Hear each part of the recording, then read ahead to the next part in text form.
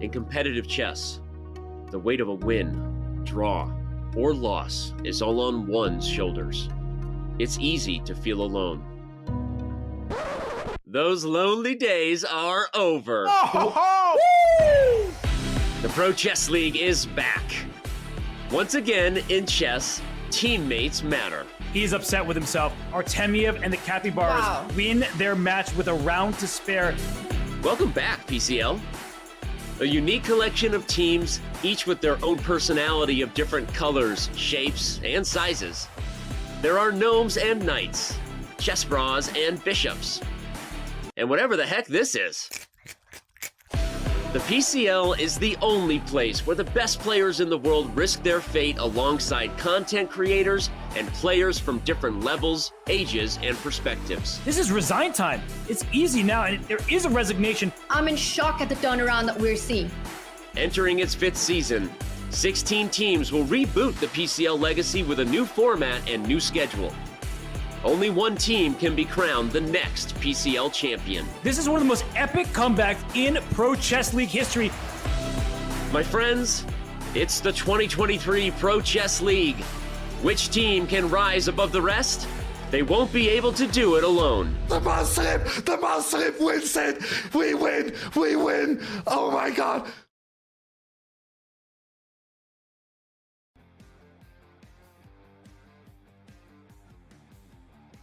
We apologize for I can't even speak, for the delay, but everything is back up and running. I'm Grandmaster Robert Hess, alongside me, Grandmaster Daniel Naroditsky. Today is the Pro Chess League.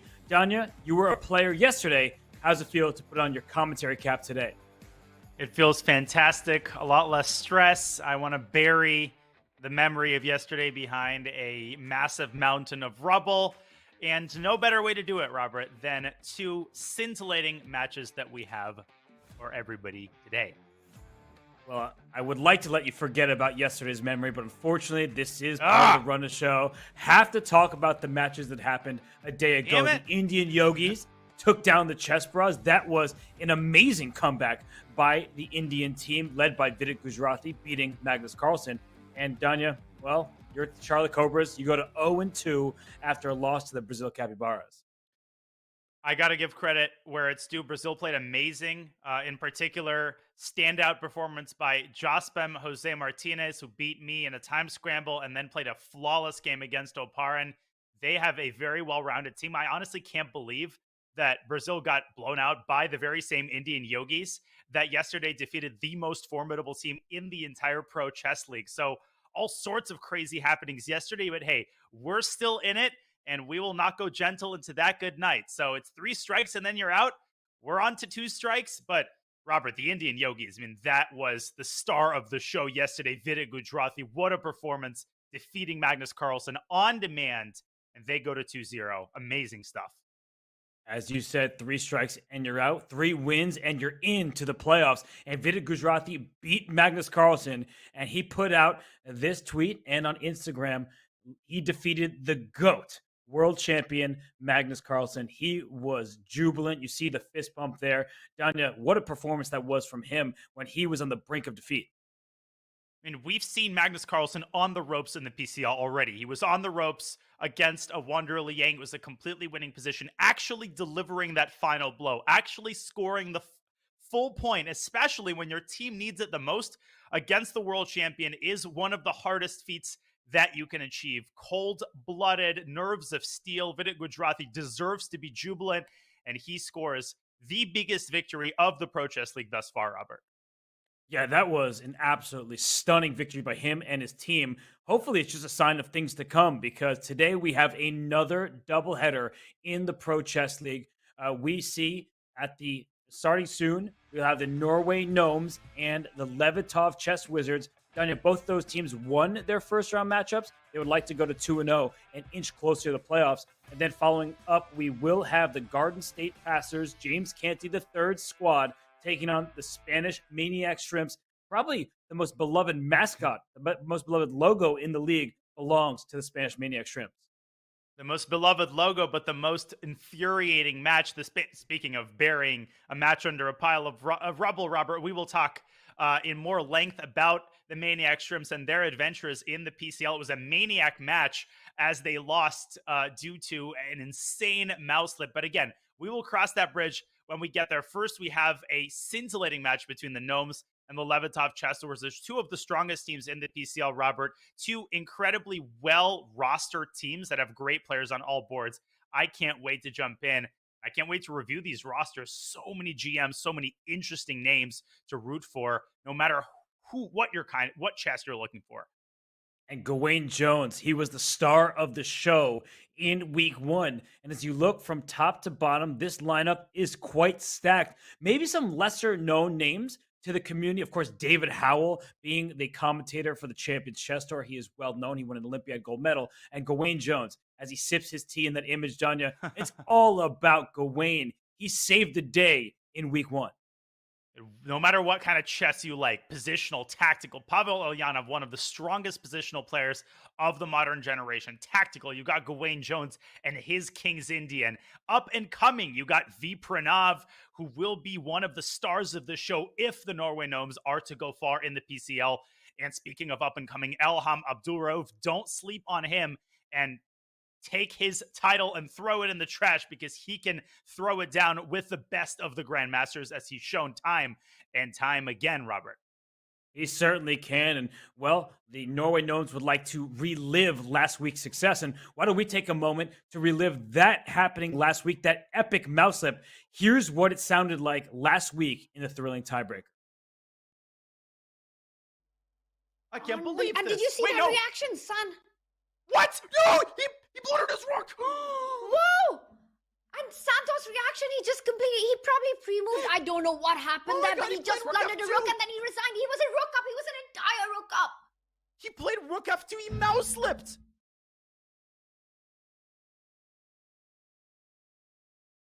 Danya, you were on the call for that. You were in disbelief. I don't think I'd seen anything like that, but that's what happens when the nerves are at play. It is a team matchup, but Gawain Jones, the hero that the Norway Gnomes needed. Well, Alexitron put it best in the chat. No pain, no Gawain. When you see the final position, you think, okay, White outplayed him in a long pawn endgame. No, you see the last two moves. You see that there was a rook on the board. White had no rook on the board. Gawain Jones is the hero of last week. Can he repeat his performance this week? Something tells me that he will not be the beneficiary of any further mouse slips, Robert. So he is going to have to win these games on the board this time. The Norway Gnomes made magic happen a week ago, but there is a magical team in the Pro Chess League. That would be the Levitov Chess Wizards. They are led at the top of the lineup by Shakhriyar Mamedyarov. He is not playing today, but as we look, they have some killers in their lineup. Alexei Sarana, Ralph Mamedov, both of them had qualified for the Air Things Masters Division 1, performed admirably there. And then as we look through to the bottom of their lineup, we have to call attention to Alexander Bublik, a top 50 tennis player in the world. Whoa. I think he's in this lineup more so to give a powerful name. I don't think that he will be playing because he is not a rated chess player in terms of FIDE rating, but it's good to see that chess crosses into the mainstream at the tennis world. They love their chess, and Alexander Bublik at the bottom of this roster, he is another player, another name to look out for, maybe just more so in the tennis courts. This is such a dynamic roster, Robert, whether you're talking about chess or tennis. I mean, you've got Valentina Gunina and Alexandra Kosteniuk, two of the strongest female players. Kosteniuk, a wealth of experience, a former women's world champion, and criminally underrated is Ralph Mamedov and Alexei Sarana. Both of those players should be a lot closer to 2,700 FIDE. In particular, Ralph Mamedov was over 2,700 FIDE. He recently defeated Jan Nepomniachtchi to qualify into the Air Things Masters. So wherever you look, Robert, there are, as you put it, absolute killers on the Levitov Chess Wizards. Yes, I mean, from top to bottom, both these rosters look quite stacked, and you know who the teams can pick. Let's see how they determine what players to choose in their lineups, because each lineup every single week must include at least one woman. There is a cap, 2550 average rating, with a caveat that if you are above 2,700, like Magnus Carlsen, 2850 only counts as 2,700.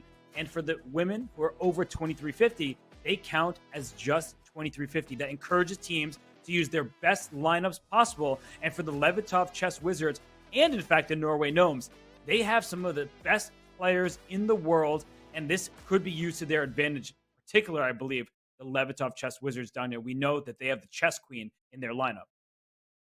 It most certainly could. I think the requirements are reasonable, Robert. They are not too onerous, and they encourage the kind of ingenuity and originality that we want to see from the team managers. It's not all about who's got the most players over 2,700. I mean, you want to choose the players who are underrated. You want to choose the Ralph Mamedovs, right? The 2,600s who can throw it down with the Super Grandmasters. And of course, you want to choose some of the strongest female players in the world.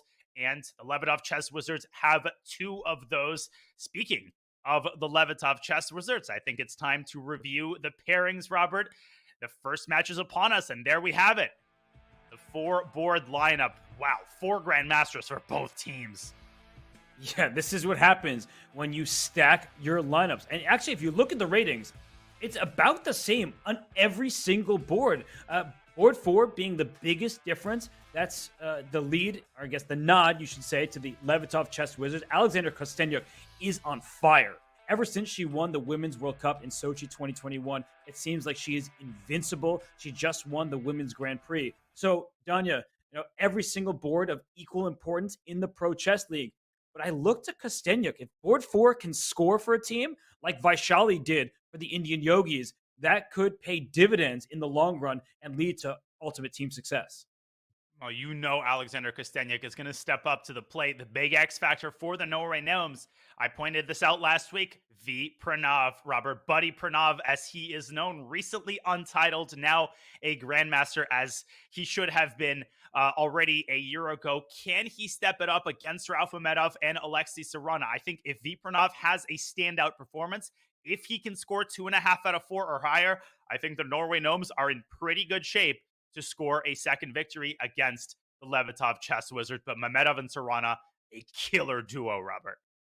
Yes, they are super strong. They did qualify for the Air Things Masters top division. So let's look at the round 1 pairings because we get our most lopsided matchups in the first round when board 1 plays board 4, but not really in this match because we don't see those 2750 plus players. We actually have reasonable pairings from the very start, something you would see in an open tournament.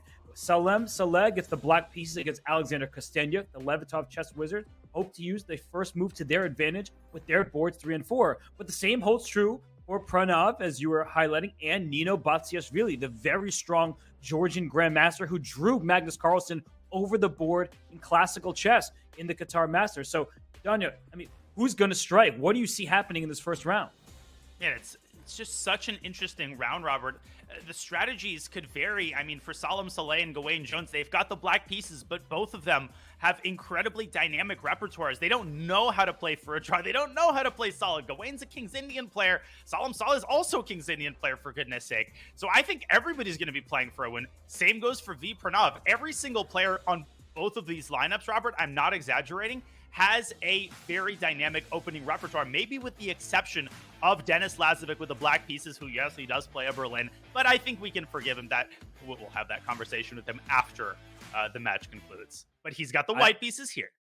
I already forgive him because he's young and he's a superstar who thrives in the quickest of time controls. And the Pro Chess League, it may not be Title Tuesday time control, but it is quite fast. That's good for those with great mouse speed. So let's remind everybody of the format for the Pro Chess League, because if you haven't been here in the past, it may be unfamiliar to you. We have an all-play-all event. So board 1 plays boards 1 through 4 of the other team, and the time control is 10 minutes plus 2-second increment. It's up to 4 rounds. Why up to 4 rounds? Well, Danya, you know from experience, sorry to say, that if your team gets obliterated or does the obliterating, you score 8.5 points in 3 rounds. You don't have to play the 4th and final round of action. But we have seen the Norway Gnomes go to tiebreaks. They did that last week. And if it is an 8-8 tie, we see the round 4 pairings once again happen with colors reversed. And that is quite likely in the Pro Chess League when teams are so evenly matched. Yeah, I mean, you might think, oh, is an 8-8 tie really likely? Is it really likely that the teams are this evenly matched? Yes, they are this evenly matched, and we've seen all sorts of comebacks. I mean, we saw the Norway Gnomes come back against the Maniac Shrimps and then pull it off in the tiebreaks, Robert. So, tiebreaks, terrible for the players, stressful for the players, amazing for the commentators and fans. So, I'm hoping for a tiebreak. I'm hoping for a close match, and it will all start with a fascinating first round. Let's see if some of these lower rated players, some of these amateurs, Robert Alexander Kosteniuk, Denis Lazovic, not very strong Grandmaster. Let's see if they can step up to the plate. And speaking of which, the gong is sounded, and Alexander Kosteniuk with an Alabin Sicilian against Salem. Yeah, but this is an opening that makes us both happy. We love ourselves a good Alapin Sicilian. You protect the d4 square with a pawn. Most Sicilians, you see a knight capture back on d4 when that move ultimately happens.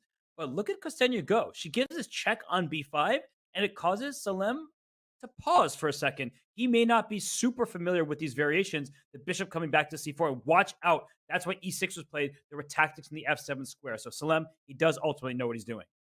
And I hate to bring up an analysis board this early, Robert, but I really do think that we need to show a crazy line. After knight to b6 here, I believe the bishop takes f7 check followed by e6 is not only possible, but a well-known continuation.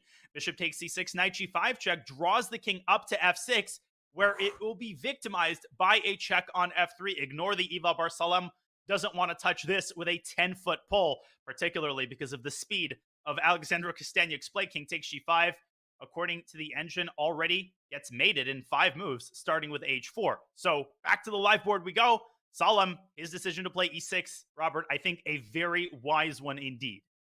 Yeah, don't take unnecessary risk. It's the first round. Alexandra Kosteniuk is playing some of the best chess of her entire career, and that's saying something considering all of her accomplishments. But we see a solid setup. This looks like a standard Alapin where white at any moment can take this knight on d5. So black can just develop the dark square bishop to e7. White can take the knight on d5, and that's not necessarily what you want to do, but there is a slight wrinkle. Danya, when we played the Alapin, the bishop is often on c8, and you play b6, bishop b7. So actually bring the bishop to d7. Maybe it's not always the best square for that piece.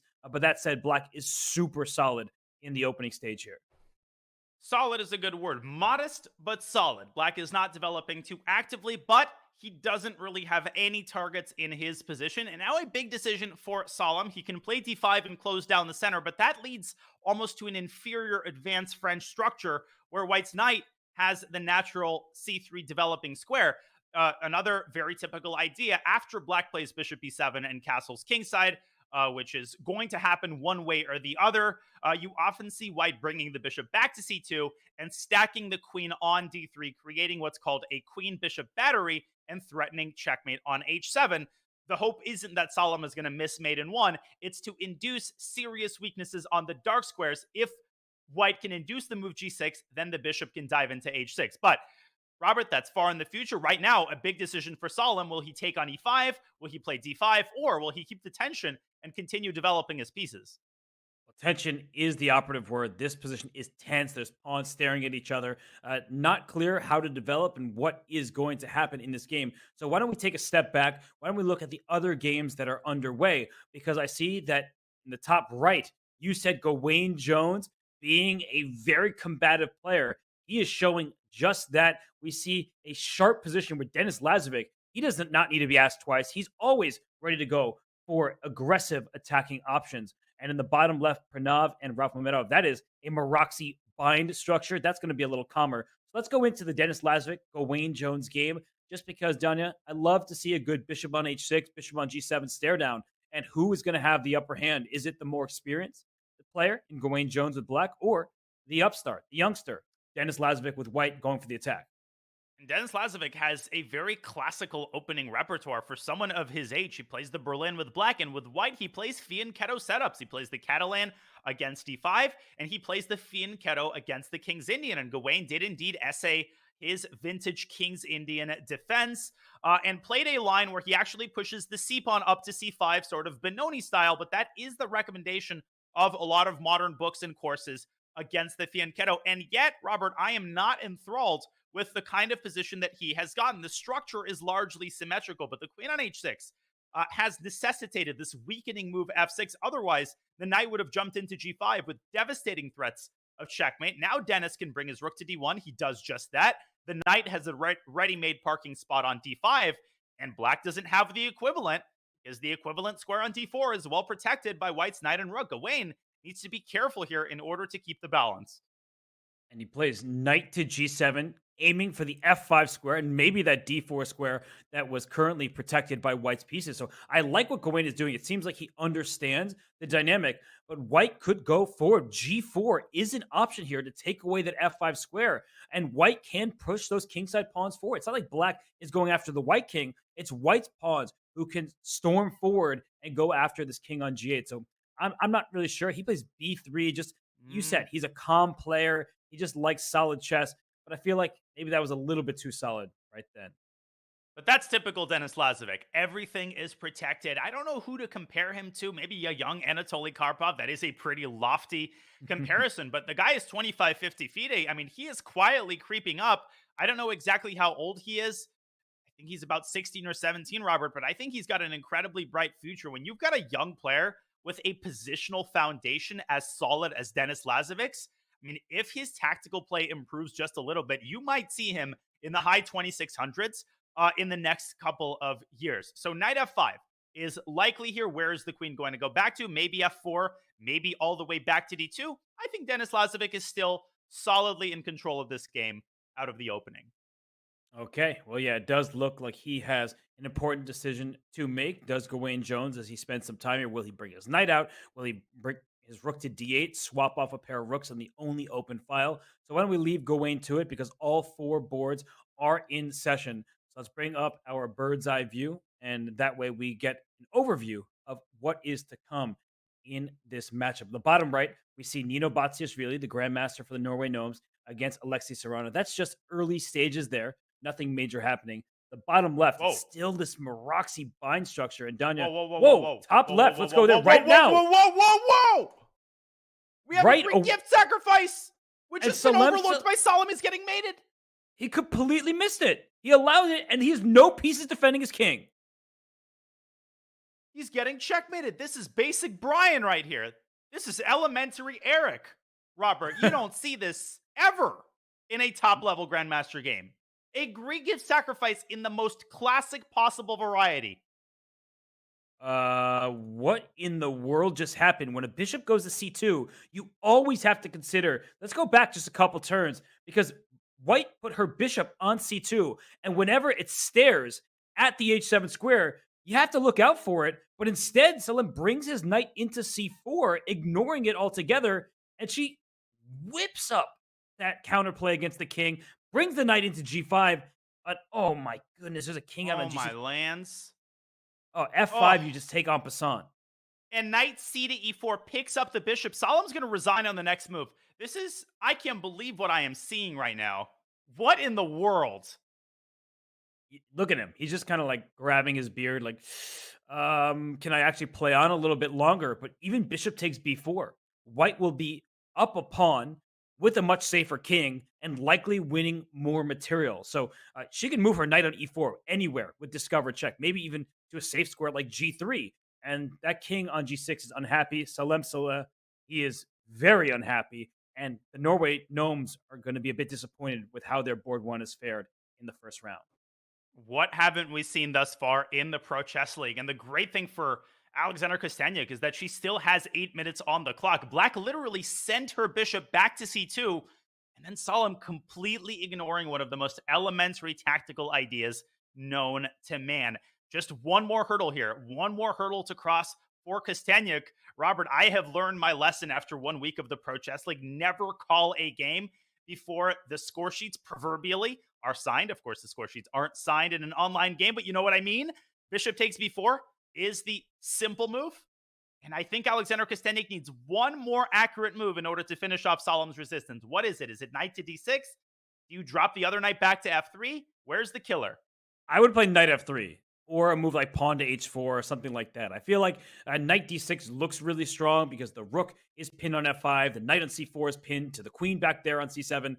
Maybe b2 to b3 is something to consider as well. But I like knight f3 because it make sure your knight on g5 can never be captured. It threatens knight h4 with a fork. That's check to the king and the rook on f5.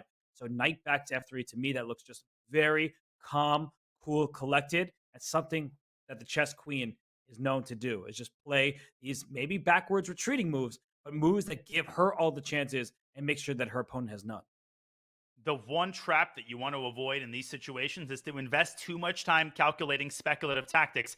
We have the benefit of the eval bar. We see that knight d6 does lead to a rapid victory. So if you're going to play knight d6, you should do it fast. You shouldn't wait until you have 2 minutes, because that's exactly how you see crazy turnarounds in these kinds of games. But Kosteniuk, she's so experienced. I think she's going to manage her time well. She still has 6 minutes and change to figure out the decisive blow here. h4, perfectly sufficient, Robert, supporting the knight with a pawn so that the other knight could drop back to g3 and pick up this helpless rook on f5.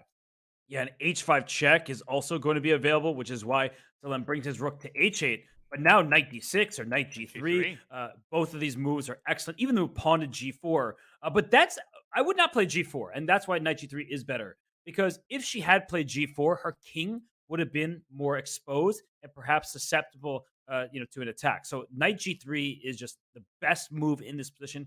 Keep your king safe. If rook takes h4 here, as you're showing, knight takes e6 is good. That queen no longer has access to the h2 square, so you can just take on e6. Your rook is protecting as well. So I just feel like everything is defended, and she's well on her way to a smashing first-round victory. Smashing victory indeed. And knight takes c6 is an important resource in response to rook takes h4. If we could bring up the analysis board for one brief instant, and then we will update you on the other 3 boards. If you hastily take the rook on f5, this actually not only doesn't win, but it relinquishes the entire advantage. And after queen h2, king f1, Robert, I was toying with the idea of knight d2 check. That's not the right move, I get it, but it's a really pretty mating pattern. I once swindled a game like this. You basically take away the e2 square and then deliver checkmate on h1. Incidentally, white does have the move king e2 here, which wins the game.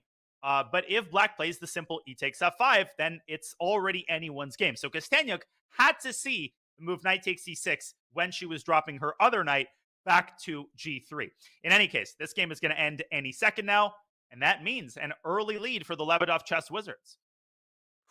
What a game by Alexander Kosteniuk. And if we're being honest, as chess players must be, just an oversight by Salem, allowing bishop takes h7 check. Shocking from a player of his caliber. But for the Norway Gnomes, they are going to need to score some victories on the other boards. And it's not looking great for them, Danya. As I look across the four, the top right, Denis Lazovic still with a nice, stable position with the white pieces. On board the bottom left, Rauf Mamedov, board 2 for the Lebedov Chess Wizards. Well, no problems there. You see the eval bar saying his position is even slightly preferable against Pranav V. And then the bottom right, Alexei Sarana up on time. Early stages there, but he's going after the dark square bishop. So, Danya, you pick the game. I'm happy to join you for it. Which one is catching your eye the most? I think the Lebedov Chess Wizards smell blood, especially if Denis Lazovic can convert, let's say, at least half a point, which he absolutely should. He's slightly better. But let's go to that end game between V. Pranav with the white pieces against Rauf Mamedov. Rauf Mamedov is one of the only remaining proponents of the Accelerated Dragon at the highest echelons of chess. He played that opening even when he was over 2,700 FIDE. Now, the Accelerated Dragon, Robert, it's not a refuted opening. There's no commonly known refutation that yields a winning position for white, but the Maroczy bind is commonly considered to give white a stable plus. And yet Rauf Mamedov, he knows these ideas so well. I have lost countless blitz games to him in the Accelerated Dragon. And here I think we see the reason why it's such a good opening in blitz and rapid games. White gets a big space advantage, yes, but with great space advantages comes great responsibility and potentially great weaknesses. Yes, I mean, knight a5 right now. It was played as soon as I said it. Going after the c4 pawn, the b3 square is black's for the taking. And look at these squares, b3, c5, all under black's control. And what control does white have? Yeah, the b5 square, but the knight's just kind of sitting there. It's not actually doing all that much. And the bishop on g7 is probably the best piece on the board right now, staring all the way down to that pawn on b2, which will be a long-term vulnerability. So I like what Rauf Mamedov is doing. I just want to give him another shout out. He qualified for the top division of the Air Things Masters. he actually almost knocked out Nihal Sarin as Nihal went on that run to become the runner-up at the Chess.com Global Championship in 2022. Ralph Mamedov was just this close to knocking him out in the very first round. So Mamedov, he's been around for a long time at the top levels of chess. He knows these positions inside and out, like Daniel was just saying. And I feel like he has the upper hand with his experience in the end game, and he is up a minute on the clock. He's not one of these players who doesn't know his way around a blitz game. He actually is a speed demon, one of the highest rated blitz and bullet players on the site. And I think if he just takes over the C5 and the B3 squares, he can just go after some of White's weaknesses. I like his position. Back in 2005, 2006, the sort of pre-Google days, Robert, when I had just gotten a laptop, I lost a couple of games to Ralph Mamedov. I think I was still a national master, not even titled, on the Internet Chess Club. And Ralph and I started talking. I mean, his rating on ICC was among the highest of anyone on the site. We started talking, and I told him that I was, studying chess and I was trying to become a grandmaster. And I remember he would type out individual positions that I would then set up on a board and solve. Ralph is a big fan of studies. He knows a lot of beautiful chess compositions, and he would share some of those studies with me manually by typing out knight on b5, queen on c6. And when I finally met him in person 8 or 9 years later at a chess camp that he taught at in the Bay Area, it was just so awesome to put a face to the name. But I've known Ralph for many, many years. He's an incredible tactical player. And 2646 is just a crime against humanity. I mean, this is just ridiculous, Robert, that he's not over 2650. Come on, get me out of here. Yeah, he's just a few rating points away. And by the way, Alexander Kostenyuk wins that game against Salem Saleh. So the board 4 for the Levitov Chess Wizards takes down board 1 for the Norway Gnomes. No surprises in the top left. Just a few more moves had been played. The Black King still out in the open, and White ahead material. So great win for the Chess Queen. But look at the bottom right.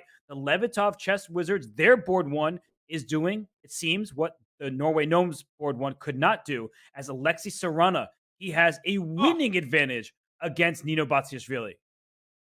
That position isn't even close. Let's take a bit of a closer look. And Alexei Sarana is taking a closer look at that H file and at White's king, which is going to be caught in the crossfire. White, meanwhile, has absolutely nothing going on the other side of the board. Yeah, this is just a very straightforward attack. Not really sure how we got here, but now that we're here, it's clear that big trouble. Rook h1 check forces knight to g1. You can bring a queen to h7, and done it. Not only is black attacking the white king, look at the pawn structure. It's also healthier for black, and well, maybe he's just going to take this f5 pawn next. He might not even go deliver checkmate right away. f5 is hanging. Those are the most tilting kinds of attacks to face, where your opponent hasn't actually sacrificed anything at all, and they can essentially take the off-ramp whenever they want to. And Alexei Sarana might take the off-ramp. As you're saying, he's up 2 minutes on the clock. He's down 0 points of material. This game is over. It's one-sided affair that does happen often when a player like Alexei Sarana is playing, and the queen comes to c2. So queen h1 check looks very powerful. You can no longer take this pawn f5. White is defended. But after queen h1, knight g1, bring that rook up into the party as well. Rook h2 with queen g2 to follow, and bishop c on the horizon. No. This is just a clear-cut attack and no defense possible for White. Sriracha, queen h1. Alexei taking his time. He's still got over half of it remaining on the clock. Alternatives to queen h1 include probably queen h3 check. Even a move like knight to c4, contributing a little bit of pressure to the other side of the board, also looks appetizing. I hate to use this phrase, Robert. It's one of the most overused phrases in chess commentary land, but the position really does play itself. Yeah, no, it's very simple. The attack is just, it plays itself, right? So queen h1 forces knight to g1 because you have king e2. It does defend your knight and attack the queen, but rook e8 check kicks the king out of there. The knight will be lost. So unfortunately for Nino Batsiashvili, this is not her round, but it is the Levitov Chess Wizards round. They won their board 4, beat board 1 for the Norway Gnomes. Their board 1 is getting it done. So it looks like it's about to be a 2-0 lead for the Levitov Chess Wizards. And Danya, I mean, I'm looking at the other boards as well. It just advantages for the Wizards on pretty much every board. More bad news for V Pranav. His position is getting worse. His time situation, Robert, is getting worse. That position is virtually impossible to defend with under a minute on the clock. And yet that is exactly what the Indian Grandmaster will have to do. Meanwhile, a game we haven't checked in on for a while is also deteriorating for the English Grandmaster. Let's go to Lazovic against Jones because Gawain is also down to a minute. He is suffering a tremendous amount of pressure in the center, and the evo bar has just crept up tremendously after his last move. What do you make of this, Robert? Knight to f5, Gawain's last move. I feel like he's going for tactics. Knight e3 check is available because the rook on d2 is loose. So b takes e5, a good move by Lazovic. The queen on d6 is under attack, which means knight e3 check doesn't have the same force that it would in other circumstances. But if b takes e5 by Gawain, that rook will slide over to b2. Use the newly created open file and go after the black king. The white knight on d5, it blunts the queen on d6 and covers the e3 square all at once. So black's knight e3 check, it's not really a threat with that knight sitting pretty on d5. The Levitov chess wizards are a well-oiled machine. White's knight on d5 and queen on e4. The light square blockade is a well-oiled machine, but Gawain Jones, we know how tricky he is. He's a cagey player. He never gives up. And he espouses the spirit of the King's Indian, an opening in which the game never actually ends, Robert. I've had some -8, -9 positions in the kid, which can turn around at the drop of a hat. So Lazovic will have to keep his concentration here. And he's got a minute to the good on the clock, and he's using every second of it to figure out whether to play rook b2 or to play the materialistic g takes f4, which I think also has to be calculated. Yes, because maybe you could pick up that pawn on the square, though. There will be tactics. The rook on f8 defends. So he plays the calm rook d3, keeps a minute lead on the clock. Done it. I think that was a very pragmatic choice by Lazovic. That rook can slide to a3 even and go after the a7 pawn. So in goes Gawain Jones's knight to d4. The rook goes back. Is Denis Lazovic, is he going to be happy with the draw? I don't think so. I think he's just repeating once, like any Russian schoolboy, or Belarusian schoolboy in this case, and then can slide the rook to b2. Ooh. Gawain Jones accompanied his last move with a draw offer, so that's there. If Lazovic wants it, he might be checking out the positions of his teammates. The team captain might be typing in the scores in the Zoom chat. But guess what? A victory by Lazovic would likely mean a 4-0 round. That will do so much for the Levitov chess wizards to all but guarantee a match victory. Great decision by Lazovic. Gutsy call by the young Belarusian Grandmaster. And now he could take on f4, and after pawn takes a queen e8, there is going to be an attack against the black king. The white king is more towards the center. That is typically bad news, but it is the black king. I actually really love knight c3, queen d5 is reporting, and rook b7. Let's just go trade some pieces and continue the pressure against black king and on the clock. 20 seconds for Gawain Jones. Young Karpov right there. Knight c3 and queen t5. Are you kidding me? This kind of play by a teenager, Capablanca would be proud of this as well. He's got 1 minute on the clock. Rook b7 immediately might run into queen takes c4. So I do like the look of queen d5. Gawain Jones desperately trying to get activity. He does play rook b7, so he allows queen takes c4. What's his idea? He wants to trade rooks on f7 and take the e5 pawn. So he's going for the e5 pawn, which means f4 is loose, c5 is loose, and knight e4 up to g5 or f6. Watch out for that black king. Hello, this is, forget the eval bar. Black could get checkmated. Black could lose his queen. Gawain has 10 seconds. I don't see him holding this. No way, because he can make an active move like queen c4, but the knight would come into d5. He plays knight f5. Queen takes c5 is simple chess. Give me a free pawn. The a7 pawn is in that queen sights as well. Knight can go to e4 right now and hop on over to g5, but no, he takes the simple approach. Give me that pawn, and now he has a clear edge. Put that in the bank. Now you can play risk-free. You're up now 2 pawns. Gawain Jones, he didn't recapture on h4. And to his detriment, there's a check on c7. And Lazovic can pick up another pawn with check. But then the queen is going to be a little bit far removed from its protection of the knight and the h4 pawn. So maybe there's a more precise continuation. I don't know. It's still work to be done here for Denis. Clever play by Gawain Jones. He wants the queen to go to a7, and the black king will slide up to h6, and there's no way to keep the knight and the pawn h4 safe and sound, and that king on f2 will be vulnerable. There will be checks against it. So if Denis Lazovic, if he says, I don't want to take that a7 pawn, he could have brought his queen up. But no, he runs with his king. Whoa, and it's careful a now, Petrosian-like play. Yeah, where's the king going? This is, I don't want to say a 3-result game. It's not yet a 3-result game. White's king should not be in any mortal danger. But all of a sudden, Gawain Jones has limited his material losses, and he's got all sorts of potential checks against White's King. Lazovic continues to improve, but here comes Gawain Jones's knight. He's suddenly active.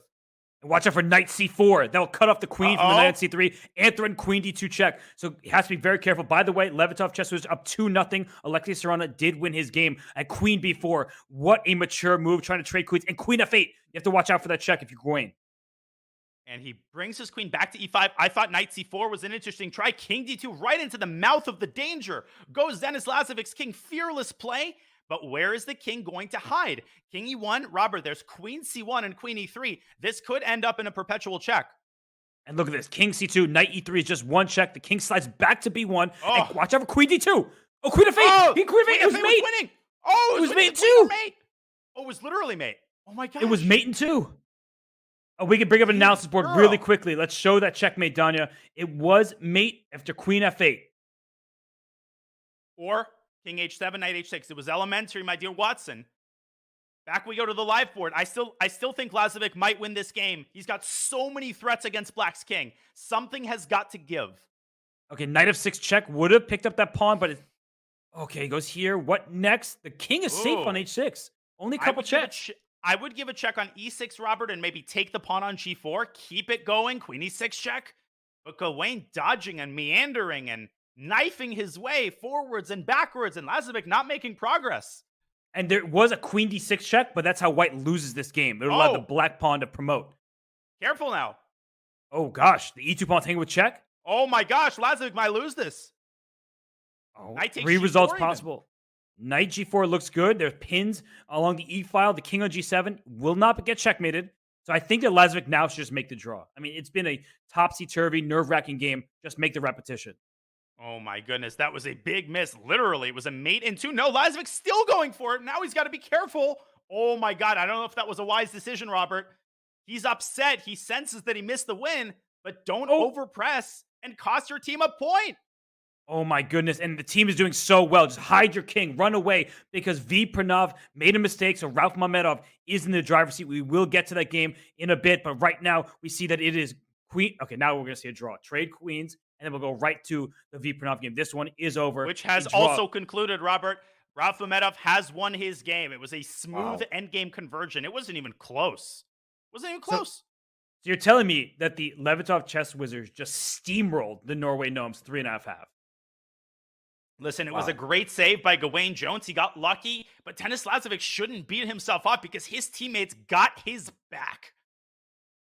They got his back, and then some. The Levitov chess wizards struck on 3 out of 4 boards. They split the point on another. And as we see coming up, it will be Salemsala with white, Gawain Jones with white. They will need to get those victories, but look at those bottom 2 pairings there, Sarana and Rauf Mamedov with the white pieces. Good luck to the Gnomes.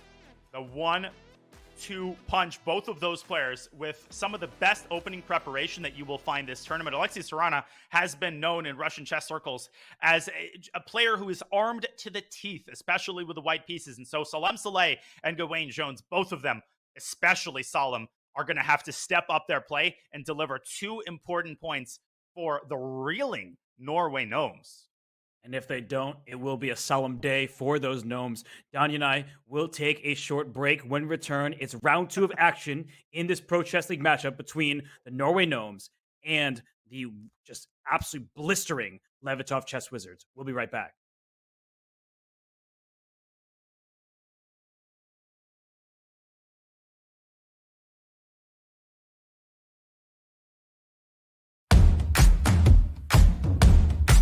This whole concept of just bulldozing the black king, jumping in there with the queen, and making sure the rook comes in with a ladder mate is everything this chapter is about. Everything this chapter is about.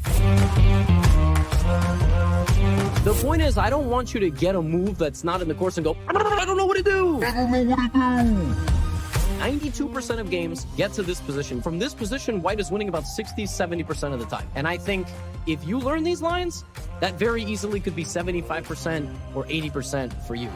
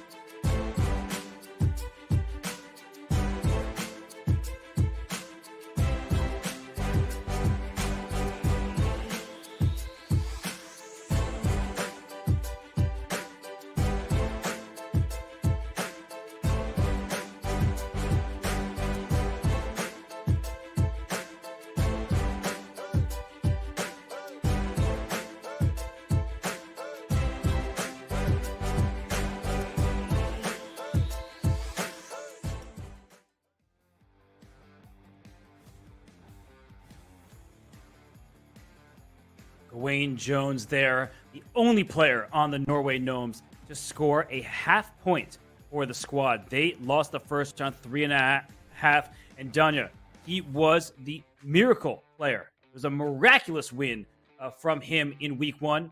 The Norway Gnomes will need more of the same in week 2.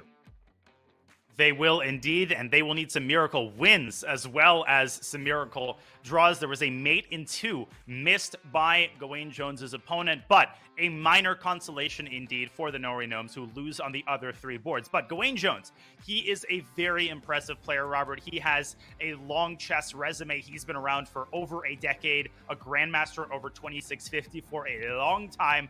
And there you see some of his notable achievements, including a silver medalist at the 2019 World Chess Championship individual and team. Yeah, he was very impressive there. He crossed 2,700 in 2019. I believe his highest ranking was somewhere near 30 in the world. So clearly an exceptional talent and a prolific author. He has written, I believe, 5 chess books, maybe more at this point. So Gawain Jones is a name you should keep an eye out on. And, well, in this matchup, we will keep our eyes on Gawain Jones and the rest of the Norway Gnomes because they need to score victories. It may already be now or never time for them. The Levitov Chess Wizards up 3.5. And, Danya, it's early. It's only the second week of action. But are the Levitov Chess Wizards already the team to beat? Are they the front runner for the Pro Chess League title? Well, I called them a well-oiled machine after they only won 1 game in the last round, and I don't think I was jumping the gun. We saw more of the same there. Every board is incredibly strong. Alexander Kostaniuk just demolished Salim Saleh in 20 moves. I mean, they don't have a single weak spot on any of the boards, Robert, and this is only about a quarter of their roster. I mean, such a well-put-together roster with underrated young players and experienced older players, including Ralph Mamedov and Alexei Serrano, players who can essentially win on demand against lower rateds and can throw it down with the best of them when they've got the white pieces. Yeah, we did see Alexei Serrano with the white pieces take down Ali Reza Farouja in the Air Things Masters, and he gets the white pieces against Pranov in this round. And Danya, when Pranov had white in game 1, it looked like he got outplayed by his more experienced opponent. That was Ralph Mamedov doing the work in that Marokti bind. But now Serrano, who performs much better with white than he does with black, he gets the white pieces. Ralph Mamedov gets the white pieces. And I believe that Salim and Gawain Jones, they simply have to win. They have no choice at this point. They need to score with the white pieces because Kostaniuk, you can't let her feel that rhythm because as soon as she does, she has been pretty much invincible, it feels like, over the last couple years. The confidence is through the roof. And from a commentator's perspective, Robert, 3.5, yes, it's a big lead, but you need 8.5. So it's not like the Chess Wizards can decide the outcome in this round. But when you're sitting there as a player, I experienced this yesterday, even when you're down 3-1, which the Cobras were after round 1, you feel hopeless. You feel like you're in a blowout, and you essentially feel like you have to go 4-0. That creates so much additional pressure. And it's not like any of these players are just going to go down without a fight. Again, it's 4 grandmasters for both of the teams, and Alexander Kostaniuk, I mean, she's not stopping there. I think she's playing for a win with the black pieces, and I think the Levitov Chess Wizards are going to try to lay down the wood with another 3-1 or 3.5 victory here. And Gawain Jones opting for an English type of opening at this stage. Pretty calm stuff from, well, the English Grandmaster. And Alexander Kostaniuk, she challenges the light square Fianchetto from white with a light square Fianchetto of her own. So early stages here, I like the setup for both sides. We'll see if white pushes forward d4 and if black pushes forward c5 to challenge the center. But so far, nothing committal from either side. Yeah, this is one of those amorphous openings, Robert, that could transpose into 5 different openings. There we see Rookie 1, which is a move that has been popular since the 1970s. The idea, of course, was to prepare e2, e4 and force black to push the pawn to d5. That may seem like a good thing, but obviously black's bishop is now blunted by her own pawn on d5. And knight a6 there, Kostaniuk demonstrating familiarity with this resulting position. She continues, both players actually continue to blitz out the moves. I feel like this probably happened, Robert, in some like Petrosian Gligorich game from Mar del Plata 1971. It looks like it because Yes. we may see an isolated pawn for black or the hanging pawn structure.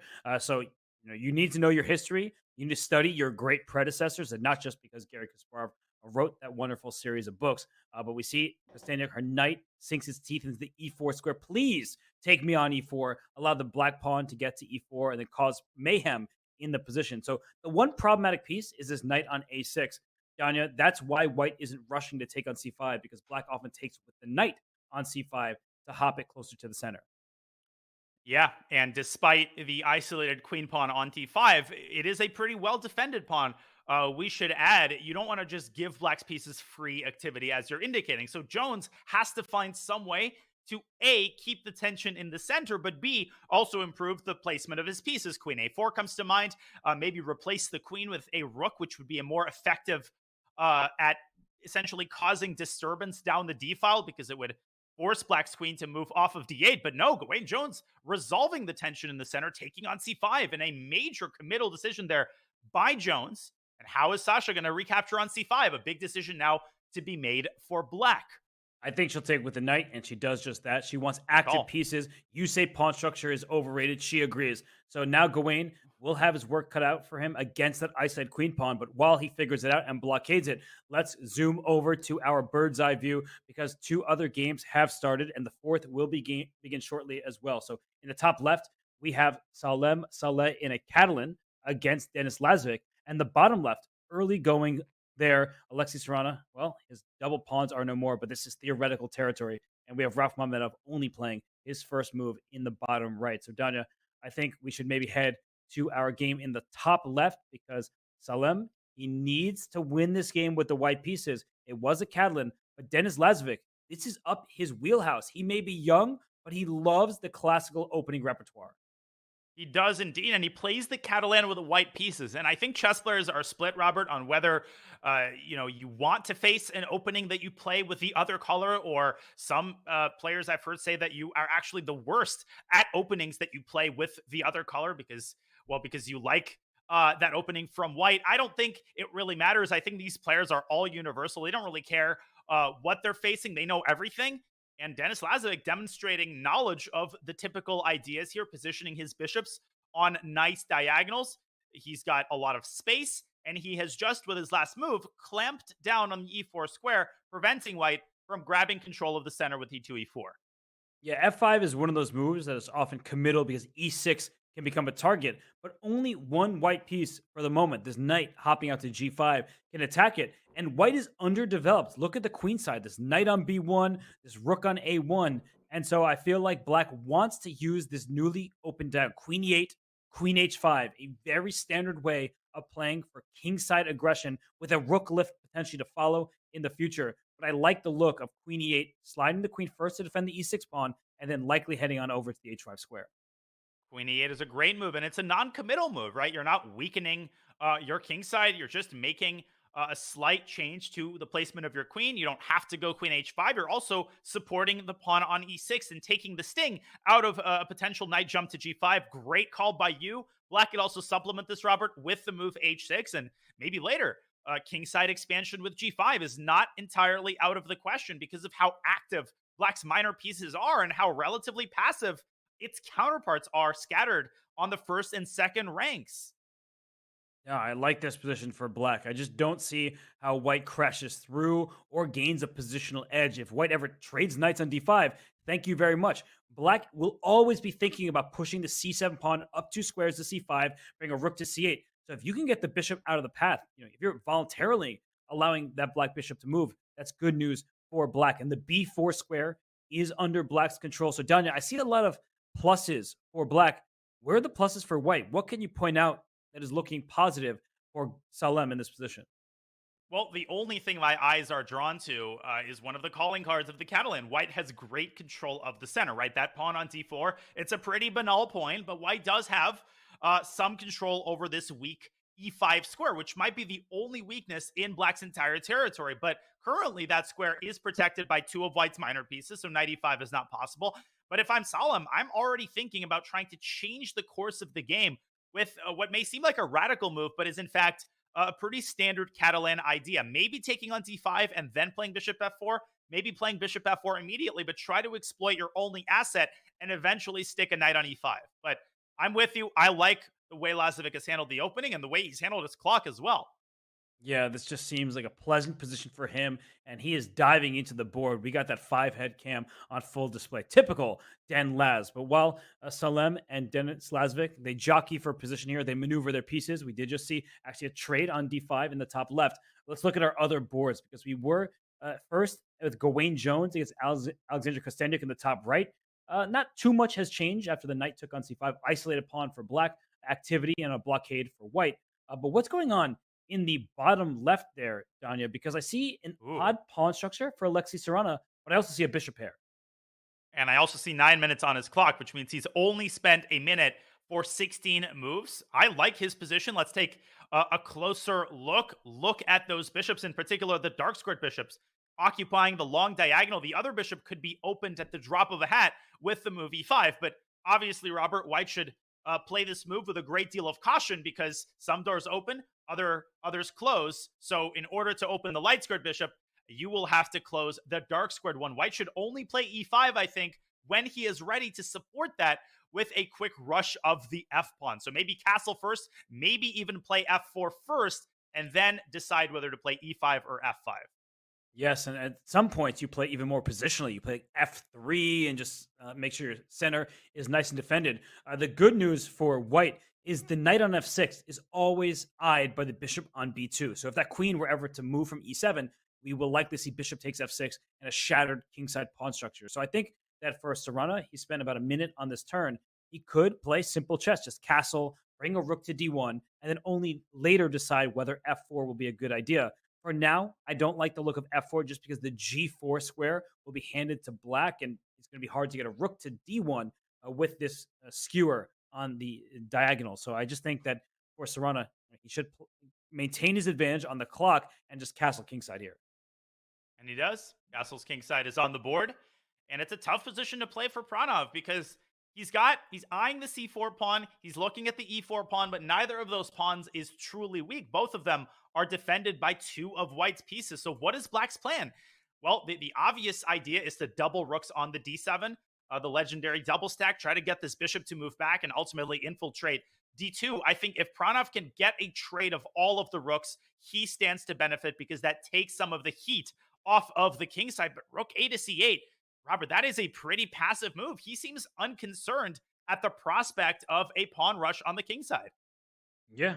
I mean, f4, it's likely that black will slide on over to the d file, and you just can take advantage of the fact that rook d1 will not be possible with bishop g4 on the horizon. So you have to time these things correctly. I don't quite get what rook c8 did, Danya. Like, the pawn c5 wasn't under attack. I don't know what's next. Are we potentially seeing like a b5 pawn sacrifice? I'm a little confused.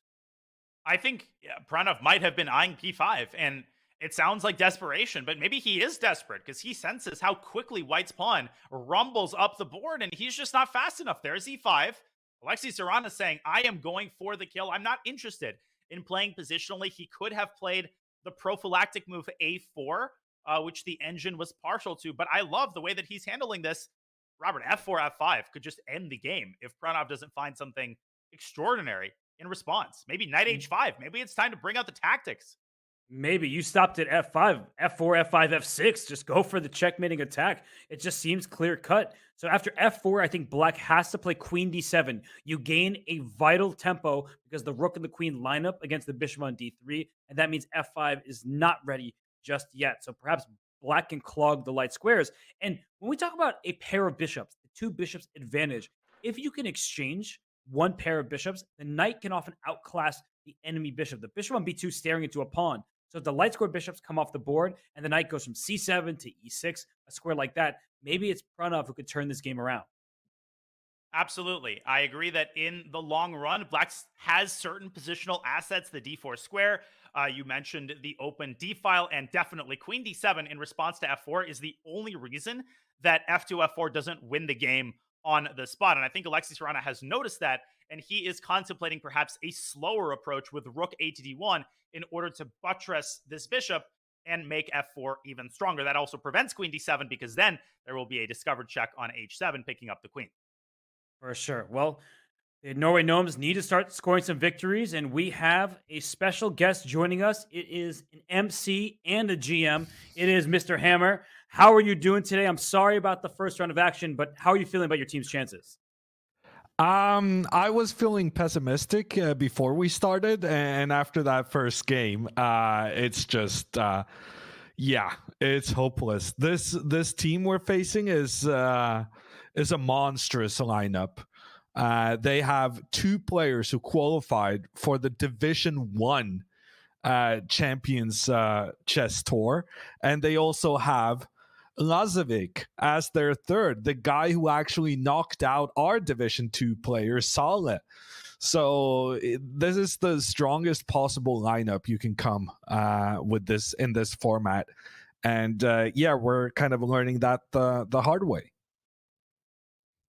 Well, Jan, the fact that you're even here is crazy. I have to ask you, can you walk us through the blow by blow of your reactions last week? I assume you were watching when Gawain Jones benefited from that mouse slip. What was going through your mind? Were you jumping up on your bed, on the table? Were you dancing on the chairs? What were you up to?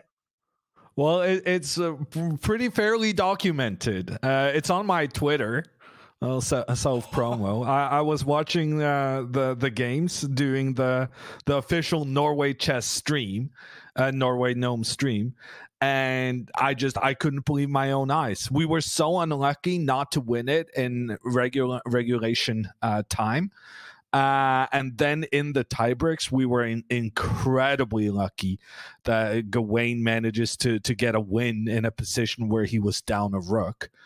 It was a roller coaster of emotions, and so far today has not been that, but I'd rather have a roller coaster of emotion than watching the team get slaughtered like this. Yeah, we saw you in the show opener. We included your reaction, which was, just pure jubilation. And sadly, sometimes chess is the exact opposite of that. So we can leave this board for a moment and just show you our all 4 boards of your team in play here. So, Hammer, when you look from board to board here, which game catches your eye? Are you feeling better about any boards for your squad? Or I don't want you to be disappointed throughout this conversation. Well, I'm liking board 1 for black, but unfortunately we have the white pieces there. I'm liking this board with Mamedov for white, but unfortunately we have the black pieces there. I'm not. I guess Gawain just lost the pawn. I'm not sure what's going on in Gawain's game, but it's a tough matchup. But we're not fretting at all. There's going to be more chances to get the 3 match wins we need to progress in the tournament. And I think any team is going to have a problem with these wizards. So do you think that the Levitov Chess Wizards are the overall favorite? Like, would you pick them as your prediction to win the entire Pro Chess League? Yeah, I think they, together with the Chinese team, are really strong. But I think the lineup that the Wizards are coming with today, I think that lineup is much, much stronger than the one they had in the previous match. I think Mamedov and Sorana being rated below 2,700, but proving their level in this time control by qualifying to the Division 1 Champions Chess Tour. It's just their level compared to what they cost the team to make sure that you can field as many strong players as possible. It's unmatched by any team in the league. Also, I must say Kostenyuk as the female player, she's a monster. I've had to play her in online tournaments previously, and the way she gutted Salem in the first one today is just that's the kind of thing she's capable of. She's an amazing attacking player, and this lineup is just incredible from the Chess Wizards. Well, I brought up Gawain Jones's board, Hammer. I think this is the one bright spot for you guys right now. The time situation favors the Gnomes here. Black's Queen is in exile on A7.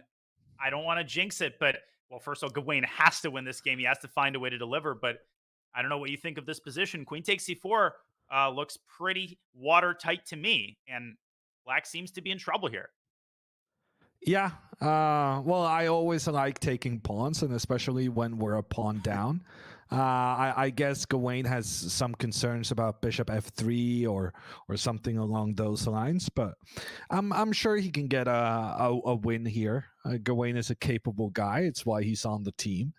But after that start to the match, it's looking really rough regardless. Well, you said, it's why he's on the team. So how did you choose your players? How did you make this lineup? And how come you're not playing? Good questions. So, as people may have noticed, there are two players who we would love to have on the team that we were not able to recruit, namely Ariantari and Magnus Carlsen. That being said, Norway Gnomes, a staple of the Pro Chess League. We've been in it since its inception. So we're not changing the name, but we are changing the roster. And we got some amazing players, in particular Solemn and Pranav, I feel are our key players. Pranav was recruited basically by tweeting out anyone who did well in the Champions Chess Tour, please contact us. We have some spots in the Pro Chess League. And Pranav was like, yeah, I could be interested in playing. And watching him destroy the competition in Division 3 was really impressive. So I think in terms of his ability compared to his rating and keeping our average rating low in order to field as many good players on other boards, Pranav is our number one player. And we're really looking forward to see what he's able to bring in the team. The season is still young, I must say. Well, I got one more quick question for you, Hammer. In terms of impressive and young, Elham Abdul Rauf is a name that is probably familiar to those who watch certain Blitz streams. He's been a known presence in chess.com Blitz since before he was titled. Now he's an international master. He lives in Norway. What kind of insight can you give about Elham's current chess strength as well as his potential? Gawain, by the way, fulfilling his potential on this board. Yeah, no, Elham is right now the only Norwegian we have registered. And as you're saying, he is a Blitz phenom. We're curious as to how he would fare in the rapid section, but I'm sure we'll get to experience that at some point this season. For sure. Well, lots of different experiences, and it's only the second week of action. Hammer, as always, we appreciate you stopping by, and we'll be not rooting for anyone because we're neutral commentators, but we do want to see a happier Hammer. So hopefully the team could turn around. Thanks, Hammer. And you heard it from the team manager. The Norway Gnomes are a mainstay of the league, a staple, and he wants to see his team succeed. And well, Gawain Jones doing his part. The rook on f8 is trapped, as you're highlighting. You can just take this knight on e4, then take the rook on f8. It's extra material, but done. Maybe it's only going to be a rook for a pawn and a minor piece. That's actually kind of good compensation for Black. We see the eval bar, but that can be misleading. And Gawain Jones doing Gawain Jones things. He takes the rook immediately. Rob, that is a move so many of us would just rule out automatically. But after knight takes d2, queen e8, there is simply the threat of a discovered checkmate. The bishop on f5 is guarding the Luft square on h7. And if Kostennik has to take on f8 here, which I think she does, then there might be all sorts of shenanigans there, although I'm struggling to find the crushing blow. Moot point. I think queen e8 mates. Yeah, queen e8 will deliver checkmate, and her position was tough regardless. But Gawain Jones also has sufficient time to calculate his options. So queen e8, then the bishop moves away. Yeah, look at this. The evaluation bar is through the roof. And Bishop, is it anywhere? Is it just Bishop E7 check just to Yeah. make sure you have Knight F6 next?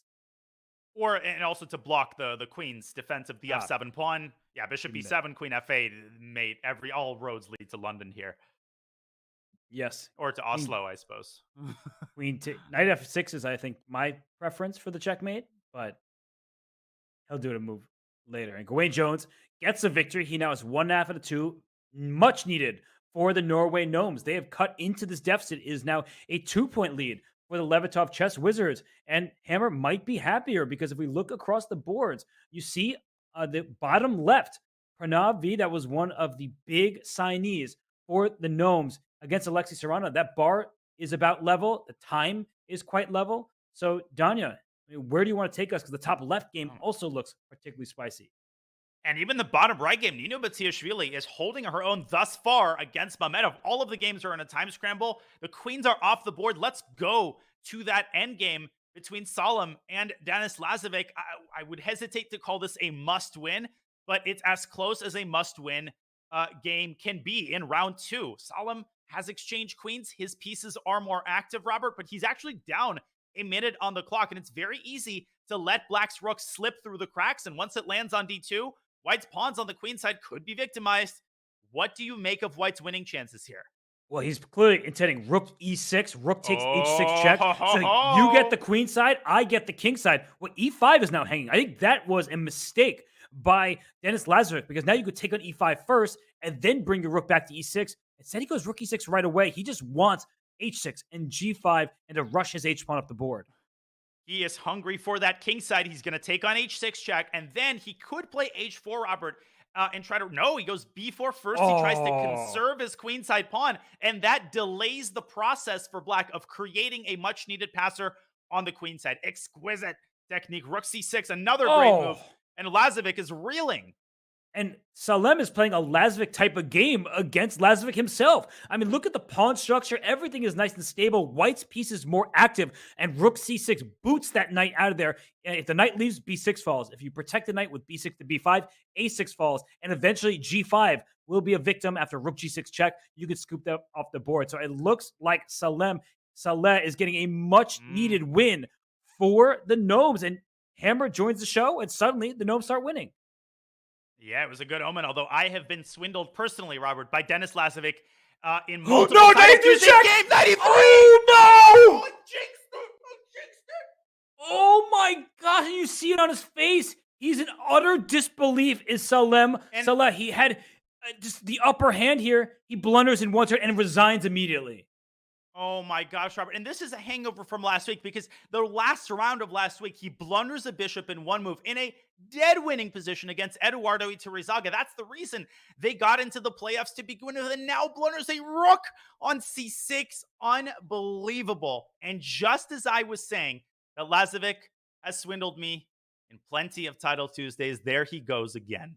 Can we we can't speak enough on that point, but other games are still in full swing, and it looks like in the 2 games remaining, the bar is doing quite nicely for the black pieces. So Nino Batsiashvili, she's in no danger. It's a rook endgame, equal material. And so let's go to the bottom left game because that one is spicier. And this is a real shame. Batsiashvili is going to hold the draw. If Solomon had won, and if Pranov manages to pull out a victory, they would have equalized the score. As it stands, Pranov down to 3 seconds. Bishop e5, he might have blundered as well. Yeah, he stops the checkmate, but just takes c3. And rook d7 is a huge threat here. I don't see a way to stop that. He finds a way. Yeah, and the bishop goes e5. Keep that queen. Rook d7? Rook d7 ends it. Oh my gosh, you were just talking about it. But bishop f4, he misses it. 3 seconds for Pranov. He makes queen c5. That's good. Queen f5 coming next. And now the problem is a rook d7 blunders f2 with check. Bishop f4 intercepted the connection between the queen and the f-pawn. Big mistake. But will Pranov realize it? He's blundered it again. Rook d8 is even stronger. It's just a back rank checkmate on h8. Goodbye. Queen h8 here. Queen h8 is nasty. Oh, he misses mate in 2. Instead takes a queen. And that is good enough, and a big win for Sarana Pranov. Can't believe it. And 2 heartbreaking results, Robert. They're going to end up losing the round. This is ridiculous. They're going to end up losing the round. They had everything under control in this round. It started with Salem Saleh. I mean, that position, to lose that, you could see it on his face, pure disgust. He's like, this is inexcusable. I don't know what's going on. But here, Rauf Mamedov has no winning chances whatsoever. He could go up a pawn if he wins the G5 pawn. Good for you. The double F pawns cannot be mobilized, and Rauf looks like he's about to bite through his shirt. Although he did decline a draw just now, so he's he's disappointed. He wanted to win this game with white, but he's going to be very pleased to find that Lazovic has won and that Serrana has won, and the Wizards have everything under control. They will tack on another point to their already commanding 3-point lead before this round. I cannot believe what we just saw in the last 30 seconds. This was insane. I mean, that Salem Saleh blunder is just shocking because he was playing all the correct moves and he misses a one-move simple tactic. Robert, this game is not over yet. I know it sounds crazy, but Mamedov has won a pawn, and I have seen crazier things happen in online blitz.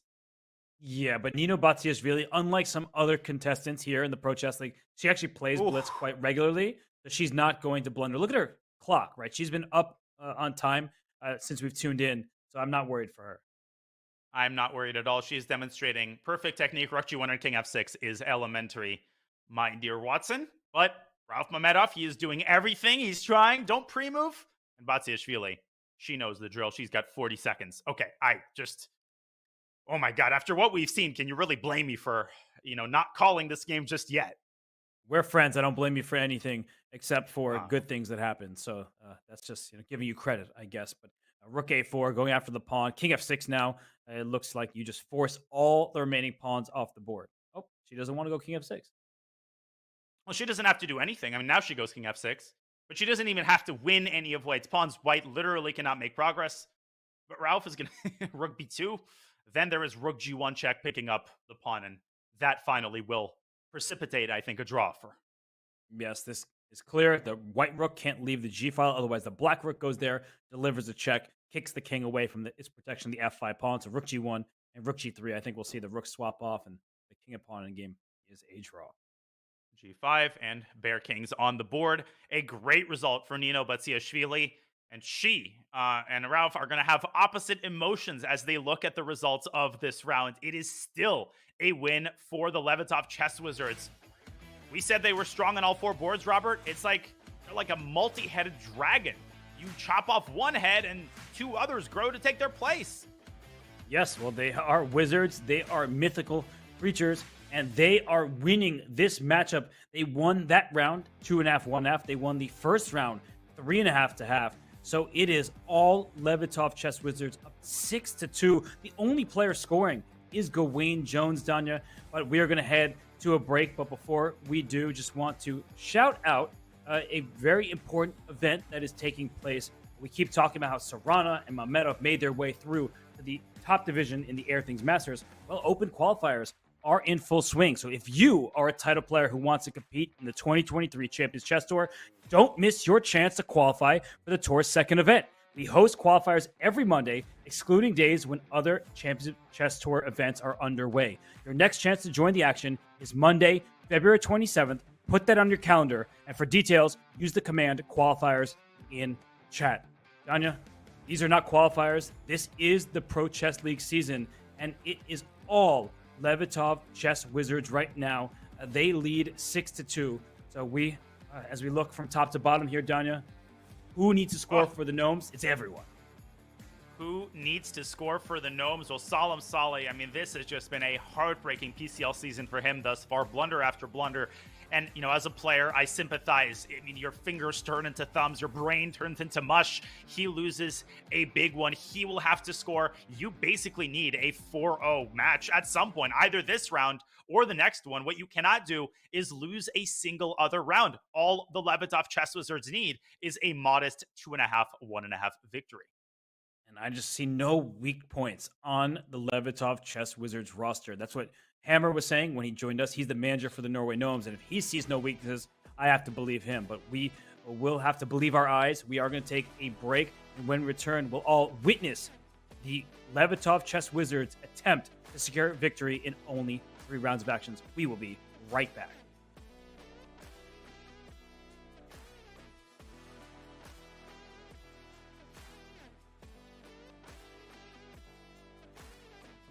Your subscription makes shows like this possible, which is why our Twitch subscribers will never see ads on chess.com. Connect your chess.com account and Twitch account at go.chess.com/connectaccounts, and bang, boom, voila, you're done. 100% ad-free bliss forevermore. Whether you're following our events on site or on stream, type the command connect in the chat, and thank you for helping bring these shows to life.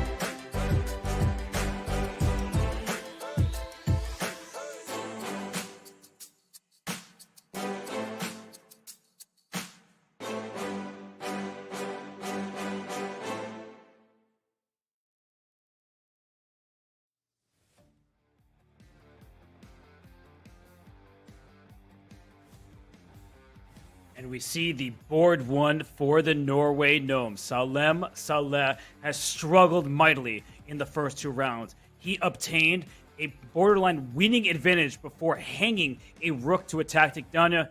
He needs to turn it around, and he has no choice but to do it now.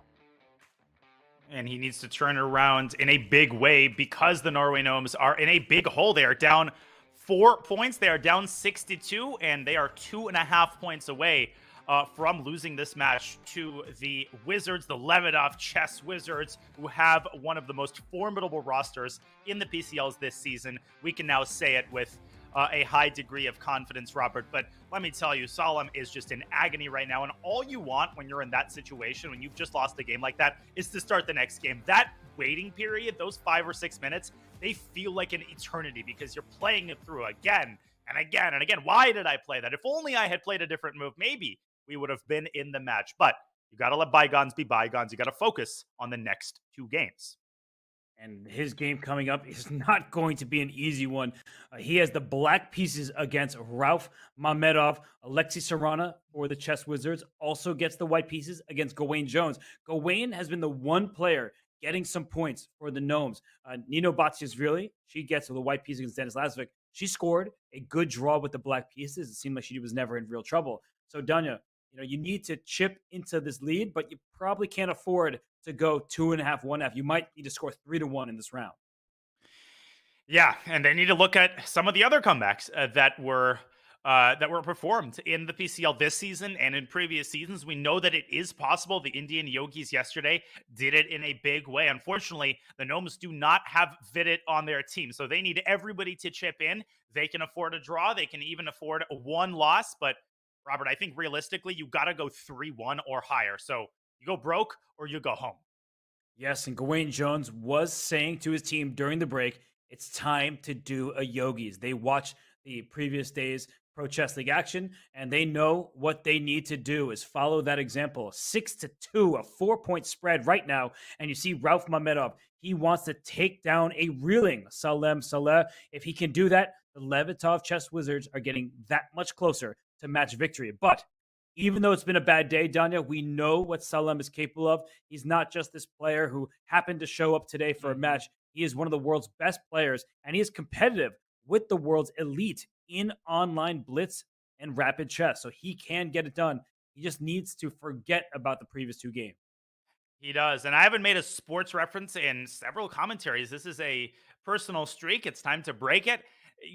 This reminds me of a situation in which a great basketball shooter is missing a ton of shots and has a bunch of bad games, right? A great shooter is not defined by how he handles himself when the shot is going in, but how he handles himself when he's clanging every shot off of the rim. Can Salem Saleh step it up and deliver what would be a massive boost to the Norway Gnomes' comeback hopes? But Ralph Mamedov stands in his way. The queen on e2 stands in the way of the knight on f6. This is a kind of third-rate sideline, Robert, that can be incredibly dangerous. I speak from firsthand experience. If black is not accurate here, I've gotten into some massive trouble here in blitz games with the black pieces. The Wormald attack. I played this growing up from the white side. Loved it. You castle kingside, play c3, often bring your rook to d1 and try to play d4. So just getting your queen off the d file, protecting your pawn on e4 with the queen rather than with the d pawn so you don't commit that early. And black has a big choice here. You bring the bishop out to c5, you slide it just to e7, a little bit more passive. These choices, it's about style. It's not just about the single move. Both moves are perfectly reasonable here. We'll see what Salem chooses. And the fact that he's taking his sweet time here is a pretty disturbing sign. It might mean that he hasn't refreshed his opening knowledge of the Wormald in a while. He does choose the more ambitious developing move, but Ralph Mamedov continues to blitz out the developing moves. And as far as I remember, Robert, there is the ultra ambitious Marshall Gambit style line with d5, but Solemn prefers the more modest d6. And you called it. Rook to d1, preparing d4, and boy, could that get dangerous real fast. Yes, the bishop on c5 is in harm's way. You haven't slide the bishop back to b6 to preempt this d4 push, and the black rook at some point may slide to e8, because if that e-file opens up, there's a queen and a rook. The rook usually wins the stare down, but look at Ralph Mamedov and how quickly he is playing Danya. He has nearly as much time as he started with. He is playing this like an Italian. Knight b to d2, knight to f1, knight up to g3 or e3, and for now, black can consider, I was going to say didn't move knight g4, but the rook would have slid on over to f1. So it said rook e8, knight f1. Very standard chess, topical lines here. Yeah, a standard position that can occur both in Rui Lopez and Italian openings. The structure is one and the same. White positions his pawn on d3, and Solemn plays it Chigorin style, expanding on the queen side with knight a5 and c5. But I'm not entirely, maybe I'm biased based on Solemn's previous two results, but I actually like the kind of position that Ralph Mamedov has gotten. He's very, very comfortable in these closed Italian positions. He continues to play very fast, and he's already built up a 2-minute time advantage with more danger to come on the king side.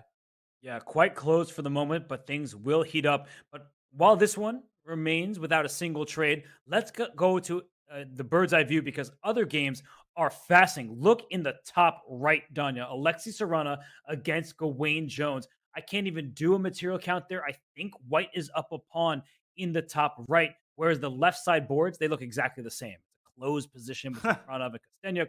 So let's go right in to the action between Serrana and Gawain Jones because Gawain Jones is 1.5 out of 2. He was the hero a week ago. He will need to start, getting improvements in this position because white is up a pawn and Serrana is playing instantly. We know he is a great theoretician, especially with the white pieces. And Gawain Jones, he is an opening expert himself, but he is predictable. Let's bring up an analysis board because it might actually be hard to even assess what opening this came from. This did, in fact, come from a King's Indian.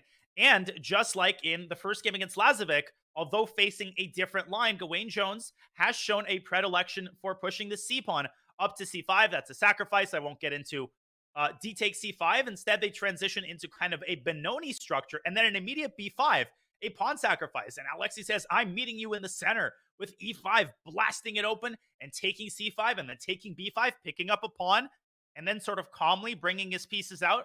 Gawain tries to get counterplay in the center, picks up the bishop pair, but Alexi Serrana has gotten his king to safety. And what do you make of this resulting position? Rook b8 is Jones's last move, putting pressure on the bishop and the b2 pawn by extension.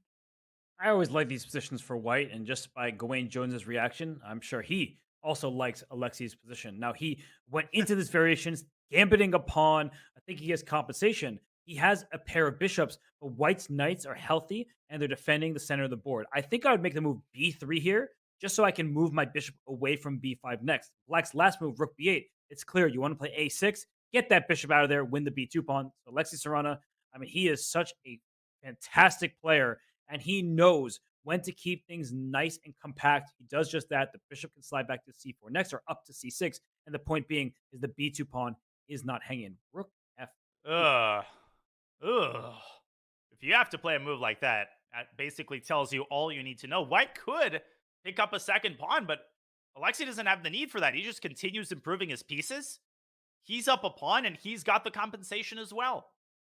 Yeah, hate this position for black. Unless you could get f5, f4 in immediately, I just don't see where the compensation is going to come from. If you push that f pawn, you have to watch out for the e6 square, all sorts of knight jumps. I mean, the c6 square is available for white's pieces as well. Danya, this is not looking good for the Gnomes.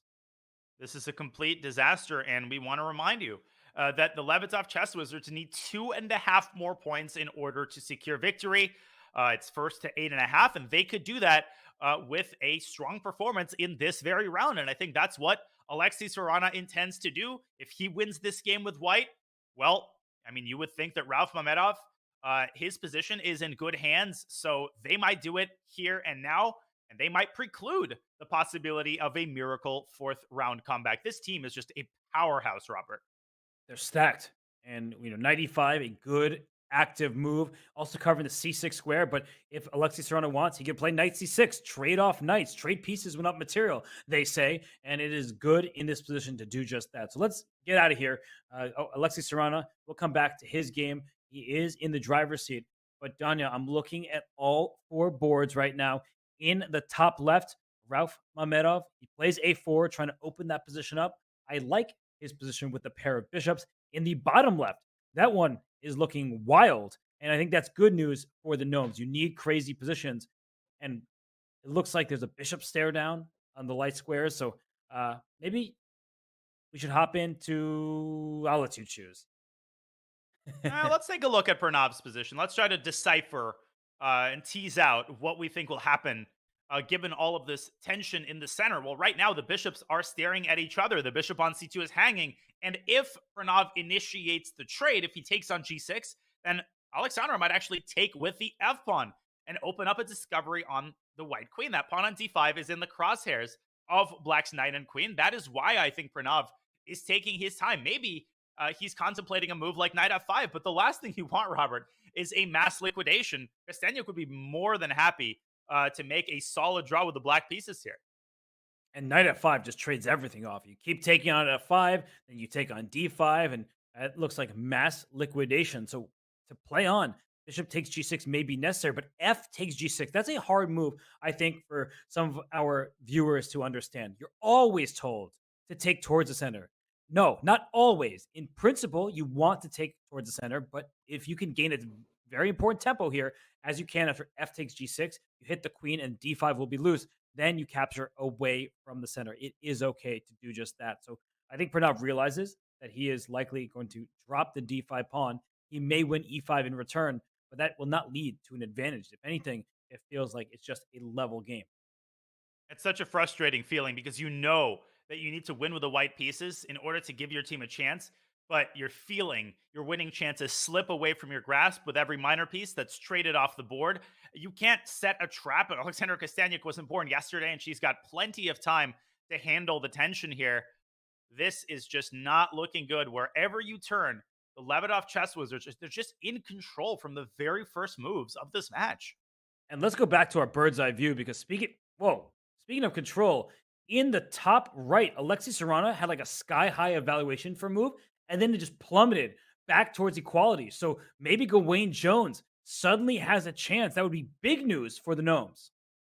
It would indeed. Bishop b5 back to e2 is the move that we see there on the top right. The pawn on d5 is hanging. I'm sure the players are deeply involved in calculating the tactics. Gawain Jones says, I call BS. He takes that pawn, and maybe Alexei Serrano overlooked something in his haste to keep the pressure on Gawain Jones's clock. Wow, okay, we'll come back to that game, but Gawain Jones did just steal that central pawn. Lots of activity for Black's piece in the top right. But let's go to the game in the top left. Not that, we'll come back to Nino Batsiashvili and Denis Lazovic, but I'm curious about this game between Rauf Mamedov and Salem Saleh because White has the pair of bishops, but Black has like this Maroczy bind style clamp in the position with c5 and e5 and all the pieces staring in the center. So which side would you rather have in this position? Well, I like the bishop pair, but I also feel like Black's position has there's more tricks here. What sorts of tricks am I looking at? Well, if we could bring up an analysis board, and this is just kind of a sample illustration, I haven't really calculated. A move like rook a6 would kind of be up Rauf Mamedov's alley. He likes these type of sideline moves. And here I was trying to calculate the move c4. Unfortunately, it doesn't work. After dc, bishop takes f2 check. It's exciting to deliver a discovery, but you can't stop here. White eliminates the knight, and when the ledgers are drawn, White has two bishops for a rook in a winning position. So that doesn't seem to work. But c4 is a move that you have to keep track of if you're Rauf. The other thing, of course, is knight d5 to f4, which could result in a trade of bishop for knight. That could open up a discovered attack on White's queen. So Black's position is good. I think Salem has tactical potential, and Rauf has to be careful.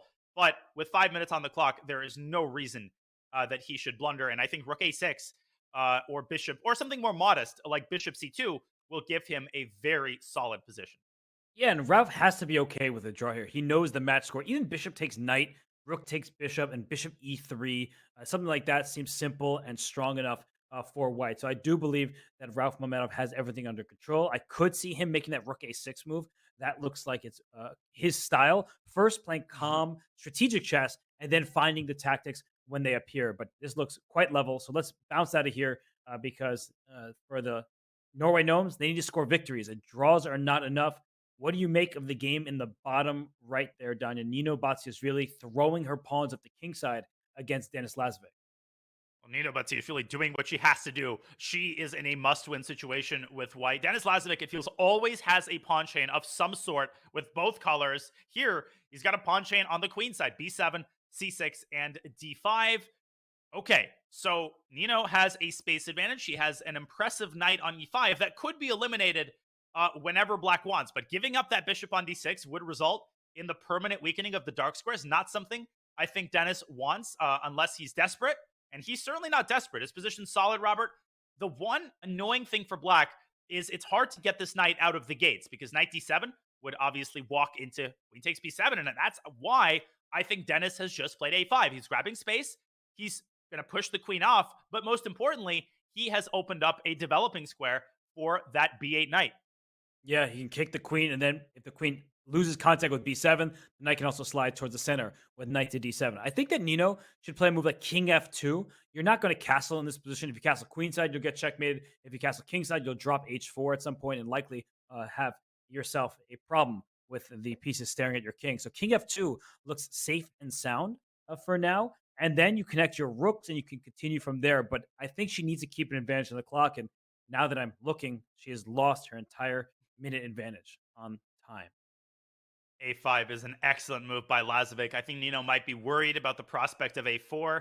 If she plays a4 herself, then she creates a big hole on b4 that could be immediately occupied by either the bishop or more likely the knight. And then the queen on b3 is just sort of staring and biting at granite, looking at that pawn on c5.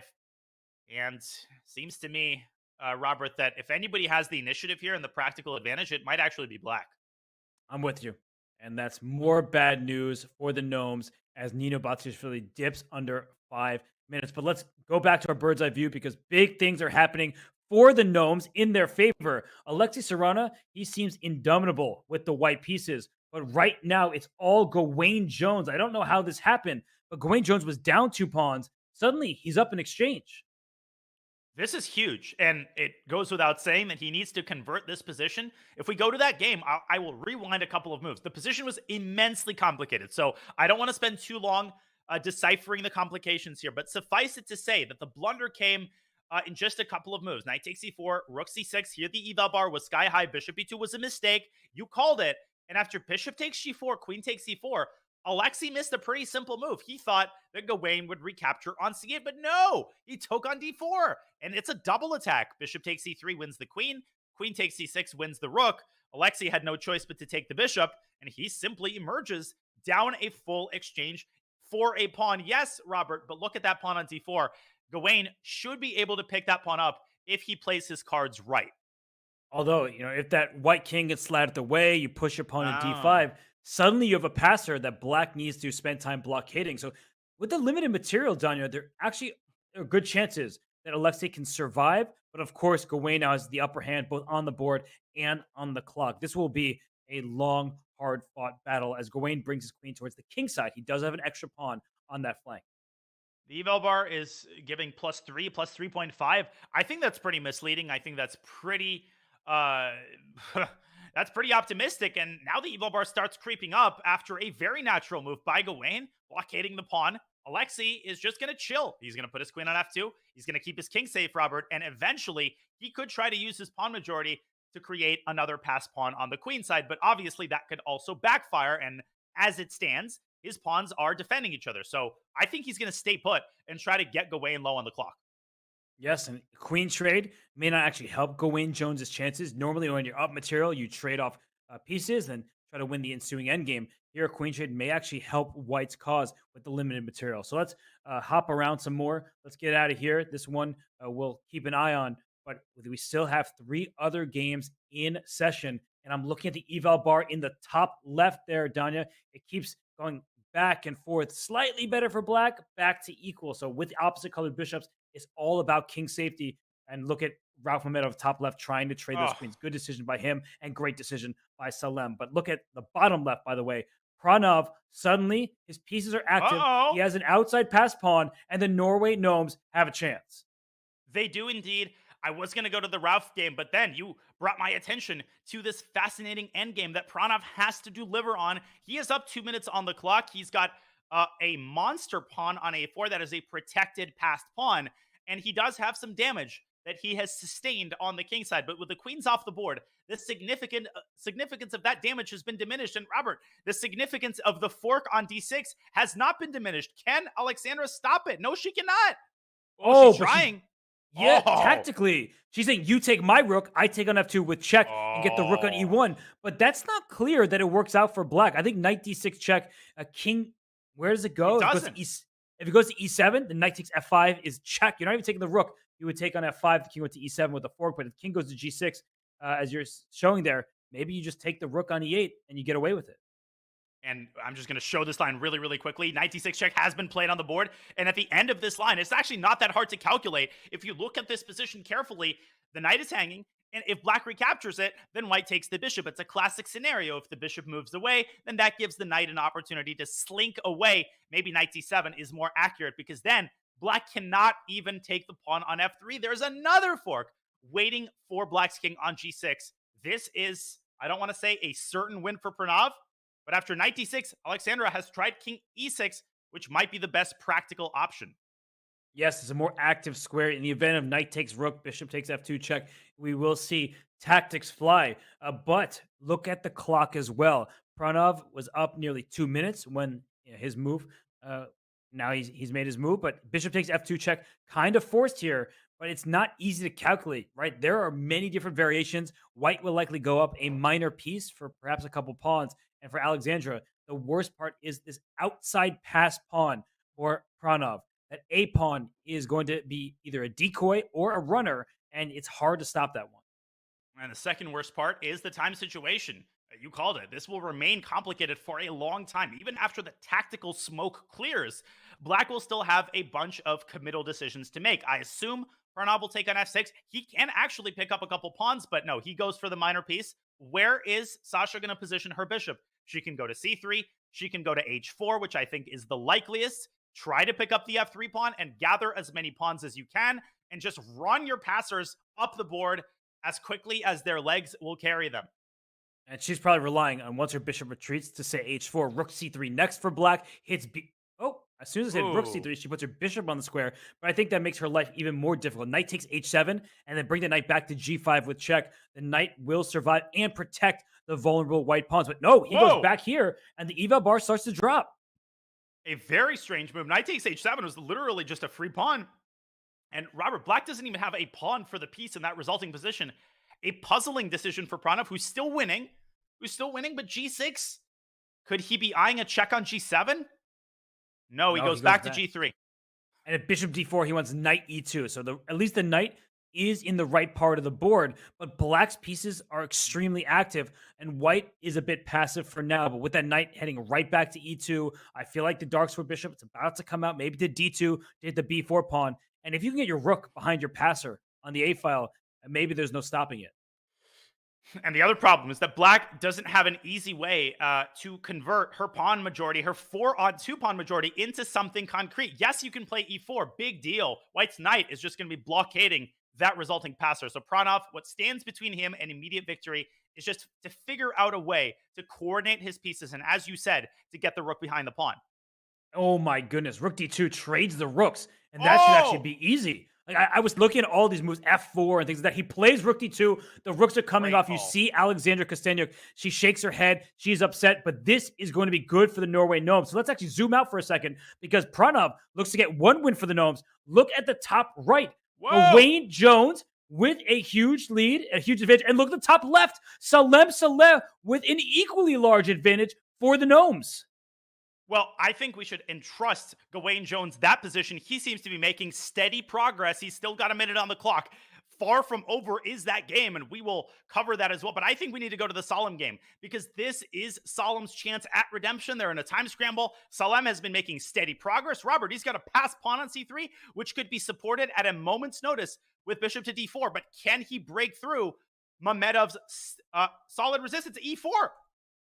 Oh my goodness. And rook d2 to follow. This has been actually a masterpiece from Salem. After this scramble finishes, we will probably have to go back in time to show how we got here. But this has been unbelievable stuff from the GM, from the UAE. He lost 2 games. He was very upset. But right now, he is in charge. He's completely winning rook e to d6. Now he's got to put the memory of what happened previously behind him and convert this advantage smoothly. Maybe e3. I thought he could have doubled on the d-file. I didn't think there was any reason to give away control of the d-file, but he's still winning. h4 could break down White's kingside even further. Great find by you. Great move by him. He just says, give me that pawn. The king on g2 is open. The rook on e6 may slide to g6 in the near future, queen to g5. And you can't even move your queen from e2 because then the pawn pushes for black. So queen g5 right now. This is starting to look devastating. He goes back to g7. Okay, that with g4, you can just take it. Takes g4, h takes g4. Mamedov still trying. He's got that c-pawn, but he might not have time to activate it. Another brilliant tactical move, driving the king into the corner. But Salim needs a couple more accurate moves, Robert. It's not over. Rook f5, and we know how resilient these top grandmasters are. And the bishop is... Oh, queen f2! What a move! Oh, his bishop was under attack. He forces a queen trade, and then the pass pawn will be impossible to stop with the bishop and the rook. So just take it. Rook e1 is not made. Rook Bishop e1, c7 first. By bishop c7, and he's going to promote a full queen. Mamedov's going to resign, and they will be up if Gawain Jones converts 3-0. Oh, my lands. And look in the top right, Gawain Jones. He is going after that white king. And look at the board forward, by the way. It's about level, maybe slightly better for Lasvik. They may be able to take this round 3.5 as Pranav in the bottom left. He's completely winning. We don't even look at that game. He is up a full minor piece with pass balls. Let's go to the top right there, Danya. I feel like that's really interesting and might end soon. Oh, but I feel like Gawain Jones has to be more accurate than the eval bar. It makes it seem like everything is easy. It's not over yet because f7, Robert, is hanging with check, and that's an instant perpetual. So unless Gawain Jones checkmates White's king right now, this could actually get really convoluted. Queen f5 check. Very important check to throw in to defend that f7, but don't take that rook on f2 because f7 would have been hanging. Just take d5. Keep it simple. Keep time on your clock. And he's not moving yet, but rook takes d5 does look extremely powerful. Or but he plays it, and now that rook can slide to g5 at some moment if the queen goes out the way. Surround down to 5 seconds. He has to find a move. He should probably bring his queen back to e3 as you're indicating. But as you point out, h4 for black looks like an option. I would not trade queens here if I could avoid it. I'm going for checkmate, but Serrana hither and thither he goes. It's under 10 seconds for both sides. Anything can happen. Gawain Jones is struggling here a little bit to figure out that final blow. He must be feeling nervous right now. Rook e6. Keep the pieces on the board. When you have a safer king, you want queen g5 check. Where's the king going? Queen h4 check. H4. You need to get the rook to g5. Oh, rook e1's nasty. Queen h1 next. That's mate. This has got to be made. Rook d8. I would try that if I'm Alexei, but rook e2 check is made in 2. Queen h1 ends it, or even rook e2. Rook e2 ends it immediately. Rook e2 was really nice. King f4. Don't tell me this king is running away. Wait a second. This is so treacherous in a time scramble. It's so hard to hunt the king down. And he goes back because he's at the end game. Look 2 at the seconds. outside pass. 1 second. He's going to Oh, win. he barely gets the move off. He doesn't really want to trade queens because the outside pass pawn for white will be there. Queen f6. Oh, f7 is attacked. Gawain Jones might be losing control of the game. oh my gosh, but he has a pass pawn of his own. Move his queen out the way. Push the h pawn. That's the goal here. And the priority has shifted completely. He could have won the queen. Now he wants to make another queen, and he's doing a great job of keeping his composure. Can Alexei mount a last-ditch attack on Black's king? Oh my gosh, rook f5, great Queen square. E8. Queen e8, then rook d8 to follow. That's one idea. Watch out for rook d8 and h8 Queen mate. g5. Great. Oh, move, but F4! Takes h3. Oh, no! Oh my gosh. And now it's going to be even material. Oh, he didn't take the I rook. thought he should have traded and taken a5. He could have done that. He's going to win. Queen h3, no. Oh, and if queen a5, there's rook f2. Be very careful. This Oh is my a gosh. 3-result game, Robert. Anybody could win this. Oh my gosh, Alexei might win this. Rook g8 check? Where's that king going? Queen c2, and now White's hunting Black. Oh king. my gosh, Oh the king's king h5. There's no rook check on h8. Oh, and you would have covered the h-file check with the rook, but Gawain, he's down in 1 second. King h5. Oh, and is Alexei playing for the win? He is. And he's going to get it, I think. Queen h5, there's king e4, and the king slides into f3. Oh, but I would do that anywhere, Robert, and then give a check on e8 and check on h1 afterward. That's a nasty one. Oh my gosh. And the king goes to d4, and suddenly, this king on d4 is in big trouble. It takes on a5. Queen e6 check is available. Now, Alexei could cover with the queen, but that's losing. Rook f2. Now it's the king hunt has switched again. Oh my Whose king gosh. is safer? Rook f1, queen h2. Queen h2 is king a3, so he's going back and forth. I think Oh. Gawain Jones is fear. Queen f6, what a Oh, move! what a move! Oh my gosh, What a king move! discoveries. There must be a mate here. Queen g6, king a1. Alexei somehow surviving this. Rook e1. Wait. Go rook f2 back. Oh, Oh, queen oh. e6? King A4, What's and happening? Queen B5. B4, and Rook F8, another discover check with the king. Rook D8. Rook D8 won the queen. No, but the king would No, have it run away didn't. with check. Oh my gosh. What is happening here? I think white's winning. Oh, Queen E2 check. Queen A2. Queen E2 Oh, picks he up the won rook. Oh my gosh. But Rook's the game first? No, it's mate. It's just mate. Oh. Queen C2, Queen C1, and Rook C2 is mate. And look at the smile on Alexei Serrano's face as he delivers checkmate. Gawain Jones is flustered, and there is that vintage sip of water. You know you've done something right. You take that drink. I just need like 15 breaths right now. Now, where this all started, Robert, Gawain Jones had plenty of wins when he was hunting the king. But what he had to do is right before the king hunt started, he had a chance to win white's queen with the deflection rook e2. This would have ended it immediately because king f1, queen e1 is mate, and rook takes e2, queen takes d4 is easy to convert. That's where the craziness started, and it didn't stop for another 40 moves. Wow. And 2-2 in that round. It was back and forth. You see, Salem Saleh won with black. Alexei Serrano, he decided to strike back with white and took down Gawain Jones in that crazy game. Pranav V wins with white against Alexander Kostenik. He won a piece and then the game. And then we didn't catch Denis Lazovic's win, but it did seem like he had the better chances against Nino Batsiashvili. So, Danya, what a ridiculous round that was. All 4 games were decisive. How on earth did Alexei Serrano win that game? I mean, that is just absurd. That is out of this world. Serrano and Denis Lazovic are 2 of the greatest acquisitions and 2 of the biggest players in the PCL this season. I've never seen them have a bad tournament, whether it's Title Tuesday or RCC or now the Pro Chess League. All the Chess Wizards need is a measly half a point, Robert. 8-4 is the score, led by Serrano and Lazovic. And you see for the Gnomes, Gawain Jones, he almost had that game, and he would have made a dent in that lead. It would have been 7-5, but it wasn't meant to be. It's just not the Gnomes' day. And the Levitov Chess Wizards, well, they're levitating towards that 8.5 score. They're almost there. So we're going to head to break. We will get a 4th round action, and the Norway Gnomes will really need to pull in Indian Yogis. They need to score 4-0 in the final round just to send this to tiebreakers. Will that happen? It remains to be seen. We'll find out after this break.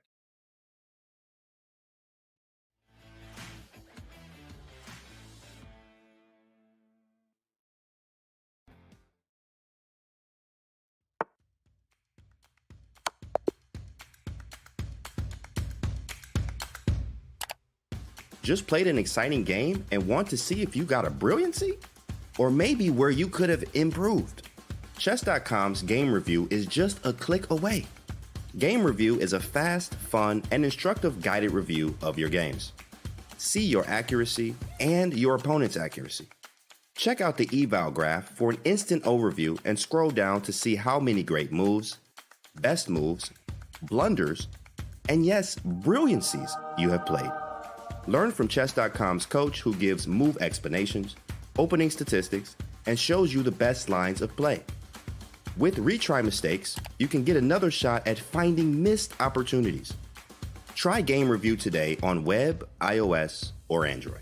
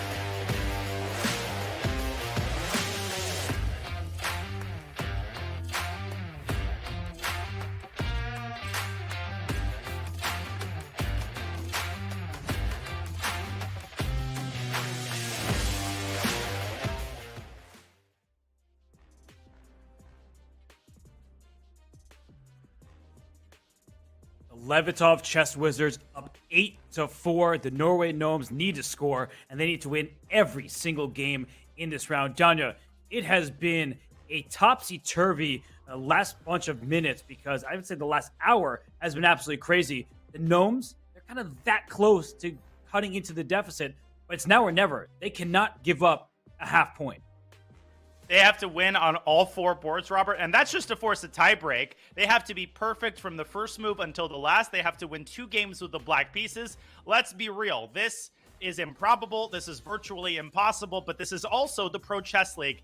And what is impossible, theoretically, is possible in the PCL. We just saw the impossible made possible by Alexei Sarana. He ain't named a wizard for no reason. He is a wizard. He pulled out a win in a game that, I have to watch the replay of that just to process everything that just happened. Insane stuff thus far. The Levitov Wizards are so close. All they need, Robert, half a point. They do, and if they get that half point, it's a second match victory. And in this league, you need 3 match victories to make the playoffs. So it's an elimination Swiss. After 5 weeks, we'll see who the winners are because you need 3 match victories to make the playoffs, and if you lose 3 times, you are eliminated. So, Danya, the Levitov Chess Wizards, according to Hammer, they may be the favorite in the entire league.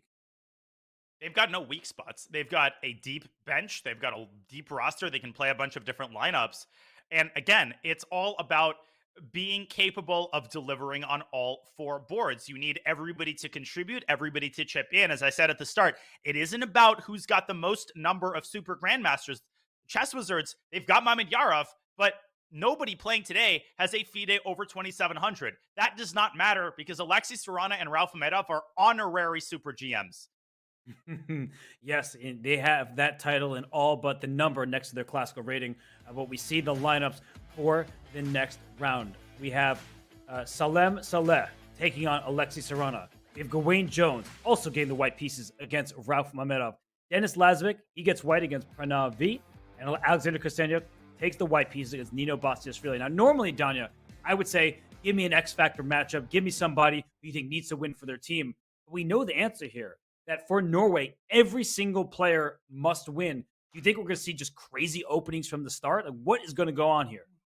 Well, if I'm the Norway Gnomes, I'm leaning into this. I was very upset yesterday because I declined a perpetual check against Artemiev because I forgot that we would make it into the final round if I did that. And the reason I was upset is because it's actually kind of fun. It's fun to be in this situation because you get to play crazy openings. You get to go for the win regardless of the position because you know exactly what you need to do. So it's almost liberating in a sense, Robert. And if you're the Norway Gnomes, you're trying to lean into that and you're realizing that you have the capacity to pull off the greatest comeback of all time. Don't you want to be a part of the team that does that?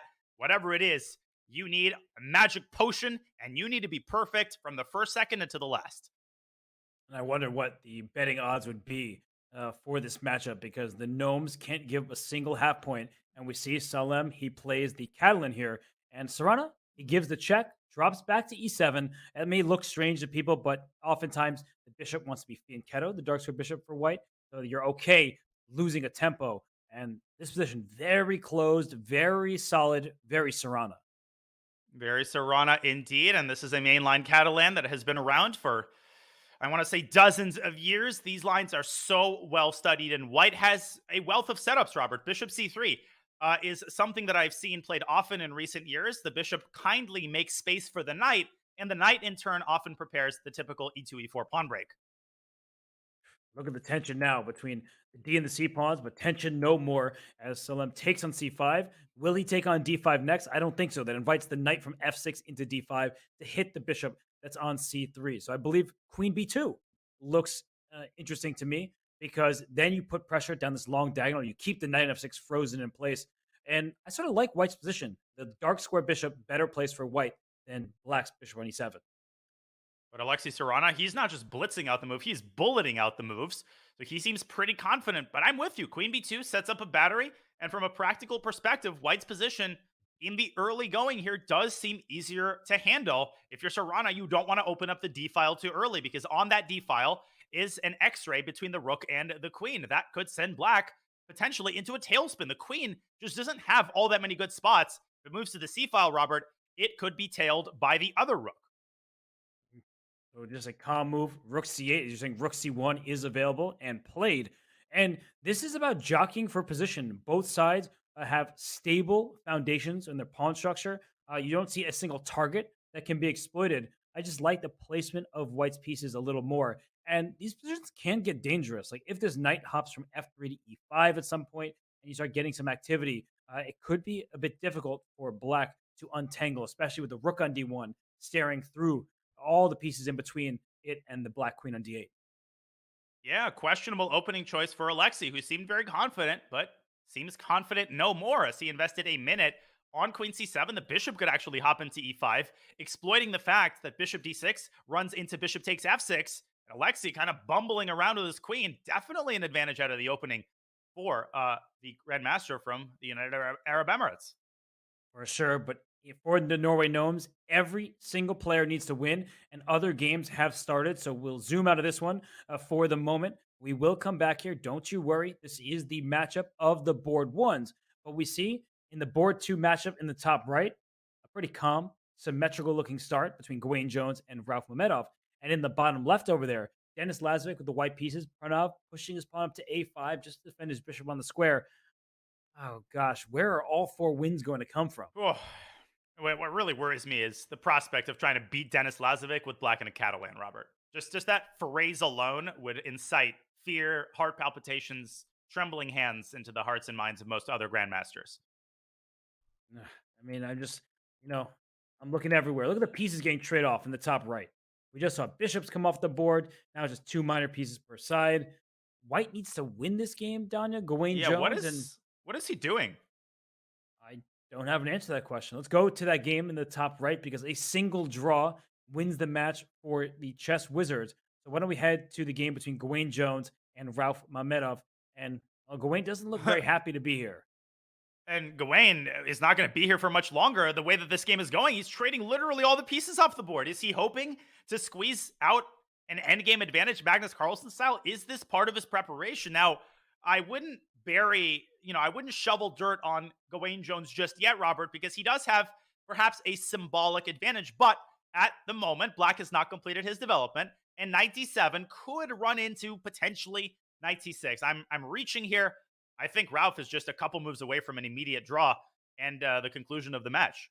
But I do like what you were saying because this happens to most chess players where you think the draw is a foregone conclusion. You kind of stop thinking about the position, just making random moves. And you were right. Rook c8 was a precise continuation from Mamedov. He did not want to see a knight land on c6, which would have hit the e7 pawn in addition to the a7 pawn. So we're going to see a bit of a fight for the c file. Knight d7, it takes care of business, but knight b5 for white. Just aiming at that a7 pawn, the c7 square, you have to take your little pluses here. Just if we can bring up an analysis board, I want to show how things can maybe get in white's favor. Let's say knight d7, knight b5 here. And you say, oh, I'm just going to play my pawn to a6. But then knight c7 happens. And don't keep your pawn on a6 defended because we saw what happened to Salem Saleh. Knight e6 check and your rook on c8 is lost. So just be careful in these positions. If Peter Leko or Gatakomsky were playing this position from the white pieces or Vladimir Kramnik, we'd be like, oh, there are some serious endgame chances here for white. I actually think that sometimes these positions are much more difficult than initially meets the eye. That's a great point. We do have a bias based on who is sitting in front of the attacking side. If it's Magnus Carlsen, we're praising his opening choice. What incredible, astute choice to get into a slightly better endgame. When it's Gawain Jones or somebody that we don't usually associate with these types of positions, we can be a little bit more critical. So I agree. I was pretty critical of his opening choice. I still think that Mamedov, with 8 minutes on the clock, should not have too much difficulty holding this position. But hey, it's as good of an attempt as any, really. Yes, and if you look across the four boards, I think you are going to be scratching your head about a certain opening. Let's look at the bottom left between Denis Lazovic and Pranav over there. You see that eval bar, Danya? That is pretty high, and I think we see why. It's like a just complete bind in the position. White's pieces are more active. But I have to say that even though the eval bar is so heavily in Lazovic's favor, I think Pranav's doing the right thing. You need to get a messy position where there's room for Lazovic to go wrong. The problem is Lazovic isn't, a 60-year-old grandmaster who avoids tactics like the plague. He's a phenomenal blitz player. He calculates well, so he just doesn't have too many holes in his game, and he doesn't have any holes in this position. Speaking of holes, Black has a weak pawn in a4, major holes on the light squares on the queen side, and the only target is that c4 pawn, and that is why Denis Lazovic just put his rook on a closed file so that when the knight moves away, the rook will be safely defending that pawn against perhaps Black's only active continuation, which is knight e5. Looks very stable for White and Denis Lazovic with the 5-head cam. He is deep in thought, concentrating on this game. And by the way, this is a matchup that we could see for decades to come. These two players, they're teenagers. They battle it out on chess.com. They're some of the best blitz and bullet players on the site, and rapid, as we've seen today. But this matchup, this is one we'll see for a long time. And the Lebedev Chess Wizards aren't thinking of this match, of this round, in terms of let's see where we can get half a point and then we can lose the other games. They want to end this in style. They want to win 3-1 or 3.5-1/2. And the way things are going right now, if Mamedov saves the position, if Denis Lazovic delivers here, they might actually end up winning this round. So they definitely want to end from a position of strength, even though, let's be real, they will find a way to eke out at least half a point or not. Was that a blunder? Oh my gosh, knight d5 looks so good, but maybe. Whoa. Yeah, the queen on e3 is loose. There's a rook on e8, but I don't think you can take on. Is there a tactic of some sort? Where is it? At first, I thought it's knight takes c4. I got excited, and c5 is the move. The eval bar hasn't changed. That is correct. But why is this so good? Yeah, knight. If the knight just moves, what's the deal? Knight e2. Okay. Oh, I get it. Okay, so knight b5 looks. Let's bring up an analysis board. Knight b5 looks the most logical, but after knight takes d5 for Black, you can't take with the e pawn because then the knight jumps, takes on c4. Your queen's under attack, so you take with the c pawn. But bishop a6 at the end. There is a nasty pin on this diagonal over here. Your rook is on f1 behind that knight. All of a sudden, Pranav may have the upper hand. And Black could contribute to that pin with queen d7. Here, the knight is simply lost. Now, if White plays more modestly with knight e2, then something similar might befall. Maybe knight e2 is the lesser evil, but I think Black just does the same thing, Robert. And positionally, Black is suddenly doing amazing. He's got the protected passer on c5. This position has changed so much in the last 5 moves. White can barely move a muscle. Rook fe1, knight c3, and now Black is the one with sort of a dream Benoni setup. That is how quickly things can change, and what a wise opening choice by Pranav, taking the risk, getting an unbalanced position, and all of a sudden, he's got a serious shot at winning this game. All the positions we were just looking at would be much different if that pawn were on c7, a backwards pawn, a target for the white rook on c1. So c5 was a great move by Pranav. He now is probably at the better position. So let's zoom out of here just because a single draw will win the match for the Chess Wizards. That's all they need is one draw. I'm looking at the bottom right, Danya. That's looking level, not necessarily drawn because so many pieces remain on the board. But Kostyanyuk, I think she's doing the professional thing thus far and just making sure that her opponent doesn't have any sort of active play. She is, but if I had to choose a side, I would probably choose Black there. If you compare the position of the knights, the knight on e6 is nicely positioned in the center. Nino is probably going to step forward with her king and coordinate her rooks, bring a rook to d8. The problem is that Kostyanyuk can and is doing the same exact thing, king c2 and rook d1, and her position has no targets. She's got a Lazovic-style pawn chain on the king side. Kostyanyuk should be able to hold this position. She's also up 2 minutes on the clock, g4. Ambitious play there, but Sasha, I think, should be able to hold half a point there. Let's go to the top right, because speaking of holding a half point, I see a rook stare down on the c file between Gawain Jones and Ralph Mamedov. This looks like if the knight ever moves back to d4, all the rooks come off the board. Good luck winning that rookless ending. So, Danya, was White just kind of keep the status quo? Is that possible? Not with the knight going back to b6 and up to c4 or even into d5. I just feel like Gawain Jones just doesn't have the juice left to squeeze in this game. No, he does not, and Black can squeeze some kingside juice there if he gets a knight to e3. Gawain's last move, grab space on the king side. That's what you got to do. And sometimes I catch myself saying, well, that's what Magnus would do. He would make a move like F4 or H4. And yet when I play it, it seems to backfire. Ralph Mamedov playing this professionally. You use that word in reference to Kostenyuk's play. I think Ralph is handling his position well, and he's leaving himself with just enough time on the clock so that he can handle unexpected complications, which Gawain Jones will have to find some way to complicate this game, set some traps and tricks, but I don't see this happening for him. There's just nothing, because if the white knight ever moves, we just see a swap of all the rooks, and the knight came back to b6, likely going to the c4 square to cut off circulation between those rooks and the knight, and we may see that tactic that lost Salem Saleh the game against Denis Lazovic. If the knight is on c4 and jumps out of the way when the rooks are all looking at each other, that could spell disaster for Gawain. So it's not looking good for the Gnomes on this board. This position is very level. And more bad news for the Gnomes in the battle between Kostenyuk and Batsiashvili. If we zoom out for a second to our bird's eye view, as Mamedov doesn't even want the rook trade. He simply sticks the knight on c4. He might actually be playing for an advantage here. Kostenyuk has a bishop on d5. She's got a better pawn structure, and that is a position she absolutely should not lose. Salem Saleh is better, Robert, in an endgame against Serrana, but that might simply be a moot point.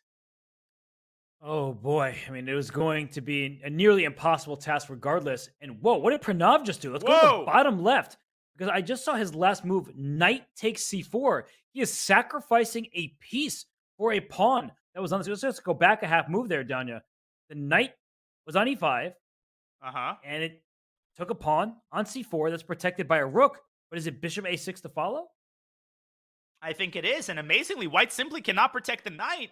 And if white tries a desperado sack, then after bishop takes c4, the other rook is hanging. And not only is it hanging, it's hanging with check, which means white does not have time to capture the queen. So the tactics work out, but apparently queen to c3 keeps an approximately level position. I have a feeling that Denis Lazovic is going to find that move. He's so good at keeping his composure in these types of complex positions. This does not look like an even game. I see the evaluation off the side. I'm looking like it.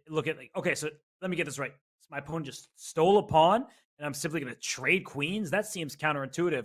But with black's pieces so loose here, lots of pawns are weak. So yeah, it's not something that is going to be easy to figure out. But I see why the eval bar is saying that white should be okay. White should be okay, but this is exactly what Pranav needs to do, and it's going to take Denis time to figure all of this out. The position that I think will be reached after d5 is unenviable for white. Lots of choices, lots of landmines to avoid. So Denis definitely not out of the woods. This would be a big win with the black pieces, but 3 of his teammates would have to come along for the ride, and Denis has come along for the ride. Queen c3 has been found, and he is not going down without a stiff fight.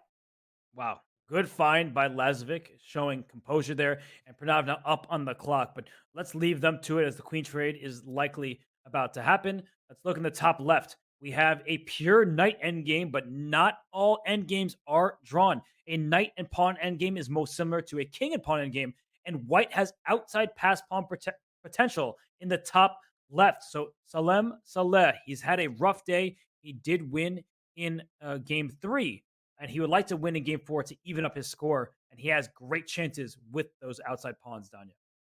He does indeed, but I am looking with concern at 2 of the boards on the right side of your screen. Kostenyuk continues to handle her position very professionally. She might actually be the first game to conclude. She might win her game pretty quickly. And of course, Gawain Jones is actually outplaying himself. He's now slightly worse with the white pieces. But let's go to that Kostenyuk game, because I think that might be the game which officially decides the match for the Leviatov Chess Wizards. Are you on the same page, Robert, or am I overestimating her chances here?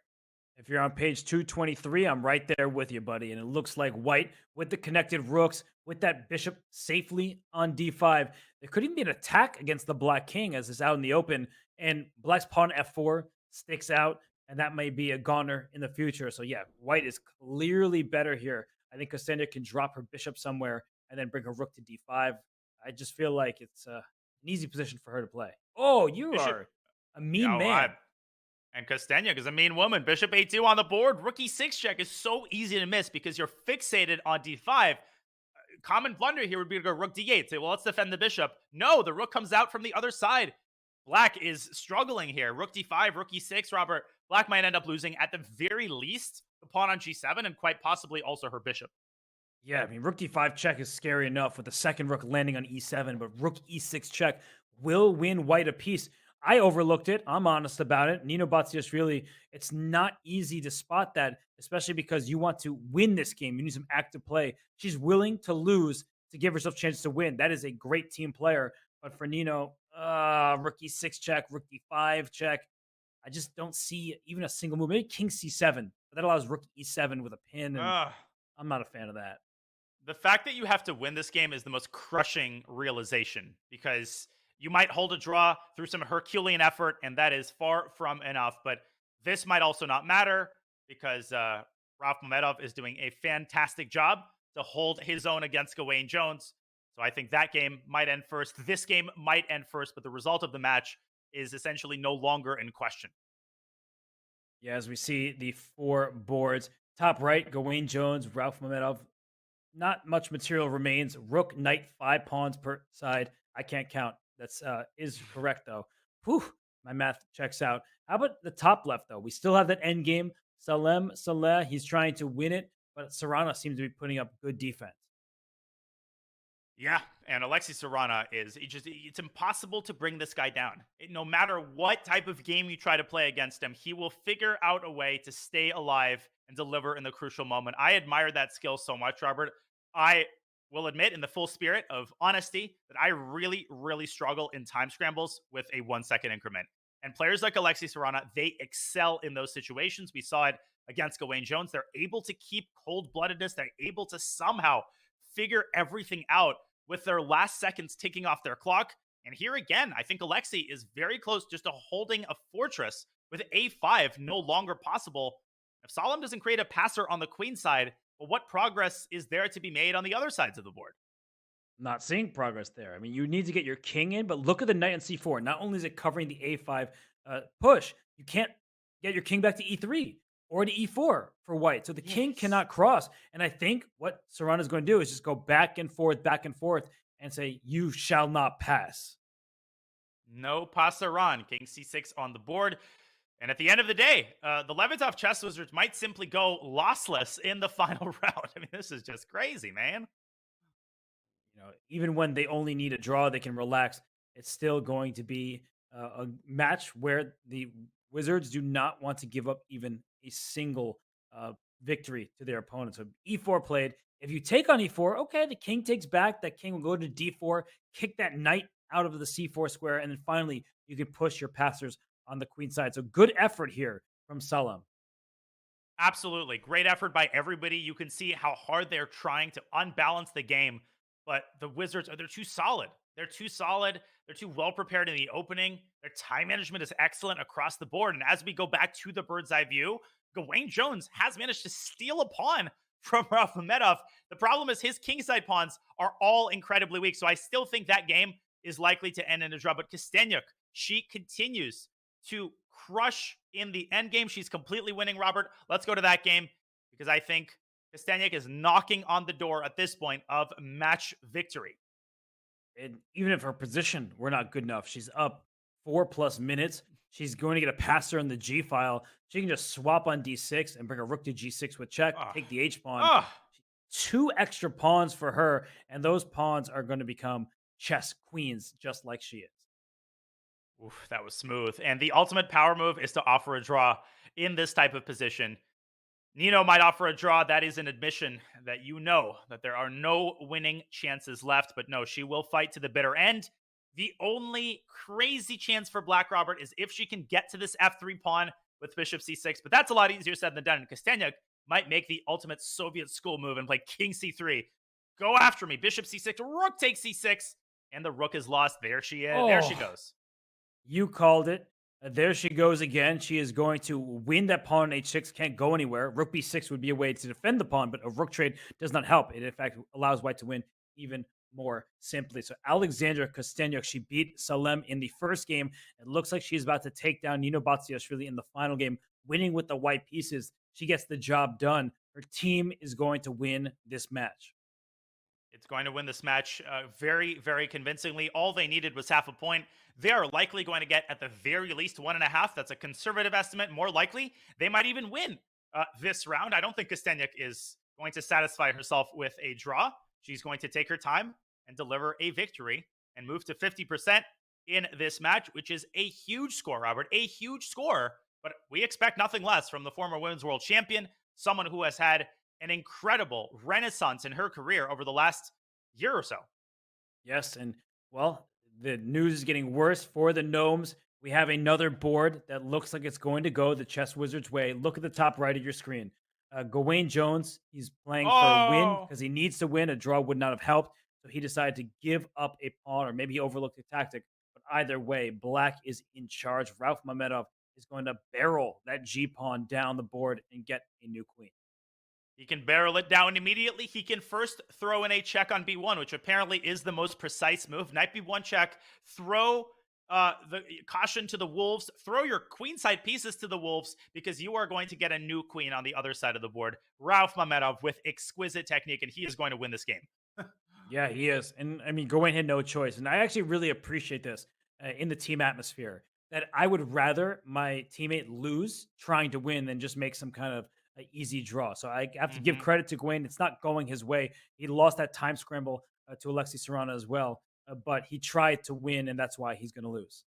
Yeah, it's very important to put your team above your individual score. Yeah, you could say that you scored 50% or whatever, but at the end of the day, the only thing that ultimately matters is how you do.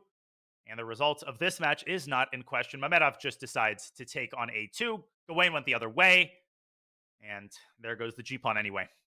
Yeah, G2 check. You can't even take it because knight A3.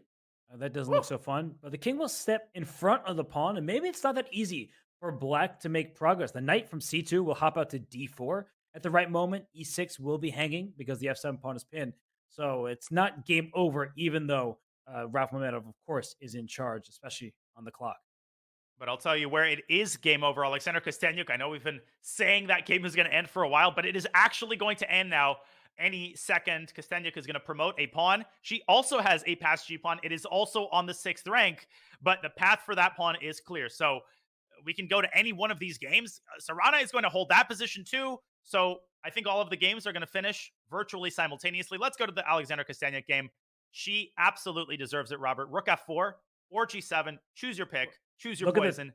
Look at the top left, by the way. That game is over. So the draw has been agreed between Alexi Serrana and Salem Sled. Stalemate, king and pawn endgame. So Levitov Chess Wizards have won the match. You're right that Alexander Kosteniuk, she deserves it. She's earned herself some victories in this match, including against Salem in the first round. But the match is officially over, Daniel. So you take us away. Wherever we go, we know the match result. Well, the games are ending. There goes Kosteniuk. She wins her game, blocking Nino Batsiashvili's last attempt. She put together a valiant endgame effort. Let's go to the most combative remaining game between Denis Lazovic and V. Pranav. This might actually end up as the only bright spot for the Norway Gnomes in this round. V. Pranav with another valiant effort. He might actually end up winning this game. I think he is winning. He is winning a second pawn on the queen side, and he should be able to drive home the point, but it's not going to matter, Robert. But it might matter for the team building, the confidence, because Hammer, he mentioned Pranav by name. He said he was a free agent that we were thrilled to pick up. He feels like he's underrated in these rapid time controls just because his classical rating hasn't caught up with his online successes. And so he beat Alexander Kosteniuk in the previous round. If he can also defeat Lazovic here, which is looking less likely by the move just because they're repeating and F7 is now hanging. But if he could take down Lazovic, Danya, that really bodes well for his future weeks. It absolutely will. He is a big acquisition. He is a unusually acquired player through Twitter as the team captain, Jon Ludvig Hammer, who I'm sure is not feeling too thrilled. But the bright spot for the Gnomes is that they are at 1-1. They've got 2 more strikes. So it's not like they are on the precipice of elimination like some other team from the southern part of the United States that we shall not mention. You know, they've got a cushion. They're going to bring themselves together. No shame in losing to the Levitov Chess Wizards. Everybody might end up losing to the Levitov Chess Wizards the way that they're playing right now.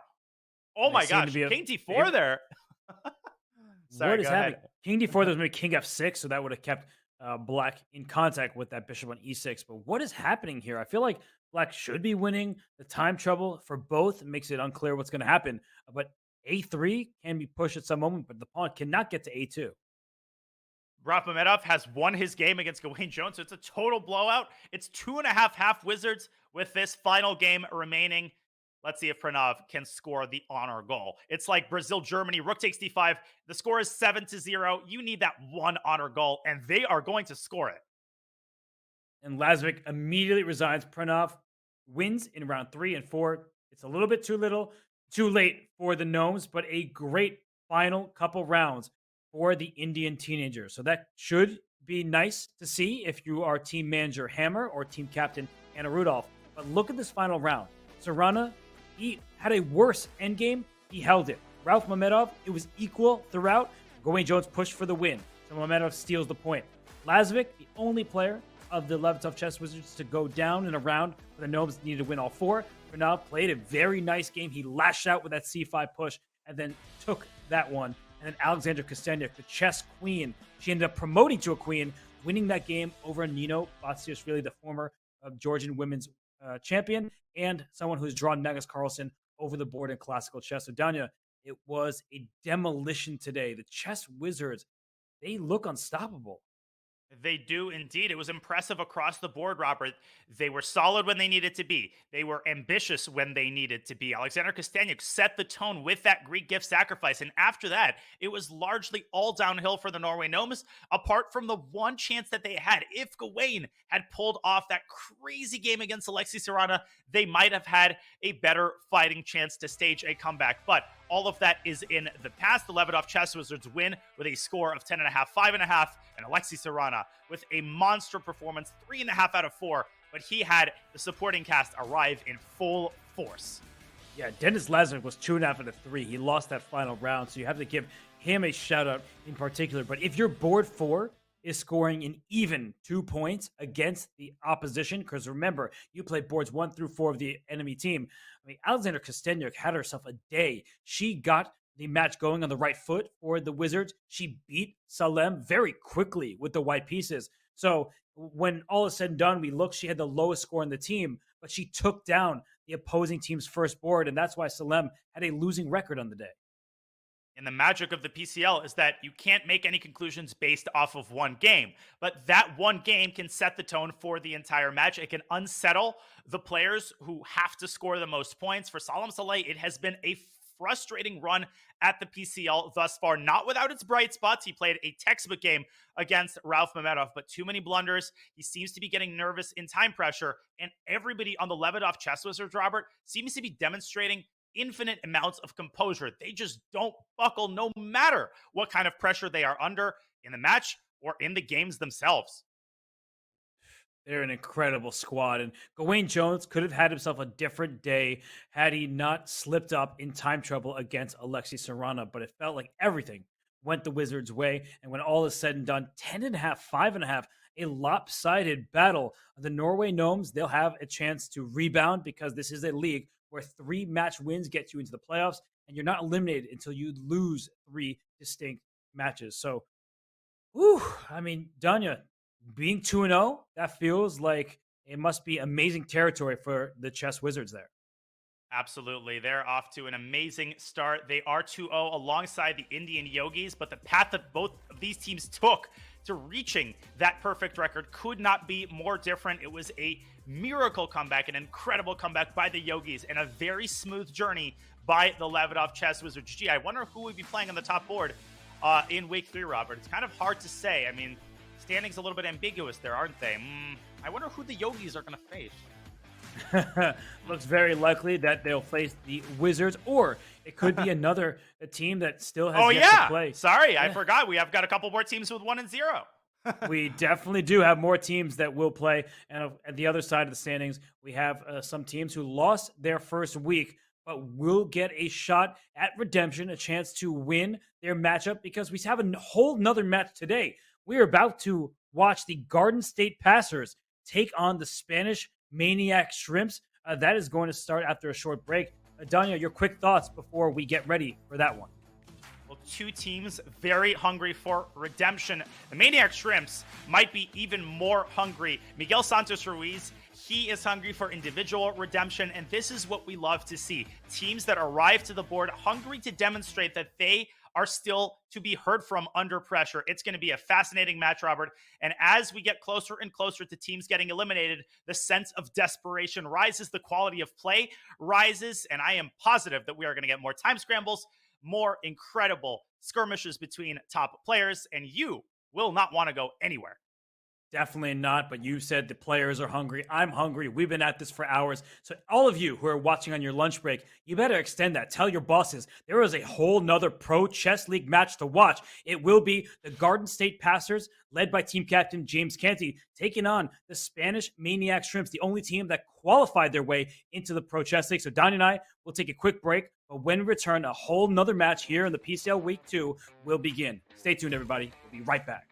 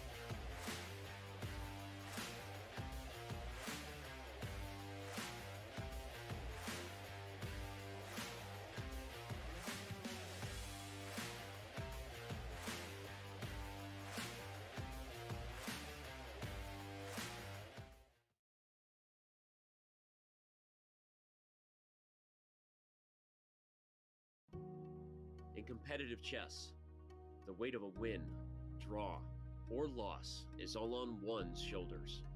It's easy to feel alone. Those lonely days are over.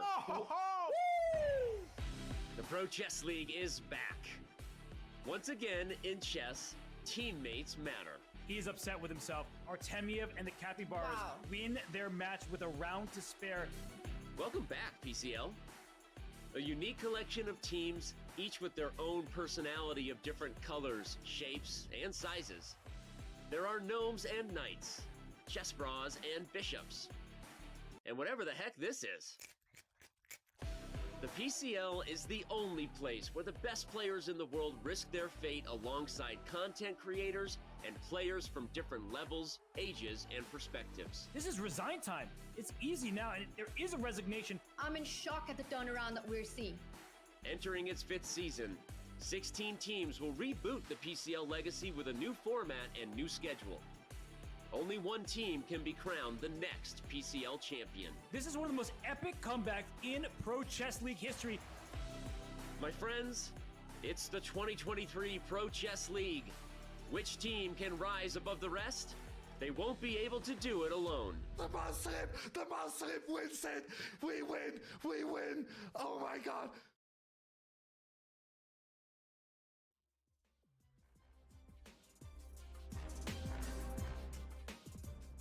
I hope you got a little bit of rest because that's all you're going to get. The second half of our doubleheader here in the Pro Chess League will begin shortly. For those of you who have not been here for a while, we just saw the Levitov Chess Wizards take down the Norway Gnomes. We are about to see the Garden State Passers take on the Spanish Maniac Shrimps. And a lot is at stake here each and every week in the Pro Chess League because the standings, you need to get 3 match victories.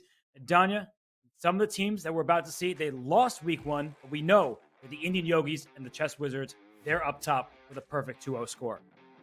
Indeed, they are. They are 66% of the way there. 3 victories is what you need to make it into the playoffs. Conversely, 3 losses is what you need if you want to be out of the PCL. Thus far, only one team. I'm having a hard time making out the name of that team. It's pretty blurry on my screen.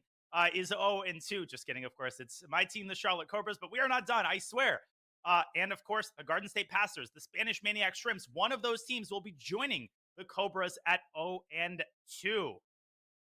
And the Spanish Maniac Shrimps, they had the biggest heartbreaker of the season thus far, where they lost because of that mouse slip. And today, their matchup doesn't really get any easier because they take on James Canty's Garden State Passers. We know many of these players on the Passers, and we're highlighting Bela Hotinashvili, the Georgian women's champion. She just won that event about a week ago, Danya, and she's a strong grandmaster. And look at this lineup. There's not a single weak player on the roster. No, there is not. And they have also acquired Alexander Bordnik, who is a blitz and rapid juggernaut. He is a name familiar to absolutely everybody in the chat. He is playing today. And look at some of those players up top. Samuel Sevian last week, Robert, his victory over Shak Mamedyarov with the black pieces in the last round. They lost the match, but there were many, many bright spots for the Garden State Passers. They have got a great roster, and I think they will make their presence felt despite the disappointment last week. And love to see that team captain James Canty III added to the roster. Hopefully he gets to play some matches. Not today, though. Today, the Passers, they take on the Spanish Maniac Shrimps, and that team is also very strong. The Maniac Shrimps, they lost week 1, but it was all because of a mouse slip went up a rook. That should not have happened. But Jaime Santos, he leads the way, 2665 rated. But look at this lineup, Danya. So many GMs representing Spain. But in particular, we have one name that stands out to me. It's Alan Pichot, the Argentine Grandmaster, the second highest rated player on the squad. Danya, we know him. He is a force to be reckoned with. He is indeed. Well, that name stands out to me because my brother's name is also Alan, spelled the same way. But I am also good friends with Alan Pichot. He is very experienced. He's a very strong blitz and bullet player. And he's one of those, low 2,600 guys who's basically capable of beating anybody, particularly dangerous with the white pieces. He is an E4 beast, and he is somebody nobody wants to face. So that do punch Santos Latasa, Alan Pichot, 2,600 young GMs. They are not going down without a major, major fight and a chance at redemption. And we'll see if the qualifiers to the Pro Chess League, the only team that won their way into the league by qualification, will prove themselves today. Let's look at the lineups, the 4 board lineups that each team has submitted. It is new players for both sides. In fact, 3 out of the 4 players for each team did not take part last week. But Danya, Sam Sevian, Jaime Santos in the top board, Bortnik, Alan Pichot, board 2, Abhimanyu Mishra and Lance Henderson. Abhimanyu Mishra being the youngest grandmaster in chess history, and Lance Henderson de la Fuente, quite a young player himself. I think he plays under the Andorran flag these days. In Bela Hotenashvili taking on Karina Abartsumova. Danya, any of these boards stand out to you? Man, these are just mouth-watering lineups. And again, Robert, we know that just because nobody's over 2,700 FIDE doesn't mean that these players aren't worth watching. I am keeping a close eye on Alexander Bortnik's debut performance. How will he fare? Will he be that infusion that the passers need? And on the flip side, Alan Pichot and Jaime Santos, can they score 3 out of 4 or even higher? And can they Pichot the world that the Spanish Maniac Shrimps are here to stay? I already did that before the show, before the Pichot. I knew you were about to do that, so I'm glad you brought the pun to the action. Well, what does the action look like? For those of you new here, this is the Pro Chess League. These are teams that consist of 4 players, and it's all play all. The time control, 10 minutes plus 2-second increment. It is fast chess. Up to 4 rounds. The first team to score 8.5 points will win the match, and if it is tied to 8-8, we will see tiebreak. And the Spanish Maniac Shrimps, they had heartbreak because of the tiebreak a week ago. But that is a thing of the past. Today, we will see the boards as such.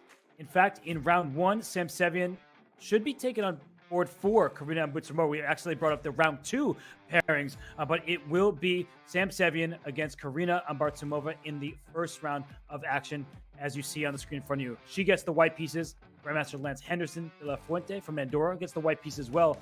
Danya, which of these matches sticks out to you? Well, again, I'm going to, in particular, highlight Sam Sevian and Alexander Bortnik. Both of them have the black pieces. Bortnik, in particular, has a very inventive repertoire with black. He plays the Alekhine. He plays a bunch of King's Indian setups. So I'm looking for Sevian and Bortnik to try to strike with 2 points out of 2. And, of course, Alan Pichot and Jaime Santos. How will they fare? They will need to pick up a lot of points, and they will definitely need to beat Garden State's passers boards 3 and 4. But Abhimanyu Mishra on board 3, are you kidding me, Robert? 25-49, 25-40 Schmein.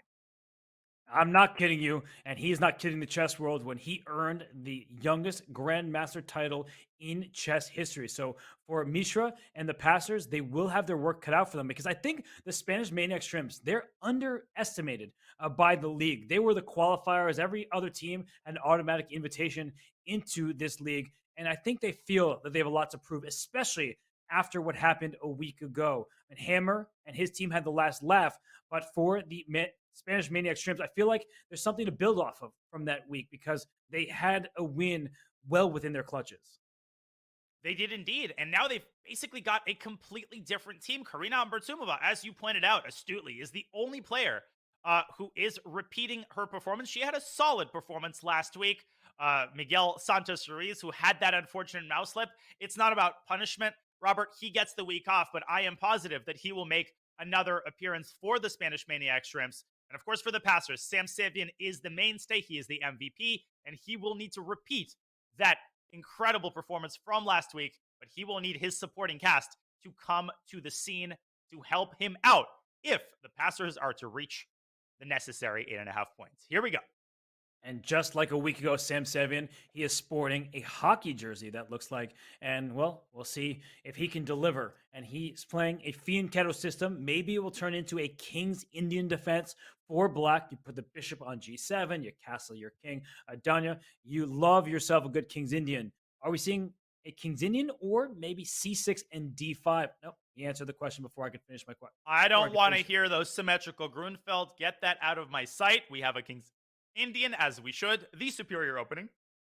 And Abartsumova with a Fianchetto with e4. Now, e4 is less common than one might think. It's a typical move in most King's Indian setups, but it's not as often combined with the kingside fiend counter. Not a bad setup at all. And Sam Sevian immediately trying to punish white with bishop to e6. Robert, you almost never see the bishop come out to e6 before the pawn is brought out to e5, but that's Sam Sevian for you.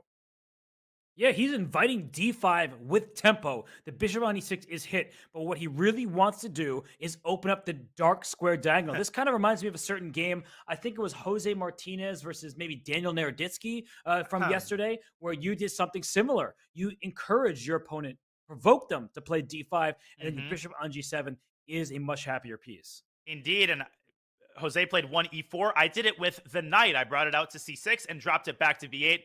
Got a great position out of the opening. So it's a very interesting hyper-modern approach.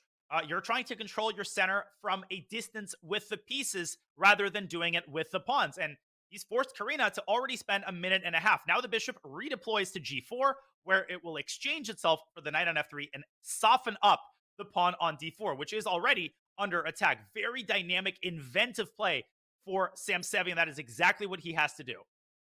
Sam Sevian with more time than he started with and playing several moves with the same piece. That bishop went to e6 before coming up to g4. That knight got to d7 via g8, f6, and so on. So it's interesting play thus far from Sevian. He'll play knight c6 right now. Just go after that d4 square. And I like the look of his position for sure.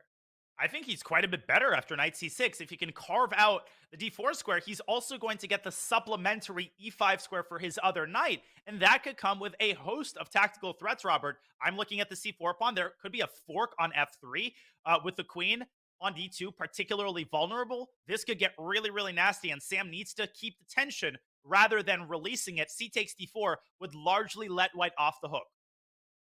Yeah, so he takes on f3 first, then he's going to go knight c6, take over the dark squares against a light square bishop. So while Sam, he considers his next move, let's go to our bird's eye view because other games are underway. We see in the top right the game between Lance Henderson and Alexander Bortnik. That one is looking like a King's Indian. You'll be happy there. And the bottom left, Abhimanyu Mishra, the youngest grandmaster in chess history, is taking on Alain Pichot. He is a very strong grandmaster from Argentina. So, Diana, not too much happening in any of these boards. None of the chaos we saw in the last round of the Norway Gnomes versus the Levitov Chess Wizards match. Well, I'm sure we'll get chaos in the later rounds of the players right now, sort of easing into it, playing calmer openings. Let's go to the board on our top right because it is the furthest advanced. Alexander Bortnik has two main openings in his repertoire. One is the Alekhine defense, e4, knight f6. The other is the Philidor. He loves himself a good Philidor or Pirc setup oftentimes. These are sort of the same sides of the coin. In one line, the bishop goes to e7. Here, Bortnik has played this Pirc style, deploying the bishop to g7. Essentially a King's Indian, with the chief difference being, Robert, that the pawn is on c2 rather than c4. That is the difference between the King's Indian and the Pirc. It's an important distinction, and we see that bishop on g7 is blocked by the knight and the pawn, but oftentimes it's a slow approach for black. And Bortnik, he is really good in these openings. He's not a theoretician, but he has his systems, and he played b6, he can play bishop b7, and at the right moment, he can decide when to strike with his pawns. White, Lance Henderson, can play the move d5, but did you see knight b1? Was that what was just played? Yeah, it was just played, and it was played with the speed of a biker in Tour de France, perhaps Lance Armstrong. Knight c3 to b1. Where is he going with that knight? Is he going around to d2 and c4? It's a long, treacherous journey, Robert, and Bortnik uses that tempo to get his own knight to c5. I'm not a fan of knight b1. It's ingenious, but I think it's too slow, and he's just saddled himself. That knight is not moving out of d2 because now it's tied down to the e4 pawn.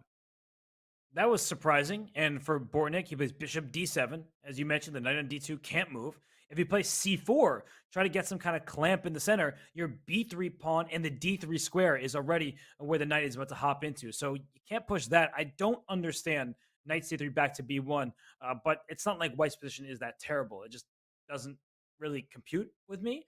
But white is doing okay for the time being. But black's about to strike with d5. He is indeed, and black can also slow roll it by doubling rooks on the e-file, and the pressure on e4 could become very troublesome in just a couple of moves. If you could force white to play the move f3, that comes with a massive price tag. You weaken the g3 pawn. Speaking of weakening the pawn, Lance advances it to g4, but Robert, look at that f4 square. I thought it was a perfect opportunity to strike with d5, but Bortnik does take the slower approach. I still think he's very much in charge out of the opening. And Lance trying to make that knight on f6 dance. If he plays g5, he can kick it around. But I don't think that's actually helpful for white. The knight will just go to the h5 square, and knights on the rim usually dim, but that knight would just be springing into the f4 square. Rook's doubling on the e-file. The e4 pawn to target, the open diagonal for the bishop on g7 would be good for black. I actually really like Bortnik's position. I think he's just outplaying Lance, and I think that from white's perspective, that knight c3 back to b1, then to d2 decision, it's just kind of odd to me. Only 16 moves in to his first game as a Garden State passer, Alexander Bortnik is making his presence felt, giving the passers a much-needed infusion. I think an underrated element of some rosters, Robert, are players who are able to play for the win with the black pieces, who have the kind of repertoire that's well-suited to the team format, and Alexander Bortnik is one of those players. He's actually really, really good at beating lower-rated grandmasters in the low 2500s. I don't want to jump the gun here. The game is far from over, but if Lance mishandles this, if he makes one more inaccuracy, his position could collapse like a house of cards. Yeah, just a position that is so easy for black to play, and every move from white requires calculation. We see that the clock ticking under 6 minutes and about 45 seconds for white, whereas black is over 8 minutes. And we also know that, speaking of calculation over everything. That's the most important slogan in chess. And we will have James Canty III joining us right now. So James, you couldn't come at a better time. What's up, guys? What's going on? Big Daniel Naroditsky, the man himself. And then we got Big Hess. Can't play spell chess without Hess. My guy. What's up, guys? Hey, we got the chat here, too. So I'm excited, man. I'm hype about this match because we going to win, man. I just believe that. We have Bortnik, bro. We have Bortnik. I'm excited, bro. So the nice lineup we have now. We just got, well, of course, we have Sam. Sam, I am green eggs and all of ham. He's just our guy, right? He's doing everything every match, right? So last match we was like, yeah, Sam was just doing it. So he's gonna do what Sam does. Then we got Bortnik now. That I don't know how nobody picked up Bortnik. What's wrong with the Pro Chess League?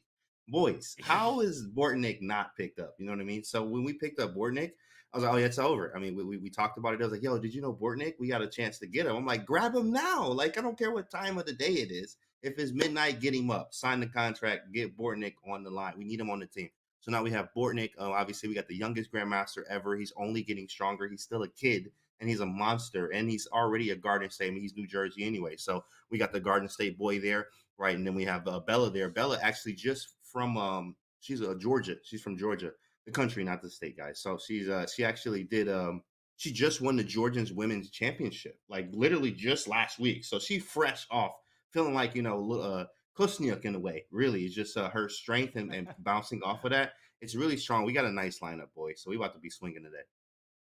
And you also have Abhimanyu Mishra, the youngest ever grandmaster. How excited, how meaningful is it, Canty, to have someone like this on your team? And what are your expectations for him going into the PCL? He's below 2550, but I mean, that rating has to be ignored and tossed into the trash can. Absolutely. I mean, the kids are fearless. That's the thing. And that's why I like actually being on, actually like, a big shout out to Chess Kid. Like, I'm a coach over there at the Chess Kid. I definitely like teaching a lot of the prodigy kids there. So I spend a lot of time with very advanced kids in Chess Kid too as well. Also the Chess Kid lessons. When I beat Mark Paragua over the board, I remember looking at a Chess Kid lesson from something they was talking about with Alakine when he sacked his queen.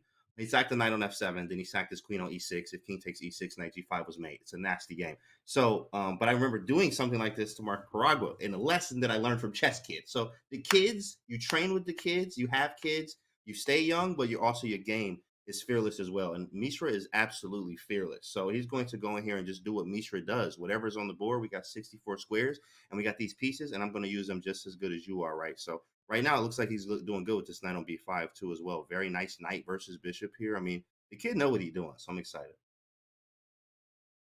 Yeah, let's bring up that game of Abhimanyu Mishra against Alain Pichot. That's in the bottom left of our screens. And we see that knight on b5 against a dark square bishop. So, you brought Mishra onto the team for a reason, not just because he's the youngest grandmaster in history. You believe that he can contribute to your team. So look at him. Man, that's a look of determination, James. Look at his face. You know what I'm saying? COE, like he calculating right now, bro. He always looks like that. Always. Like, hey, how you doing? You happy? Yeah, I'm real happy. You know what I mean? But like his face looks like that when he's like, oh yeah, I'm happy. Like, but he's in the zone. That is focus and calculation at his finest. We got some gears getting sent out to the kid very soon.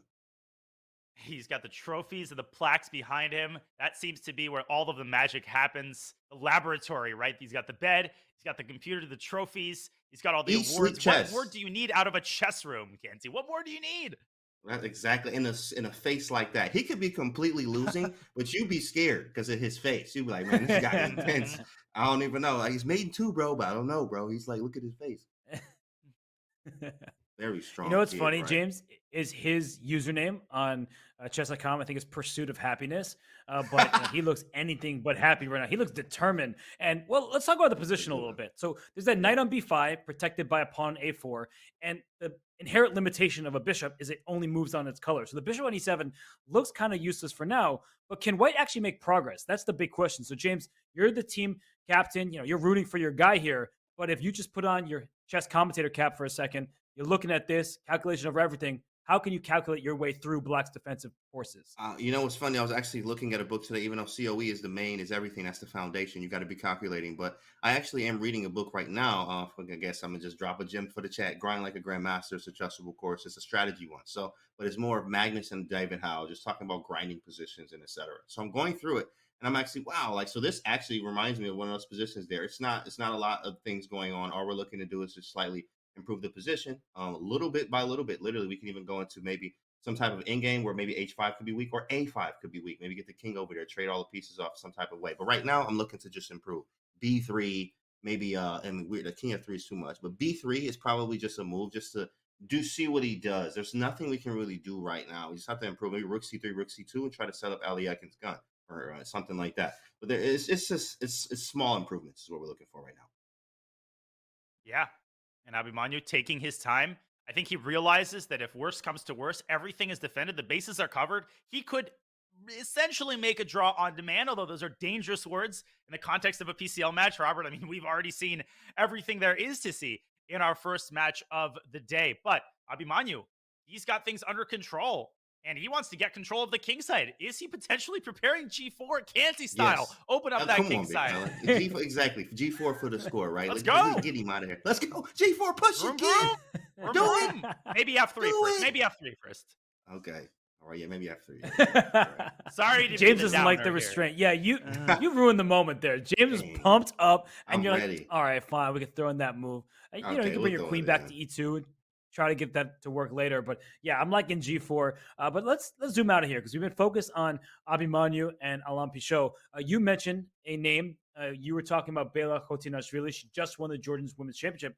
Look at her game in the bottom right. That position is crazy. I don't know how Black has this pass pawn in her territory, but she also has a pass pawn in the making. So why don't we go into the game? Board 4 for your Garden State Masters. Take 1 for the Spanish Maniac Shrimps. And you mentioned Kostenia, James. She was able to beat Salem Saleh, board 1 for the Norway Gnomes. You want your board 4 to do the same.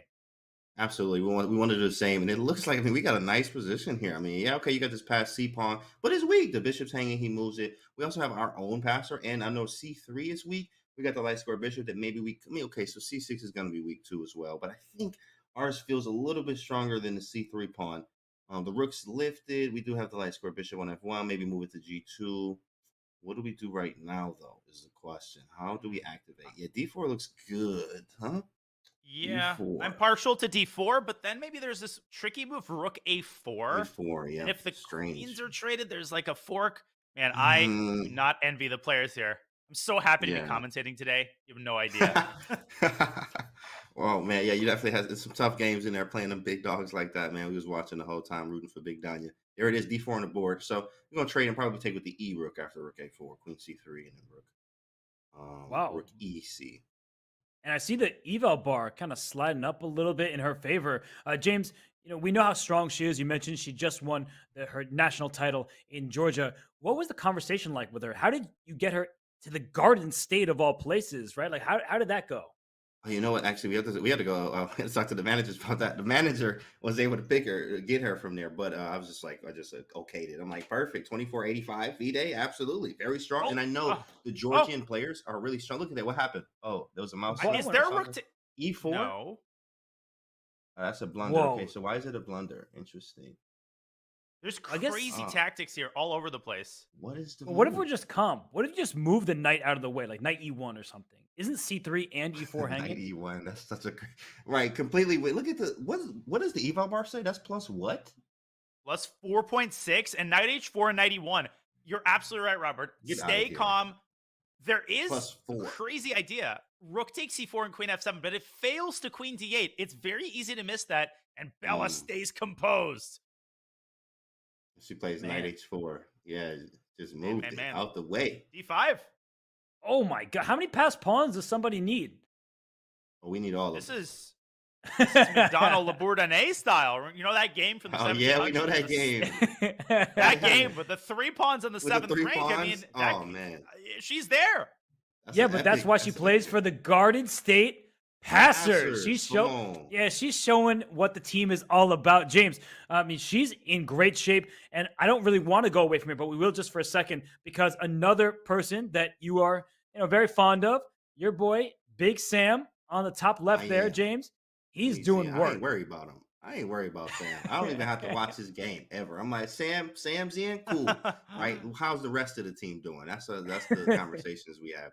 Sam is that guy. I mean, he's gonna come and he's gonna do work. He was already over 2,700 in classical, so yeah, he dropped a little bit, but I mean that happens, right? Just it's hard like that, but he was over 27.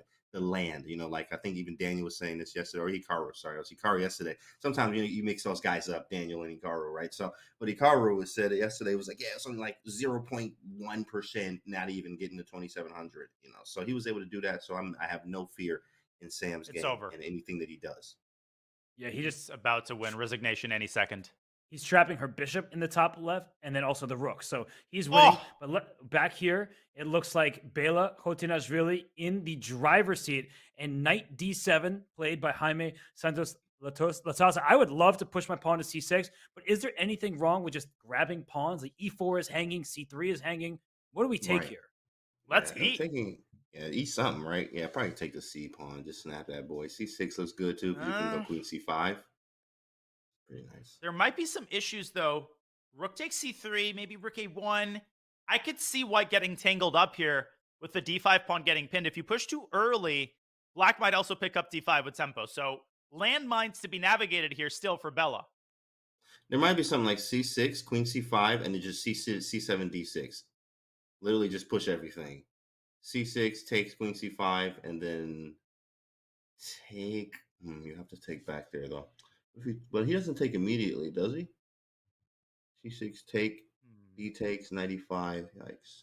Well, I think bishop takes d5 intermezzo might be a problem there. That's pretty gross, huh? I can't sack anything. No tricks. Yikes. So what do we do here? Where did you go? Oh, there's a move. Can you queen takes e4, and after knight takes c5, queen e7? Queen Like, E7. hit the house. Ooh, Bang, yeah, bang. just hit the house. Yeah. Queen E7. She played rook E4. It was so many moves, right? Just so many things to do. And rook E4, whatever. Let's take a pawn. 95. But here comes queen. Jaime's knight. Oh, I forgot about the knight on the rim because I thought she just blundered a fork. But the knight on h4, that ain't so dim, is it? Right, yeah, we definitely need that one. That knight on h4 is covering the house there. If g5, rook e5. We're looking good. So g5 is not going to happen. We're just crushing here. Great job, Bella. Let's go. Like, this is what we needed right here. Sam already got the dub. Let's go. One for the passers. Come on.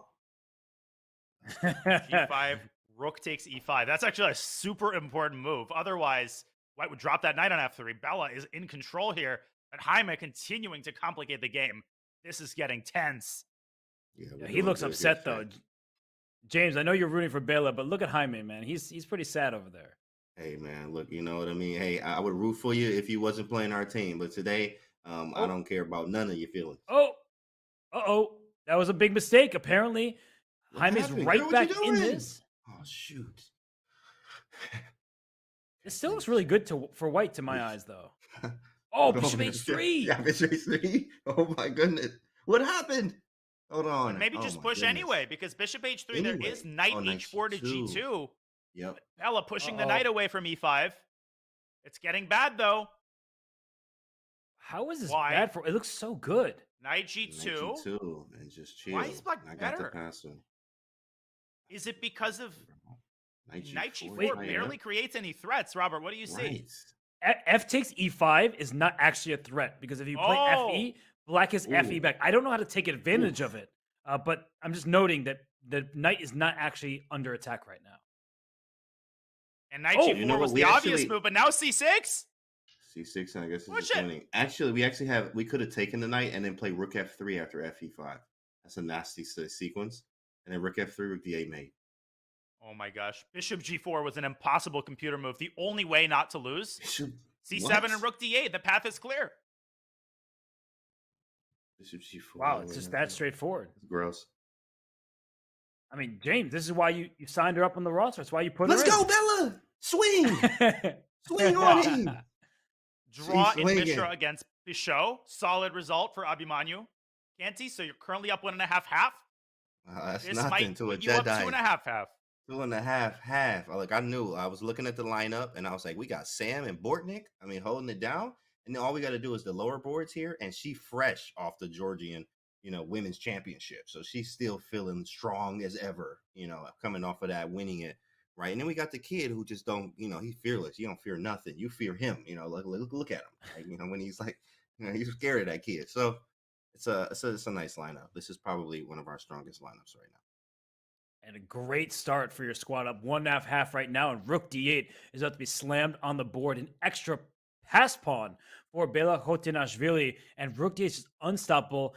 By the way, in the matchup between Lance Henderson and Alexander Bortnik, things look pretty level there. So we'll stay on this game. That's in an end game. But rook d8.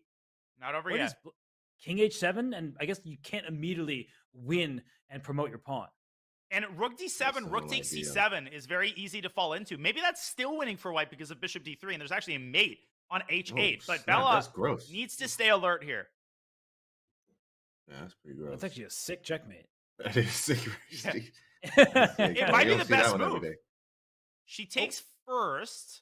Oh, and Do this bishop is a6. you still do rook Oh, d8? goodbye. Oh, yeah. Bishop a6 here. Yeah, rook c3. Right. Look how simply she won this game. She makes it look easy. We're all like going for tactics. She's like, let's just trade. I was taught when in an end game, up material, you liquidate, and she's going to create a queen on c8. Oh, man. And Georgian players are known for many, many tactics, too, as well. If like some of the creative players, even Joe Bava, too, as well. Very creative players, and et cetera here, and tactical. So she played this Look at this is very nice. And but look at how she's converting. Bishop a6 would have still necessitated a conversion up a piece. Bella is actually going after the rook. This is the best move. Knight b6, and the game is over. Goodness. Wow. Or rook c6. Yeah, we brought the best lineup. You know what I mean? Let's go, Chet. Can we get some energy for my passers? You know what I mean? That pass pawn worked. Show James Canny and his squad some love as Bela Khotinashvili is going up a full minor piece after c8 equals queen. The knight has to take, and the knight takes back. And, well, it seems like good night for Jaime Santos and his chances here. It's a full extra piece. No compensation. Not at all, but he's still trying. There's stalemate ideas, right? He can try to win one of white's pawns. I've seen crazy stuff happen, but Bella has plenty of time here. She doesn't have to hurry, right? H3, rook d4. Eventually, you go after the g7 pawn, I think. Knight f5 next. Absolutely. This one's just over. over here. And she's in the zone. Knight f5, rook d7. Resign time. James, what do you think about this chat? The Ice Serpent says, the passers are the embodiment of COE. Absolutely. Calculation over everything. Ice Serpent. Here, I already know that must be a man that got some gear on body and understands what happens when you have it on body. Elo is sold separately, but it can definitely help you increase your Elo. Well, Bela Khotinashvili, this was not a rated game, but if it were, she would have gained some big elo. She wins for the Garden State Passers. That means it's 2.5 right now over the Spanish Maniac Shrimps. And James, before we let you go, just kind of what are your thoughts now that your team is out to this lead? You feeling good about the chances? I already knew this was going to happen. I woke up and I was like, we about to win. I just woke up, we about to win. And like neighbors like, yo, he all right? I'm like, yeah, sorry, my bad. We about to win today.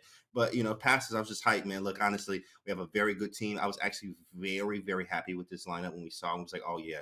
Then we saw Bortnik here too, debuting. It's going to be a great day for us, guys. A great Great match, and great commentary from the greatest, from you guys, from Big Hess and Naroditsky the Prophet, right? So it's beautiful. And we got the chat here. Now, Gansey, Bordnik came close to winning this game. Lance Henderson had to defend this with only moves, and he's still trying. I mean, okay, finally he's going to eliminate the pawn, and this is going to be a draw. But all 4 boards put in excellent performances, 2 solid draws, 2 amazing victories. And there it is, bishop on bishop. It is a draw, and it is a 3-1 lead for your team, Canty. A much better start than last week. We beast, you know what I'm saying? We beast out here, and the pastors are going to show you guys everything that we have cooked up, for this week. So we're gonna do our thing, and then we're gonna keep watching and keep hearing from the great commentary from you guys. So keep the energy up too, chat. Come on, for pastors. Look at those pastors in the chat. I see them. There it is. I'm hyped. Well, James, we really appreciate you and your energy. I hope you keep it up. I hope your team can make you happy at the end of the day. But thanks so much for stopping by, man. We always appreciate seeing you. Thanks, boys. Good to see you. And there you have it, the Garden State Passers, captained by none other than James Candy III, and they are up 3-1. And Danya, Sam Sevian, he made it look good out of the opening. We thought he had the upper hand, but it's all about Bela Khotinashvili, the board 4 for the Garden State Passers, taking down board 1 for the Spanish Maniac Shrimps. If your board 4 is taking down the enemy top board, you know you're in good shape. You absolutely are. This happened in both of our matches today. Castano crushing Solemn, and now Bela Khotinashvili. This wasn't some time scramble win, Robert. This was a wire-to-wire victory. She outplayed the board 1 for the Shrimps from the opening until the end game, demonstrating exquisite technique and giving the Passers a 3-1 victory on the strength of Sam Sevian's smooth victory with the black pieces. And perhaps everybody thrilled to see James Candy smile, but the Spanish Maniac Shrimps, they are not happy, and they do have a chance to bounce back. It is only a 2-point deficit. When we return from break, we'll see the second round of action from this Week 2 Pro Chess League matchup between the Passers and the Maniac Shrimps. Stay tuned. We'll be right back.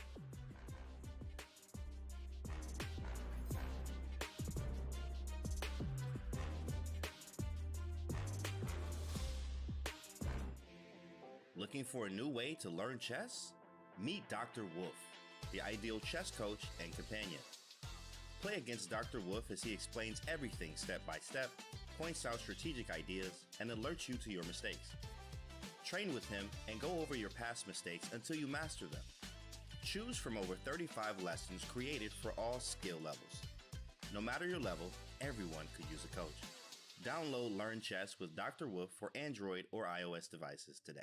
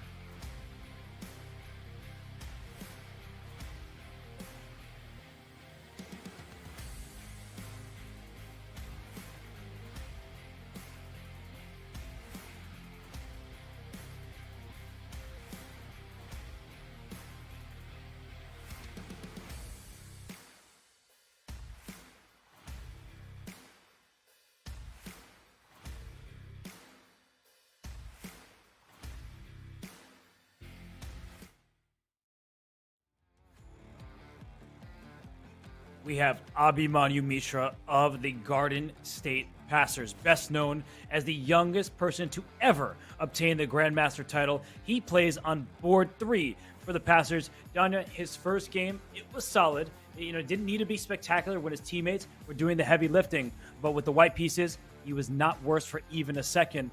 And as the youngest Grandmaster in chess history, well, there are high expectations for him. Yeah, this is a very impressive resume. He had a solid game in round 1. Most importantly, his bed is made, and his room looks nice and tidy, spick and span. I think that's far more important than some of these minor achievements, such as the youngest IM and GM at age 12, the youngest in classical chess history. Nothing special, Robert. Yeah, just kind of a legend at an early age. Just turned 14 years old, and we'll see what is to come of his career. But the Garden State Passers, in this all format, they will need all 4 of their players to score well. They are in the lead right now, up 3-1. And in the first round, we saw Sam Sevian take down Karina Ambartsumova.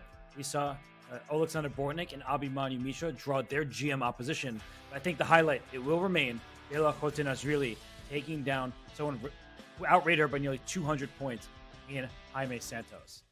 She's not going to stop there. A first-round win at a PCL match gives you so much confidence, and the Passers' performance cannot stop there because for all the fanfare, they had a dominant performance, but they're only up 3-1, and they need 8.5 points. They're 5.5 points away from winning this match. So there is plenty of chess left to be played, and the Spanish Maniac Shrimps have to start the comeback in the very next round. Let's review the lineups for round 2. It's Sam Sevian, Robert, against Lance Henderson. And Sam, that is a game that he definitely needs to try to win with the white pieces. Yes, the Garden State Passers have a lead, but it's early in the match, so you do not want to count your chickens before they hatch. Oleksandr Bortnik also gets white, and he gets to play Karina Ambartsumova. So Bortnik and Sevian, they will want to use the first move to their advantage. Meanwhile, Mishra and Khotanashvili really get black against Jaime Santos and Alain Pichot. So I think this Maniac Shrimps have a good chance on those bottom 2 boards. They need to use the white pieces to their benefit. Well, Santos is going to be angry. He is going to be looking for an opportunity at redemption. Your top board has to go above 50%. I pointed out these 2 young and exciting players as the main X factors for the new look Spanish Maniac Shrimps. Let's see if they will be able to deliver at the very least 1.5 points out of those 2 games. And for Karina Ambartsumova, a draw here, perhaps even an upset win there, will go a very long way toward equalizing this match score. It will for sure. And you said that the top board has to deliver. And this guy has been doing nothing but delivering. He is Sam Sevian. He is a super grandmaster. He was a Chess.com Global Championship, a quarterfinalist. He did well in the Air Things Masters. In Division 3, he took down the field, including Praggnanandhaa. So Sam Sevian, doesn't matter what jersey he is repping from another sport. He represents the Garden State Passers. And as James Canty told us, he always has faith in Sam I Am. Well, he's wearing a jersey. He's representing New Jersey. There's all sorts of jerseys to be played out here. He faces Lance Henderson de la Fuente. Don't forget that very important part. It's not just Lance Henderson. God forbid, not to be confused with Lance Henderson with no de la Fuente. He is the only Grandmaster, or is he the only Grandmaster from the tiny country of Andorra? I think he's actually the second ever Grandmaster after Oscar de la Riva, if I remember correctly. Very impressive accomplishment. And Lance is a nice, solid player who came through with a solid performance in the first game. But black against Sam Sevian, I do not envy his task. Nobody does. And you are correct that he is one of 2 Grandmasters in Andorra. And now we have in English with E5 being played. And for Sevian, he's going to have to choose which variation he wants to go down. Knight F3 is topical. He plays it. We're going to see a 4 knights in this English. And, well, for Sam, you don't need to win. You don't want to put too much pressure on yourself. You got a nice victory in round 1. Your team is up by 2 points. But you just, I think, want to keep the tension alive. You don't want to liquidate. You don't want to get down forcing variations, because I think that's how Lance will feel a lot better playing his Super GM opponent. And to that point, I like Sam's opening choice. This line, the 4 knights English with A3, it's sort of a second-rate opening. It's been popular off and on. at the top level. And it's definitely an opening that aims to avoid theory, which is not to suggest that Sam isn't well prepared in this line. And A5, Robert, as far as I know, is not the main move. And that move could come with a high positional price tag. Because now, if you look at that B5 square, I apologize, it might not seem significant now, but in the event that black plays D5, that might be an inferior version of a reverse Sicilian, Robert, with a bishop sticking itself onto B5 and exerting serious pressure on the E5 square. Yeah, there are some essential points about this A3 move. It was not to play B4. In some positions, you do play B4, but it's really to take away that square from the bishop on F8 and the knight on C6. So now you can often play, as you saw, striking in the center. If D5, we may in fact see a swap, and then this bishop on the light squares coming out. Or you can just keep the tension alive, play bishop D3 first, welcome your opponent to take you on C4. But what you said holds true. The B5 square becomes white's for the taking. It's a bit awkward. It's not the end of the world, but it is something that white can use to his advantage. And Sam chooses the latter approach. He keeps the tension, at least for now. Now he releases it. Waited for me to say that. Deploys the bishop not to B5, which doesn't make as much sense anymore now that the black king is castled.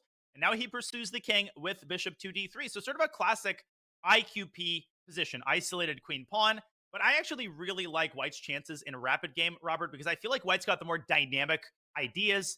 White's got the sort of very typical IQP plan of building a bishop-queen battery. The knight on D5 might seem like the most stable piece on the board, but it's actually not. And I've actually often seen black struggle in these positions. Yes, because white castles brings rook to the e-file. That light square bishop for black, hard to develop that. That's why Sam put his pawn h3. His pawn structure is now fixed. You don't have that isolated queen pawn. I really like this for Sam Sevian. And well, his teammates' games are started as well. So Sevian, he's in good form. Yes. He would like to win another game. But let's look across the four boards to see what his teammates are up to. In the top right, Alexander Bortnik has the white pieces. Very early stages of an anti-Berlin. In the bottom left, we saw an exchange Slav, which has more bite to it than initially meets the eye, as Jaime Santos wants to score a win and rebound from that first round loss. And Bela Hotenashvili, the hero of round one in the bottom right, she's the black pieces. It looks like a French, but no, it was a Caro Khan, where it was an advanced variation where she decided to challenge white center. I'm glad you ignored my snores. The moment you said exchange Slav, I knew which game we were not going to go to, at least for now. We're going to wait for the game on the lower left to develop into perhaps a slightly more enterprising middle game. I'd actually like to go to the lower right game between Bela Hotenashvili and Alan Pichot, because that could develop into a very interesting opening. This C5 line in the Caro Khan, Robert, has gotten very, very popular over the last couple of years. There was a time when the main move, bishop f5, was essentially automatic, but c5 is a full-fledged continuation. And a follow-up for Bela is a very, very strange one. e6 transposing into, is this an advanced French down a tempo? That is not the way to play this line. e6 What is going on very here? Strange move.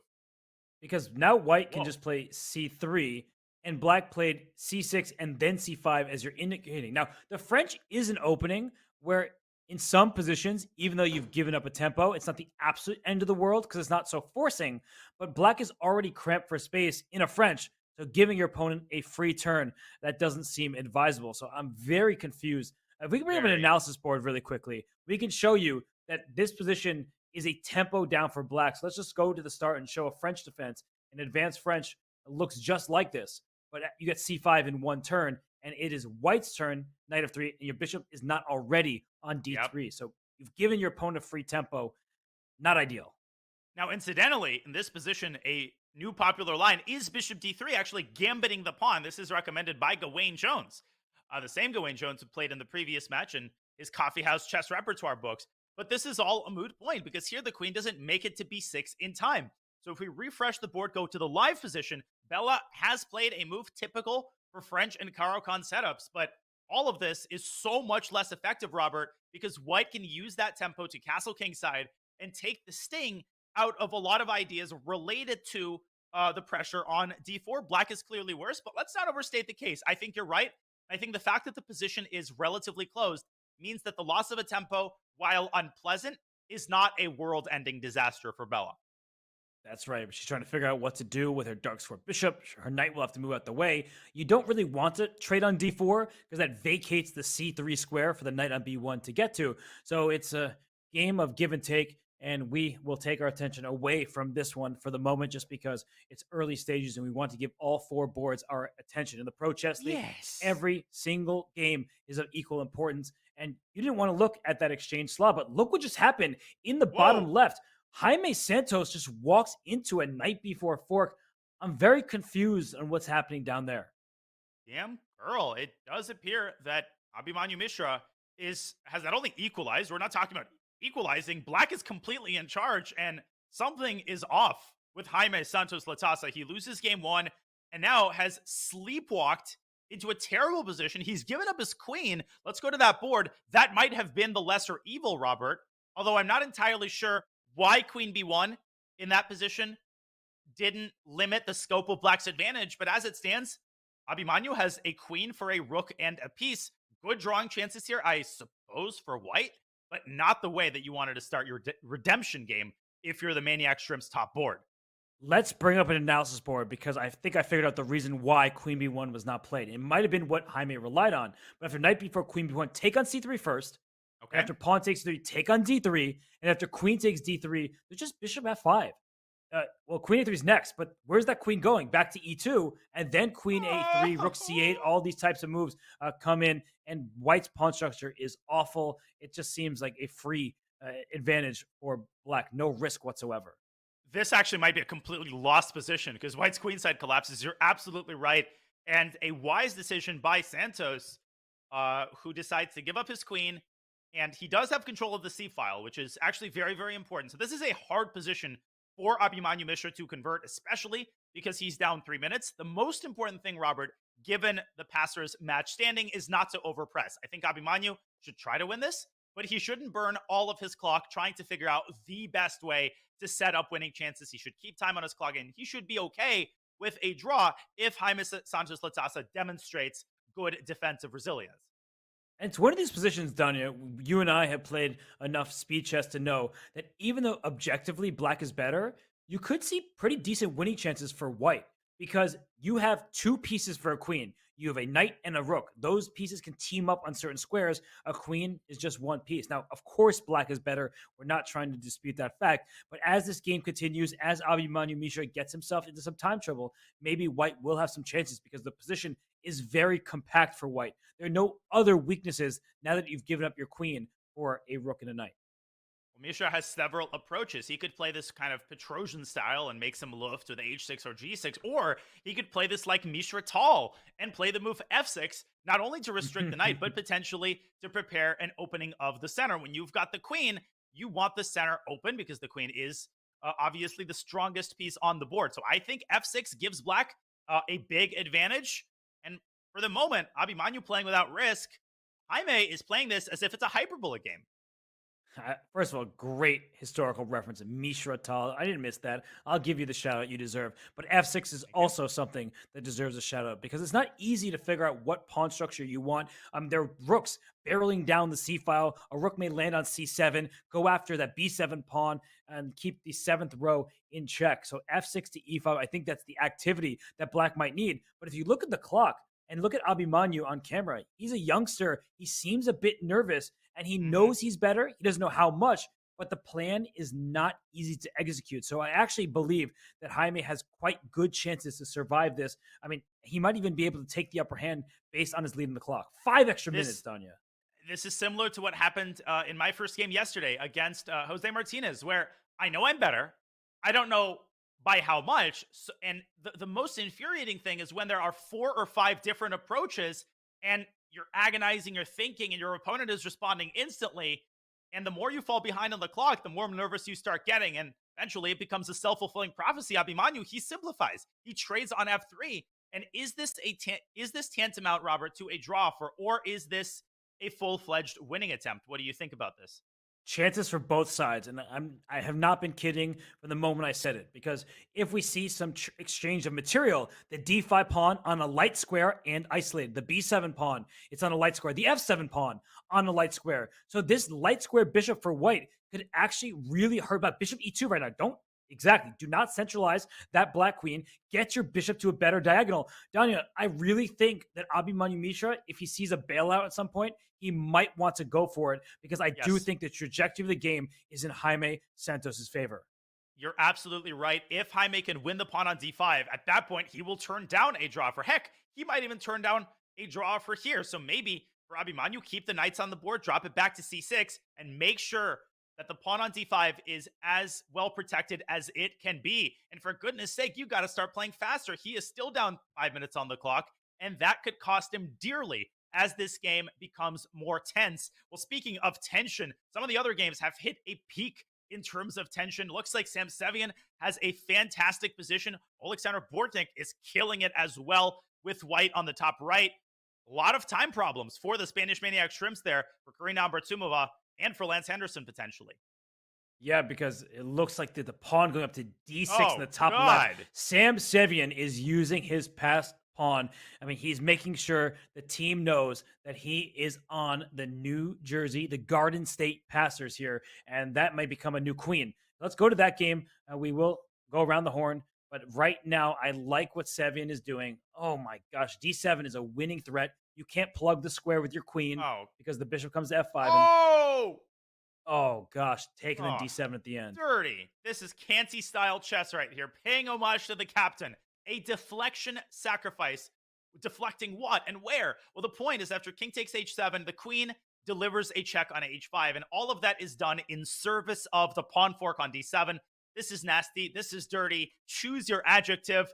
We know how this game is going to end, and it's not even close. We're on move 24, and it's a complete and utter massacre. Great opening choice, Robert. Great opening choice by Sevian.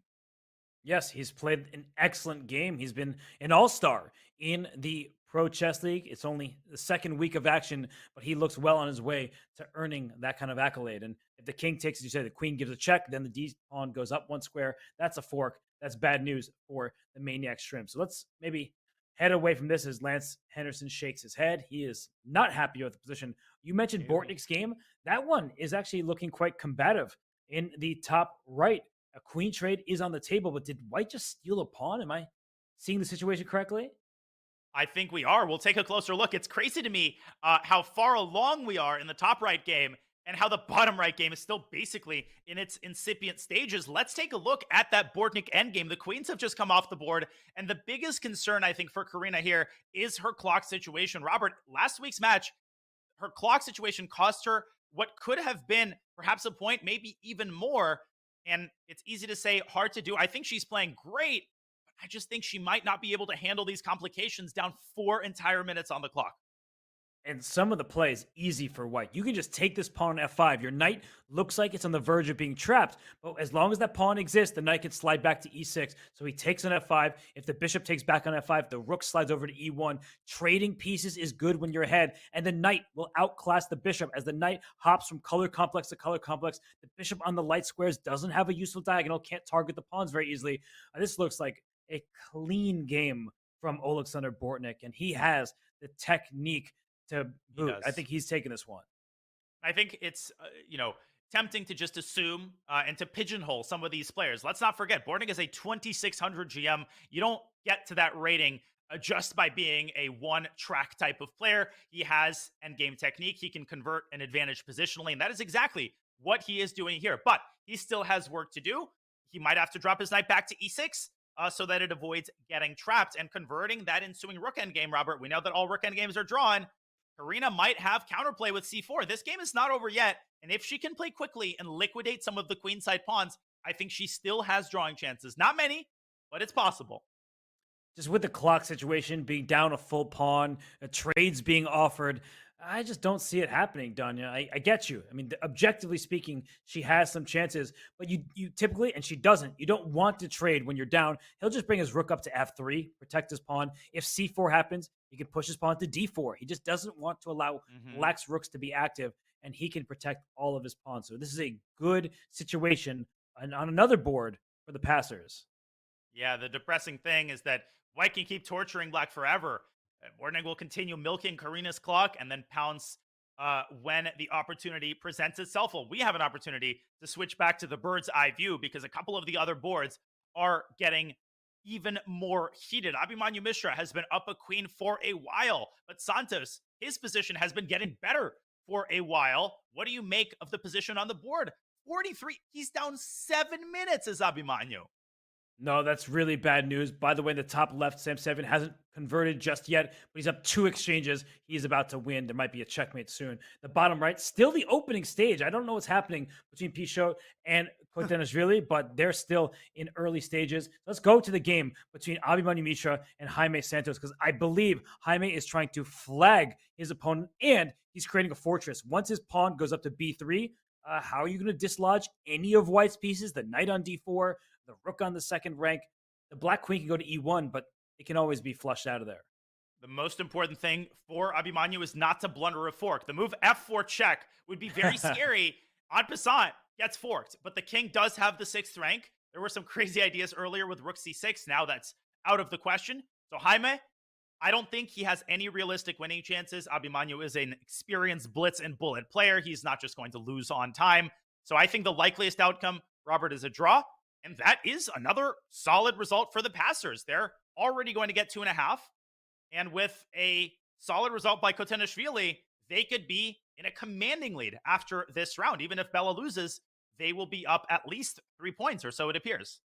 Yes, the one thing that Abhimanyu has to watch out for is his clock. And if he allows this king to dance back to c2, the rook to slide to d2, and the knight to wrap its way around to the c3 square, that is when trouble arises. So I think that Jaime, he needs to move quickly. Just go king c2.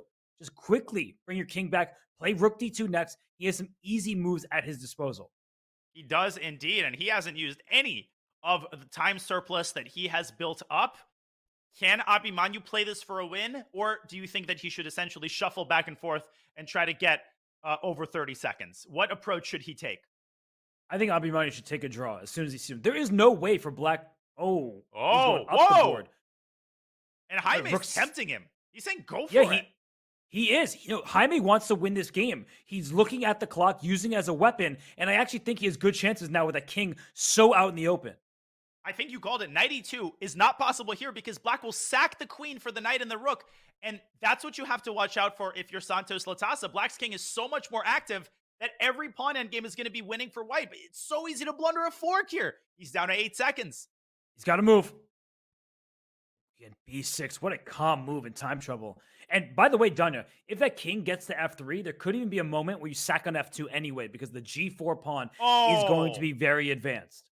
Great call. And that's why white probably has to keep this knight on d4 for the time being to keep the king at bay. I don't see anything other than shuffling your king or shuffling your rook between e2 and b2. But for Abhimanyu, he's down to 3 seconds now. But I think he has this under control, and I think he's going to take the wise decision and repeat moves. And maybe Jaime will play rook e2 and just try to create some kind of Zugzwang. There isn't one that I can see, but you want to get knight b5 back to c3, and king goes to d3, the king goes back to b2. There's just no progress to be made for Abhimanyu Mishra. He should make the draw right now. Make the draw with 1 second. He's still trying. He's actually declining the repetition, trying to put white in Zugzwang. But Jaime can just give a check on c3 and drop back to c2. And maybe the king could even get to e1. But Robert, calculating that with 4 seconds is madness. And if you're Jaime, he's gonna do you it. can bring rook c7. Just throw your rook up the board somewhere. Like, there is no threat immediately from black. And by the way, Bortnik has one. Sevian has one. The Garden State Passers up 5-1. And I think that if Jaime wants to play for a win, he can release his rook. He sacked his queen. You called it. I know I called it, but I wasn't actually expecting it. Oh my God, what a gutsy call. Mishra wants to bring the hammer down right here and right now. Wow, that was completely shocking because he has 5 seconds and he is relying on his intuition more than calculation. Nobody can see 30 moves deep in this endgame because maybe black actually isn't going to promote the pawn. So the white king probably has to go king c3, king d2, king to the e file and try to stop the passer. But that is a really strong pass pawn on g4. They're trying to stop the passer. They're trying to stop the passers. What a gutsy call. There is this crazy idea of h5 in order to carve out the f5 square for the knight. The key pawn to keep protected is g3. If you lose that pawn, then black's g-pawn is going to rumble forward to promotion. I actually think this is a great decision for Mishra, as gutsy, as risky as it is. Here we go. Buckle in. Knight f5 immediately. Whoa! Oh my God, what a move. And he only has 3 seconds. He doesn't know what to do. If he He's takes gonna it, move. he does take it. And there's F. Is there F4 for black? Oh, there's D4 first. Okay, simultaneous promotion, Robert. We're going to get a queen end game, and it's anybody's game. White could win this as well. White's going to get the passed D pawn. ED, F4, H6, etc. That's what we're going to get. Okay, but I feel like Jaime just needs to move. He is giving Abimanyu time to think. Maybe it's okay here because once you get simultaneous promotion, it's very far away. Here the pawns go. G2, H7, G1, Oh my H8 equals gosh. queen. No checks. Not a single White's check better. available. White's better. White's up a pawn. Abimanyu has dug himself into a hole here, but he should still be able to make a draw because his queen is so active. Yes, and he is only down 1 pawn. So after queen H2 check, the king goes to E3, and D4 and F4 are both in black sight. So Abimanyu Mishra, what a bold decision. Look at GM Canty in the chat saying, the kid. You know, he knows that stare, and that is a player who wants to win this game. I think Canty's got his eyes closed. The tension is at a boiling point, but Mishra, you can just sense the confidence all the way across the coast. I mean, it's crazy that he goes for it. He sacks the queen with 5 seconds left, and Kaisa tends to reward the brave, but not always. Not always. King C4 is queen before King check. C4. Very important Oh. check. Whoa, now Santos the one risking. No, he's going to have to repeat. Yes, Maybe go King he can. C4. Considering the match score, I mean, King C4, you give the B pawn, you try to promote your D pawn. These queen and pawn endgames often more about pawn quality than about the quantity, as we see Greg Shahadi saying it's all about the entertainment from Mishra. But he's nervous, and both players here must be nervous. But Mishra, credit to him, he did not simper when he could have. Now, Alain Pichot is going to win his game against Bela Kotanishvili, so that might influence Santos' decision. King C4 is probably still a draw because White's D-pawn is pretty far advanced. It's not about the quantity of passed pawns, as one wise commentator once said. It's about the quality. So King C4, it depends on the match score. They are currently down 3 points after Alain Pichot's win. If I'm Santos, Robert, I'm taking the draw. They still have a fighting chance for a comeback. I'm not doing anything crazy. Yeah, this one can just be represented. I think he's about to agree to it just based on his body language. And he does play King 2. D3, we are seeing the 3-time repetition unfold. Wait, does that say 1126? Can someone at chess.com give Abimanyu Mishra a normal rapid rating rather than 900? It went from 900 to 1126. So that is bizarre. Let's give them, normal ratings. But either way, we still have one game left. That is Alain Pichot taking on Bela Kotanishvili. She was the hero of the first round for the passers. Right now, though, her king is just getting checkmated. It is indeed, and this is going to be the first victory for the Spanish Maniac Shrimps. Not a good sign when it occurs as the last game of the second round, but still a little bit of work to do for Alain Pichot. His king is a little bit open, but look at that pressure that he is putting on the G6 pawn, and he is, of course, up in exchange. Yeah, easy. Up the material. White king perfectly safe over there on H2. The one thing you want to look out for is don't push your E-pawn too soon.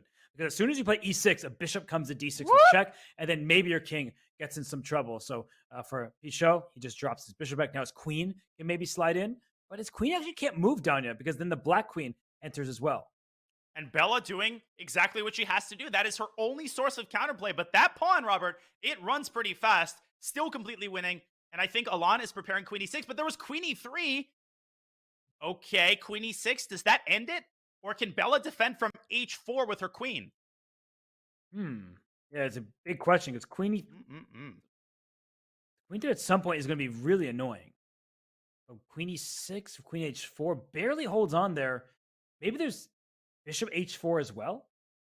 Is that possible? Somehow Black's bishops are doing a phenomenal job defending all of the key infiltration squares down the f-file. And here comes Bella's queen. Okay, so rook g2 would be a calm decision going after the g6 pawn. But if you don't start getting active for white, b3 is coming. And if you swap queens, you must be losing. Queen c3. She's got to move. She's going to flag. Nope. She makes a move. Oh, 0.2 seconds left when she made that move. Yeah, but on the next move, she might flag because she has to react to what Pichot does. I would go rook g2 and maybe cook up some sort of sack on g6. Speaking of sack, bishop a4, he plays it. Oh! She flagged. You called it. Well done, Danya. Unfortunately for Kotanishvili, it was a job well done by Alain Pichot. He earns that victory, and he's keeping the Maniac Shrimps in the match. So it was a 2.5, 1.5 match score for the Garden State Passers. Sevian got the job done. Fortnick won in an end game. That game between Mishra and Santos, that was an electric end game with a material imbalance. But Alain Pichot, he got the job done, the only player to do so for the Spanish Maniac Shrimps. Danya, I mean, a big lead for the Passers. The Shrimps, they're at least remaining in some semblance of striking distance. They most certainly are. The Passers are leading 5.5, 2.5. Let's not sugarcoat the situation. All that the Passers need is 3 more points. They could achieve that in the very next round. But we know what the Spanish Maniac Shrimps are capable of. I think Jaime Santos has not shown his best game yet. Robert, Alain Pichot is a monster. He just won, so he's feeling confidence. But Lance Henderson and Karina Ambersumoa, they are going to have to step up as a team in this crucial, potentially even decisive third round. And look at the team effort from the Passers, right? From top to bottom, all players are on the scoreboard. So it's a great look for them. And, we are going to head to a break. But before we do, we just want to give a shout out to, a special somebody. It's not Valentine's Day anymore, but we do have a special bot available for you to play. So Luke AI, 4-time NBA All-Star Luka Doncic has officially launched his metahuman Luke AI onto the chess scene. For a limited time, you could challenge Luke AI's AI sidekick and watch it grow stronger with experience. Will it be enough for Luke AI to secure victory in the Computer Chess Championship? That much is up to you. Use the command Luka in chat to play now. And well, you may do that during the break because the break is short. And when we return, it's the third round of action between the Maniac Shrimps and the Garden State Passers. Don't go anywhere. We'll be right back.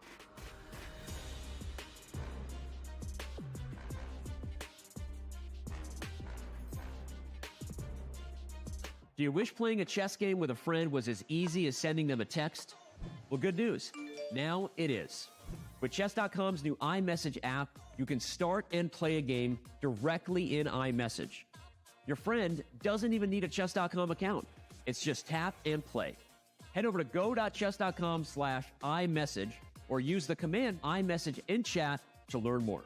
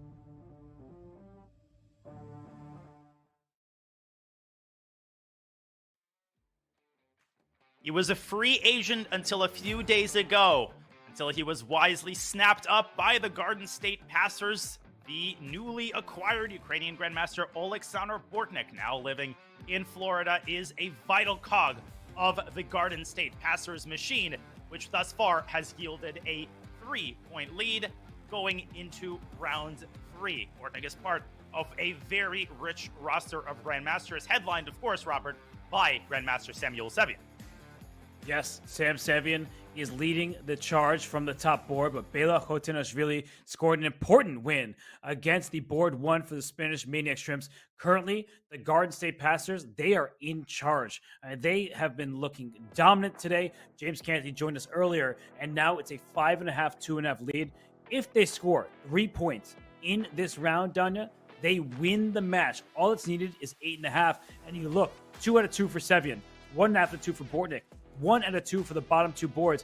Everybody is contributing for the Passers. It's a team effort, and that's what we've learned about the most successful PCL teams thus far. Looking at the Indian Yogis, who pulled off the crazy comeback, and of course the Levitt-Up Chess Wizards. It has to be a team effort. Everybody has to contribute at the very least half a point. Better yet, if everybody gets at least a point, you're in pretty good shape. Well, let's look at the shape that the Maniac Shrimps are in here in round 3. They've got white on boards 1 and 2. Pichot and Santos need to deliver yet again. And this time, Robert, they have to deliver, and it's not even a choice because their back is very firmly against the wall. And we have 4 excellent matches in store here. But Dunnet, which is your favorite? Who do you see as the X factor, perhaps, for the Maniac Shrimps to be able to mount a comeback? Well, I think Lance Henderson has to go all out, play for a win with black. Santos and Pichot has to try to deliver 2 points out of 2. And Karina Ambertsumova, if she can hold a draw at the very least with black against Mishra, well, that would be the ideal scenario for the Spanish Maniac Shrimp. So all they really have to do is win 3 games against the likes of Sam Sevian and Alexander Bortnik. What could possibly be easier than that? I could probably name a lot of things. Boiling water sounds easier. Putting my legs up on the couch. I don't know. That sounds actually more difficult. So I didn't want your sass, so I just put it off to the side. But speaking of off to the side, the Spanish Maniac Shrimps will have to put everything that just happened in the past. They have to have a short-term memory, like a goldfish, as Ted Lasso would say. And we see that Pichot, he was cracking his neck, stretching. He will have to win with the white pieces against Sam Sevian. Good luck to you, because Shakir Mamadjarov, he wasn't capable of doing that. Very few people have taken down Sam Sevian. He has been on a tear. Especially with his opening preparation. Sam is a fan of e4, e5, especially given the match situation. Recently, he's been playing the open Rui Lopez, actually Shakir Mamadjarov style, with the early knight takes e4. But Alon, he plays everything here. He's played the Scotch. He can play an Italian. I think he hasn't decided what he wants to play, and he's got to choose carefully because Sam Sevian is booked up to the teeth in the open Rui Lopez. Maybe a d3 would be a good choice. Nope. Here we come. Open Roy. Knight takes e4 is possible here. B5 first, of course, but is also in line. He goes knight e4 and then b5. Donna, you called it. Open Spanish. Here we go. Ever since Sam Sevian held his own against MVL in what seems like years ago, but that was just a couple of months ago at the CGC qualifiers, Sam has displayed total knowledge of all the critical lines here. Alon Pichot better come prepared with some ideas because a lot of these games, Robert, they end in quick draws, and Sam Sevian could not be more satisfied with a quick draw with black. And Pichot has great experience playing against the best players in the world. He represents his country in Olympiads. He has played in the Champions Chess Tour and many of the best online tournaments. And right now, he poses a question, and you're showing that black can take on d2, take on f3, take on e5. Give me that pawn. But knight takes e2. I think it could be by h takes g4. I've seen the sacrifice before, and he plays it. It is a big decision by Pichot, but in a must-win game, Danya, I have to say, I freaking love it. I love it too, and this is obviously preparation. You don't waltz into an exchange sacrifice like this unprepared. And guess what? I was skeptical going into Sam Sevian's cup of tea, but right now, Alon Pichot is showing. I'm going to spare you the pun. You see, I didn't say Pichoting. I said he's showing that he is ready to meet Sam Sevian in his area of expertise, because Alon has been playing the Rui Lopez for many, many years, and he's not about to shy away from the challenge. No, he is not. And What a position this is, where queens are off the board, Jeez, white please. is up, down exchange, excuse me, but up a pawn, but Sam is moving instantly. Like, he is still well within his preparation. He just sat back and then said, "Let me test my memory here. I got this under control." Ladies and gentlemen, modern chess. Show this to Capablanca. Yeah, Capablanca would not be so thrilled, but Pichot, I think he still might be within the realm of his preparation as well. So this is just a wild start to the round. And speaking of wild things, I think we have to take a step back. Finally, Sam Sevian is thinking. But in another game featuring a different board 1 or 2 matchup, if we bring up our bird's eye view, we see that in the top right, Jaime Santos against Alexander Bortnik. White's pawns are out. They're just taking control of important squares, and Black doesn't have a single piece in the top right past his own 3rd rank, which is the 6th rank. So I like the spatial edge for Jaime Santos. It's almost impossible to identify the opening just looking at this position, but this actually was an Alekhine. So Bortnik going through his entire repertoire, a Philidor in round 1 against Lance, and now the Alekhine, which he has played really ever since he learned chess. He is one of the most experienced and one of the highest rated proponents of an opening that does not enjoy the best reputation among top players, but I think is underrated, Robert, as a weapon, particularly in rapid chess against someone who hasn't reviewed their files recently. Guess what? I think Bortnik has a very serviceable position here. Yeah, and just to note, in the bottom right, we have the Fianchetto for both. In the bottom left, we have a position that is about to open up. The pawn was pushed to d5 for Abhimanyu Mishra. But let's focus in on that Bortnik game, because as you said, that opening, bring your knight out on move 1, is not very common at the highest level. And that could be a good weapon because people don't prepare against it. So, Danya, you played Bortnik countless times. How good do you think his chances are? The eval bar say he might even be better right now. Bortnik is one of my least favorite opponents. He's one of my favorite people. I think he's awesome. He's fun to watch, but he's not fun to play. The guy sees tactics, a mile away. He's unbelievably resilient. He saves lost positions. He's really got the whole package, and that's what makes him one of the top blitz and bullet players in the world. But he also has a solid positional foundation. And I'm going to repeat what I said earlier, Robert. A lot of players, when they hear me say, "Oh, he's resilient, he plays the Alekhine," and interruption, kill the commercial. Kill the commercial. What is this? It looks like he's just giving away a pawn and a piece on the square, but look down the e-file. There is damage. He is lining his queen up with that rook, and you were just saying there's a strong positional foundation, and then he uncorks this tactic. I'm in disbelief. That is sick. Well, I don't know if we need an analysis board because Jaime Santos is our analysis board. I think we should show why d takes e5 doesn't simply win a piece. Rook bd1. Santos doesn't touch that with a 10-foot pole. After queen takes e5, the bishops are skewered. And Robert, after king f2, there is an assortment of possible tactics, but at a minimum, knight g4 picks up one bishop, and we don't even have to analyze king e1. This is a hot mess, and Black takes everything here. What incredible tactical eyes by Bortnik. Wow. I mean, he just unleashed his pieces because you see the e-file is open in the live board. He traded off one of his less advanced pawns for one of those white pawns that was trying to restrict Black's pieces. And so now he's just thinking, do I take on d4 and trade pawns there? Or should I just simply retreat the bishop? I like bishop d6. Your opponent has doubled c-pawns. Don't undouble them for him.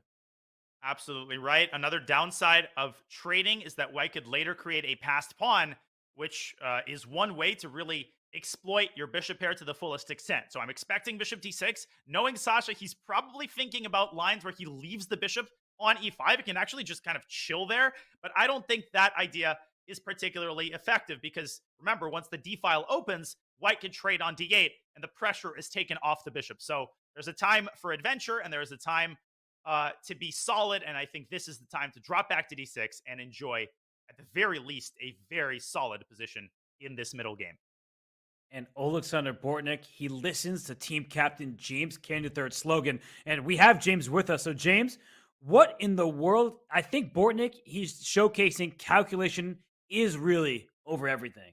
Absolutely. And Kag, actually, I remember you. Do you remember Daniel when we were at we was at the Charlotte Open? Bortnick had this game. I don't remember what round it was, but it was one game where it was very tactical. I think he was playing a GM2, but it was like something strange out of the opening. He ended up sacking, Mm-hmm. and his work got trapped. Do you remember that game? It Ragadze. was crazy. Yes. Yeah, right. Oh Black my against goodness, what a Ragadze.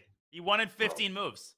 Yeah, it was disgusting, but it was all COE, right? And of course, he just, when he walked by me, he was like COE, and I was like, "Oh my goodness!" Like, I didn't know what to do. Right, it scared me. Now, of course, no, but Bortnick, on a serious note here, Bortnick is obviously a very good calculator. We have Sam, I am very good calculator. Mishra, very good calculator. Right, everybody on the team is part of it, and right now we're winning. Chat, pass us the ball. We need 3 more. That's it. Pass the passers the ball. That's it. We the Garden State passers, but it feel like the Golden State passers today. So it's a very good day for us, chat. And we're doing our thing, you know what I mean? So it's amazing. I'm feeling good about our squad here. We need 3 more points. That's it. James, quick question for you. Did you actually get a chance to talk to your team between the rounds? Because sometimes in like an Olympiad, when you're trying to formulate a plan, you say, it's okay. You play something solid, make it. What in the tactics is this? Way. Whoa. What in the world? I mean, that's Bortnick. You know what I mean? I expected that, right? Bishop D4. What is this? I just Queen E7, Rook D3. Oh my goodness. And then pawn takes. Yeah, that man, his puzzle rating, mine is at 35, trying to touch 3,600. He's like 38, something like that. So, and he does it actively on stream. It's part of, the COE lifestyle, being part of it. I understand what's going on here completely. Oh my lands. Bishop D6, that bishop on E5 cleared for takeoff, and he was not about to Bortnick the takeoff. He sacks it on D4 and skewers the bishops on the E file. The eval bar seems to approve. Of course, right? And he over there talking. Look at him talking to the air. You know what I mean? Like he's just doing this thing, talking to the air and playing. And Bortnick's playing some great chess right now. I love to see it. Rook takes D1. Rook takes it. We take on E3. This is I'm calling it. This is going to be a dub. Engine doesn't think so, but if I may, there's a crazy idea that I'm thinking about. Queen takes E3. Can we bring him an analysis board really quickly? I assume Sasha will take. Is there the crazy? No, C6. Black takes with check. I apologize. So white, I guess, will have to move the king to F2. Mm-hmm. And what do we make of this endgame? Yeah, just rook goes back, and yeah, black is definitely not worse here. But there is a position where black is completely winning. And James, I know we brought you on to be in a good spirit. If we go to the bird's eye view just for a second, as this game does look level, look in the bottom right. Bela Hotinashvili with the white pieces. Is she down a full rook? I think she is. I don't know. Yeah, we where ain't her got to rook click went. on that game. We don't even have to click on that one. That game, I don't even know. Shoot, like that's a warm up game over there. We not even we ain't mad. Sometimes like that's like hey, let's give them a point. You know what I mean? Like we talked about this, so that's match strategy right there. It's a gambit. Make them feel like they're in it. Yeah, the yeah, rook it's gambit match over strategy, there. baby. You can't just like crush everybody. You know what I mean? Alert. Bortnick might have just made a very unwise decision. I thought rook E6 to stop the pawn from progressing.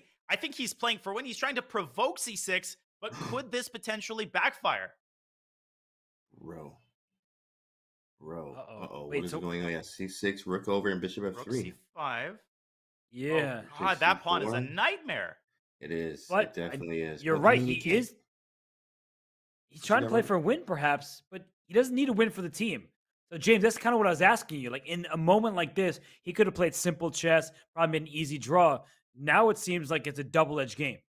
Yeah, and this is what we like. Bortnick actually thrives in the double-edged games. Even though if we might need a draw, he still make it very double-edged. And like even in that game against Bruzan, that Nerdisky was talking about, that game at one time he was shaking his head like, "What am I doing?" And I'm like, "Dang, is he just losing?" But then he won the 15 moves. Right? It's like, oh man, he's winning. So of course this one is a lot. It's much tougher especially because the C pawn is so strong, and the C7 happens. I mean, it could be over. Literally, it is over if we get C7 in. So C7 is going to be really bad. So we have to deal with this now. Hopefully tactics will work for us. So maybe we could perpetually check. There's some tricks here. There are some tricks still, but definitely white's on the upper hand on this one. Yeah, I think one big thing is that bishop on F3 needs to stay in line with the C6 pawn. So G4 is a pretty big threat. Where's that bishop going? Not E4, not D5. So back to G2 or H1. But nobody puts that bishop in the corner, and the rook will give all these checks. So maybe Bortnick has worked this out, but he doesn't look very happy with himself. He had such a nice position, and now he's shaking his head and grabbing his hair. And I think the reason why is that C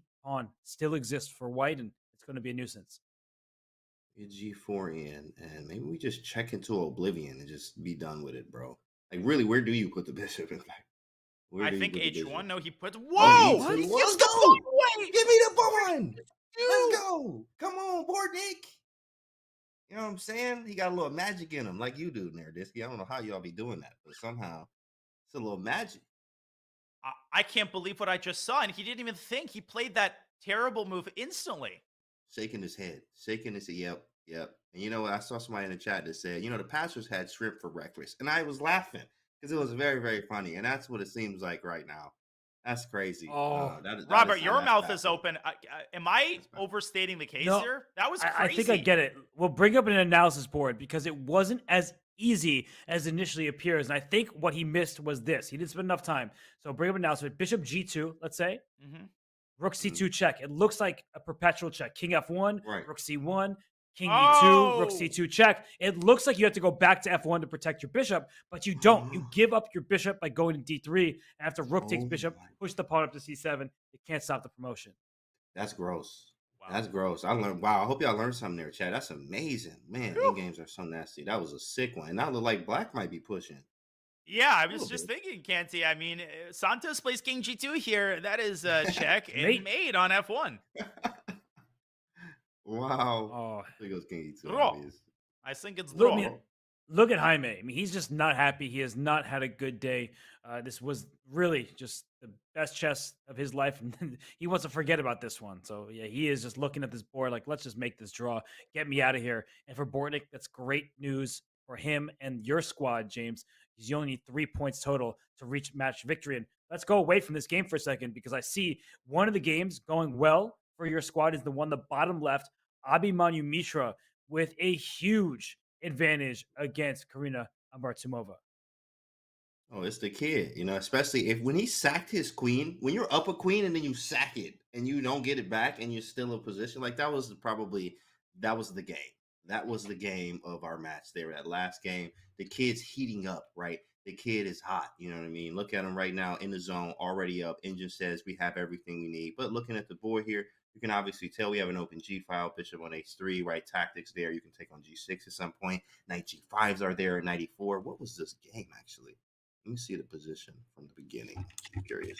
Well, let's bring up an analysis. yeah, How does White even King's get Indian. 2 pieces for a rook here? That King's Indian. Okay, It's this just is not good pretty for normal. us. I mean, this is normal, but Karina. Oh, this is cruel. This is cruel. G4. Ooh. Karina thought she had him. But the Ooh. tables G4. turn. The kid. That's some COE work. You know what I mean? Like another classic COE from the squad. And it's over. And this game is just totally one-sided. Black has no counterplay. Abhimanyu is going to lay down the wood on the king side. This is one of the worst feelings in the world when you feel like you've tricked your opponent and they say, gotcha, right? You've just been lured into their trap. So Abhimanyu Mishra did just that. Look at him. He is bopping to the music. He is ready to take this one home. And Danya, James, this is easily winning for White. You have 2 minor pieces for a rook. Your king on H1 is very safe.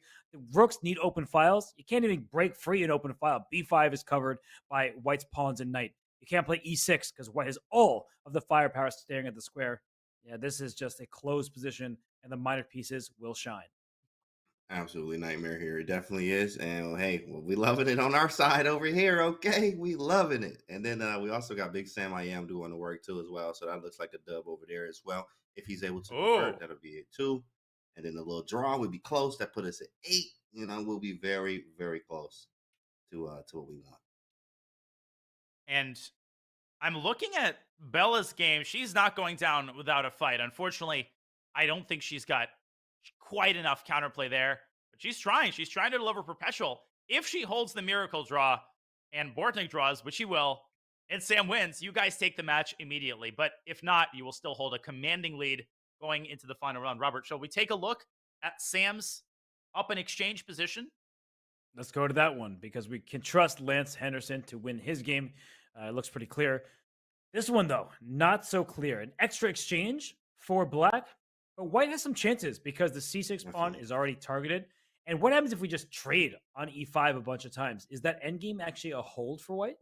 That feels like a hold. That definitely feels like a hold. Page 463 Dvoretsky's endgame Yeah, manual. Rescue, Just yeah. kidding. Yeah, that's exactly right. That's right. That's right. That's right on. Yeah, Nerdisky read them. That's right. Okay. Take. Now you Yeah, could take on going for it. c6 first. Oh, I see what you're saying. Mm. Yeah, but the essential point is it looks like it's going to be a bishop and a pawn for a rook. And even if you just have a bishop for a rook with limited material remaining, you still have chances to draw. Whoa. A lot of moving saw parts this here and moving sequence, too. bishops. Yeah, a lot of bishops. Right? Takes rook Okay, something. which rook do you take? Right. Which rook? Whoa, bishop e3. He gave Wait, H6 bishop takes as well. h6? Whoa! Oh, we no. can. Needed That that was- pawn. Careless by Sam.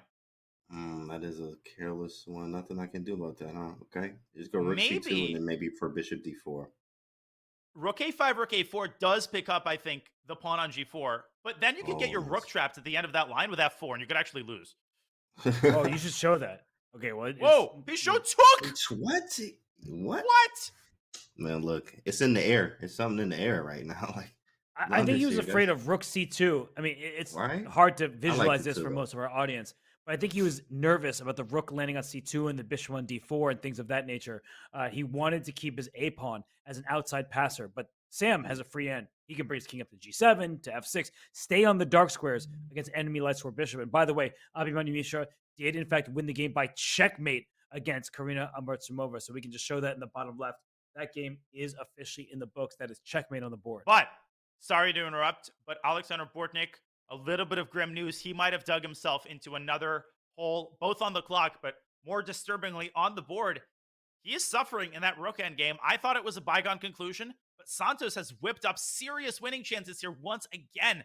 Let's take a look at how bad the situation is.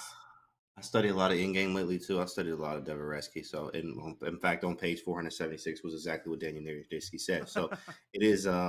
This is tough. I mean, the king's just gonna walk over. I mean, we don't have. What do we actually do, right? So, okay, he goes down. He tries to take the pawn here. We can push. Now, this can be drawn, but it's very hard to do it. I think it's very hard, bro.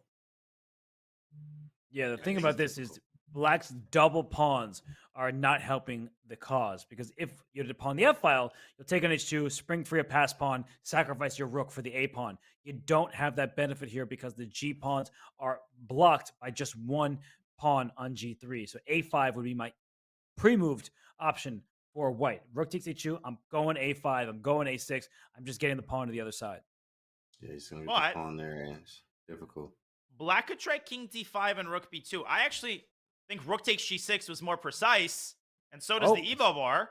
Wow. Wow.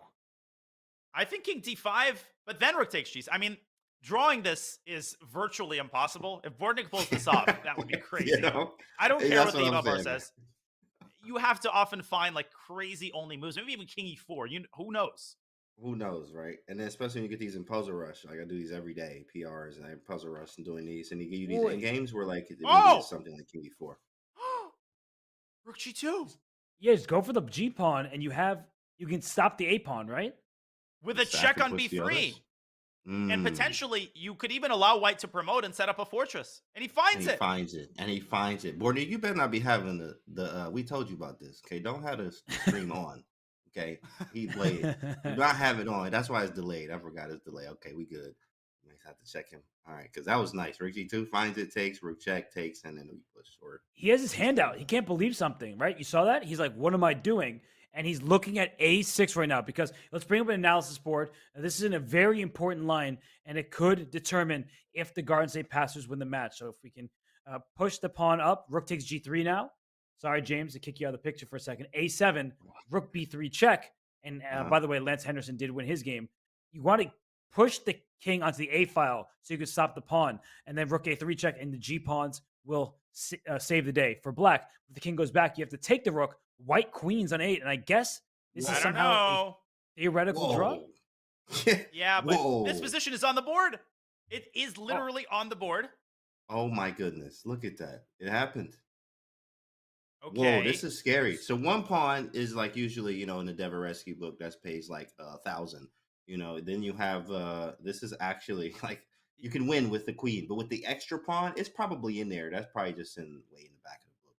Look at Bortnick's clock, by the way. He's down to 8 seconds. So mistakes happen when you're in time trouble, but he needs to just keep his rook, king, and pawns nice and connected. So G3 will be available to black at some point. You can go bring your rook up to F5, but you're in check. So step forward. Oh, step back. And zeros is a pretty asinine evaluation. Obviously, white is the one pushing. It's so easy to blunder your rook. The question, where do you keep your rook? Do you keep it on F5? White will move the king again, and you might end up in Zugzwang. Yeah, but I think you can just keep checking and then bring your rook back to F5. Maybe there's no progress because the white king is cut off. Wow. You have that extra what pawn. A fortress. Extra. Yep. You have the extra one. And you've got just usually with that one one square draw or win. And that's all you need. All you need is that G5 square. White can't set up a mating construction. Beautiful. And by the way, Sam Sevian did win the game for the Garden State Passers. So a win for Sevian, a win for Mishra, and That's Lance it. Henderson won for the Maniac Shrimp. So this game, Let's go. even if it's a draw, we still will have a fourth and final round, but it will Yes. be 8-4. And I'm saying that's it for the game because rook F3, rook F5, it's just a dead draw. That's amazing. I think I just learned a new endgame fortress that I haven't seen before. Just go back and forth between these squares. There's no way to checkmate. Look, it's pre-moving it. Pre-move. Removed it. Yeah. That is an alpha move right there. There's nothing to play for. It's just offer draw. That's sweet. That is sweet. Yeah, definitely. Hopefully y'all learned something, chat. This is on Devoreski page 1011. All the way in the back in the third chapter of in games. There's 3 chapters on rookie games. It's ridiculous. And That then is sexy. draw Wow. by repetition. Alexander Bortnick. I mean, that guy has excellent vision because he saw that this would be a draw in the end. So great job by him. James, before we let you go, got to ask you how you're feeling now that your team's up 8-4 and only We one winning. draw We is about to needed. take it. We going to the ship. Okay, we ain't going to the ship, but that's how it feels, right? You know, when you win a game, you're like, we can do anything, right? Kevin Garnett, anything is possible, right? So like you feel great about this right now. The team is awesome. The energy's through the roof. New Jersey going crazy right now. Everybody taking off work. Of course they not because it's chess, but they are in our minds, and everything is going crazy right here in the chess world. So we feeling great, man. Passers for the win. Let's go. Well, James, thanks so much for joining us. We'll be Thank you, watching out James. for you and hoping the best. But of course, we'll see you soon, buddy. And it's always great to have you on. Good to see you guys. Catch you Thanks, later. Canty. Good See you, luck. chat. James Canyon III and his Garden State Passers win that round 2.5, 1.5. It was a win for Sevian. It was this is round 2. We'll bring up the round 3 scores in a second. But Sevian, he did win again. So even though that wasn't the correct round, he just doesn't stop winning. He doesn't stop winning. And for any round, Sam Sevian is probably going to win. His individual score is 3 points out of 3 available games. But again, we have to say that it's almost always a team effort. Carlson carried his team in the first week with 4 out of 4. But most of the time, you need your supporting cast to show up for the ride, and so they did, with Abhimanyu Mishra delivering an excellent smooth win over Karina Ambartsumova, and that is all they needed. Robert, we've got another 8-4 situation, just like we did in the previous match, and let's be real, with the kind of cast the Passers have, I think they've largely got this in the bag, but hey, it's the PCL. Yeah, we know that 4-0 rounds can happen. The Indian Yogis did it just yesterday, but we'll see if the Spanish Maniac Shrimps can do the same. It's unlikely, but it is possible. Danya and I will be right back for more from the Pro Chess League Week 2 matchup between the Indian Yogis, we were just talking about them, but the Garden State Passers and the Spanish Maniac Shrimps. Will be right back.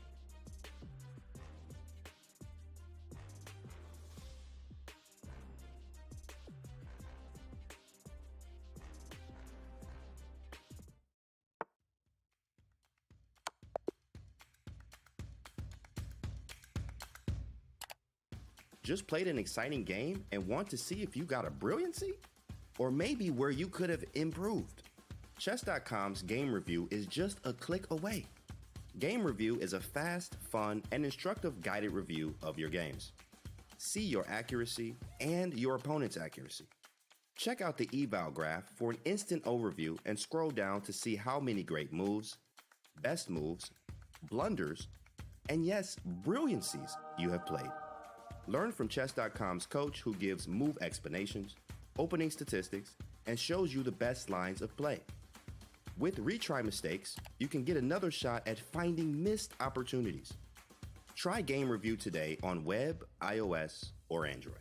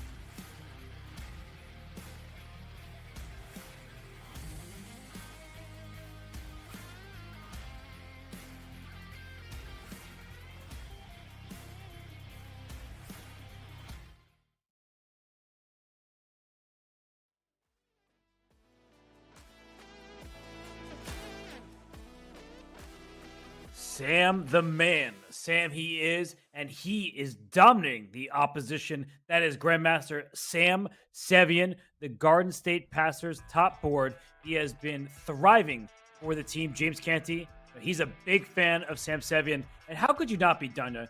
He's just such a monster. He is a monster. He lets his moves do the talking. Very modest, and what an interesting style the man has. He seems to have a little bit of everything. As we review the individual scores, 3 out of 3, that speaks for itself. Bortnik and Mishra, they came along for the ride. They are doing what needs to be done.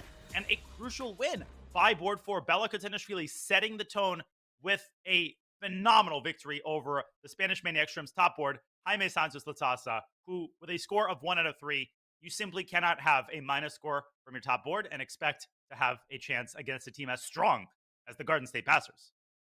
Right. When the bottom board for one team is being the top for another, that's bad news. And that's been bad news for the Spanish Maniac Shrimps.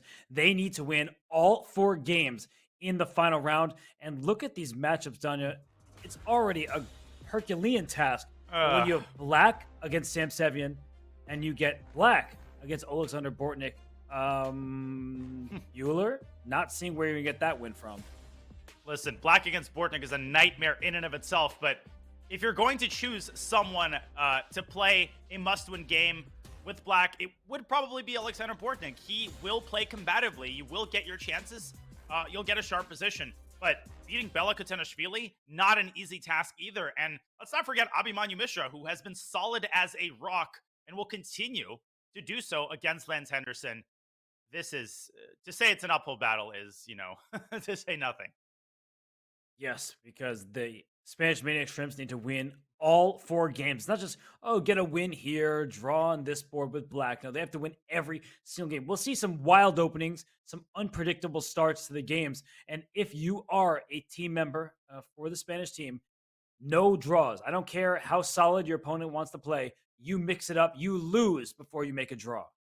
You snooze, you lose. You draw, you lose. You lose. You lose, they need 4-0, and that's just to force the tie breaks. Even if they pull off the miracle comeback, that's just to force overtime. But right now, each of the Spanish Maniac Shrimps has to focus on the task in front of him. And of course, Jaime Santos Latasa needs to bring out his best self. He's 26-65, the very strong Grandmaster, but he's just made too many mistakes, too many missed chances, especially in that last game. Robert, that one hurt. He got 2 separate winning chances against Bortnik, but all credit to Sasha for his incredibly resilient defense.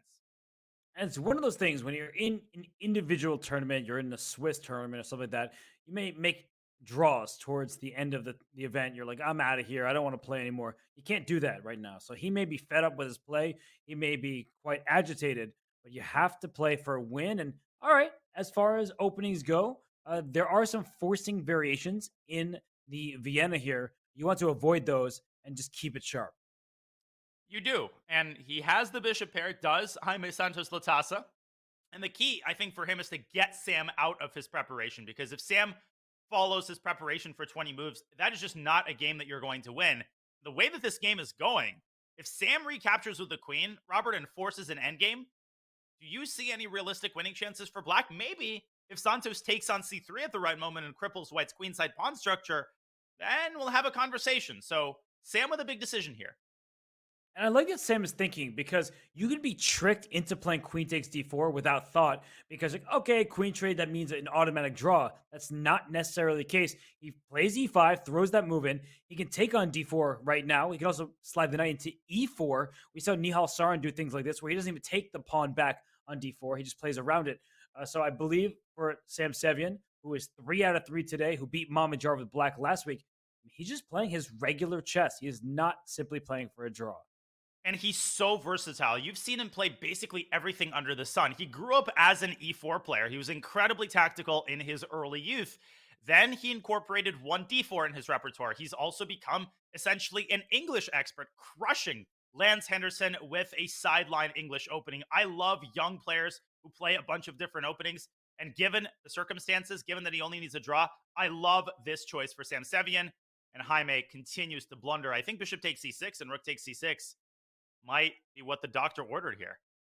I'm not even gonna call it a blunder. I think it's actually a tactical decision. Not tactical on the chessboard, but you look at Jaime's clock, he's over 10 minutes. I think he's just trying to play quick moves and use the clock as a weapon against Sam Sevian. The problem is bishop takes e6 is very simple. You take on c6, you put your knight on d6, d4 is hanging. So maybe it's a one-off blunder. Maybe it's just a match strategy of let's play as quickly as possible, but it's just too much to ask for the Maniac Shrimps to win all 4 games. Yeah. against this lineup. Come on. This is just one game, and we're already treating this like the Herculean task that it is. You will need to win this game and then 3 others. And speaking of the others, Alexander Bortnik's game has started, so we could drop back to our bird's eye view. We could stay on this game. I mean, to say that the stars have to align, I mean, there is no way to properly capture, Robert, the nature of the miracle that has to happen in order for the Maniac Shrooms to come back in this match. And we see that in the third board matchup, Lance Henderson with white, he plays d4. I'm actually just curious how these openings are going to go, because in must-win situations, you sometimes see players take a lot of time trying to figure out what opening can I use to get some kind of imbalance. We are seeing a Slav defense in the bottom left. So very solid stuff from Abhimanyu Mishra. And more bad news for the Shrimps. Bishop takes c6 has been carried out by Sevian. He's saying, I am not buying it. I am calling BS, and I'm going to win that pawn on d4. His might actually be the first game to end if Santos does not find a way to keep the queens on the board and prevent Sam from transitioning into a pawn-up endgame. But, okay, the top right board between Bortnik and Pichot seems to be some sort of weird Rui Lopez. What do you make of that? I like the decision by Pichot. You have to play some kind of weird line. Weird doesn't necessarily mean bad. It may give white objectively a slight edge in some positions, but you actually see the eval bar saying black is totally fine going after the bishop on b3. They might get an opposite colored bishop position, which is not ideal when you need to win, but neither is Jaime Santos' position in the top left. We see that it's just clearly better for white. The d4 pawn will fall. So it's hard. I mean, I just don't know what to say, because when you need a win in all 4 games, we have to be realistic. We have to be objective. It's just so difficult to make happen. Must-win games in chess are just the most unenviable kind of task. And where you most commonly see these types of situations is the FIDE World Cup. In the FIDE World Cup, the winner qualifies and secures a spot in the candidates tournament.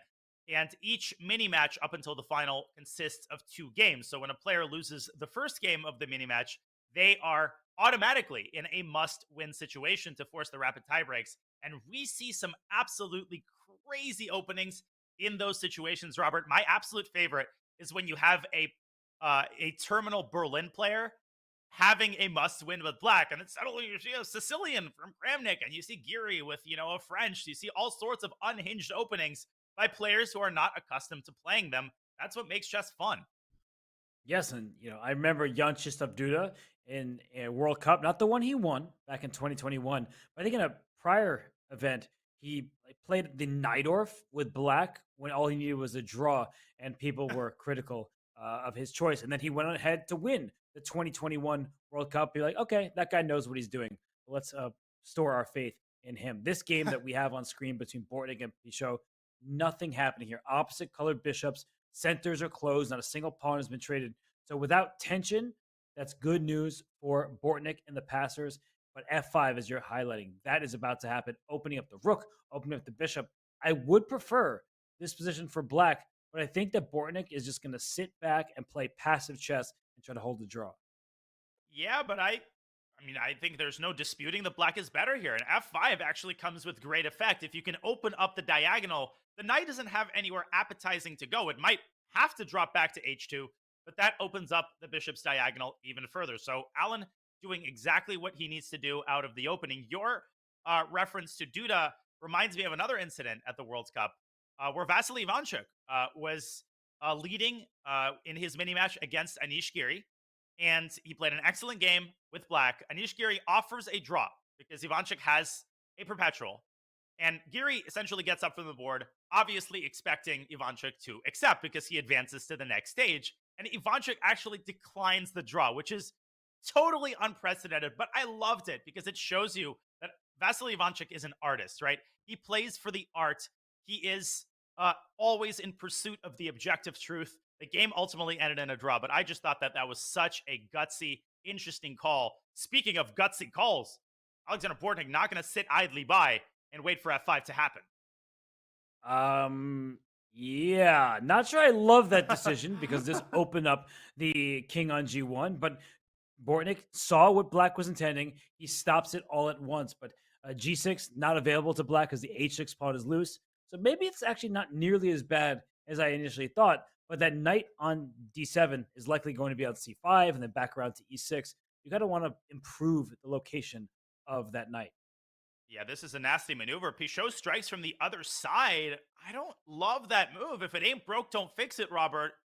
Are you on the same page here? I don't know what the necessity was in playing T5. I would have insisted on eventually preparing F5.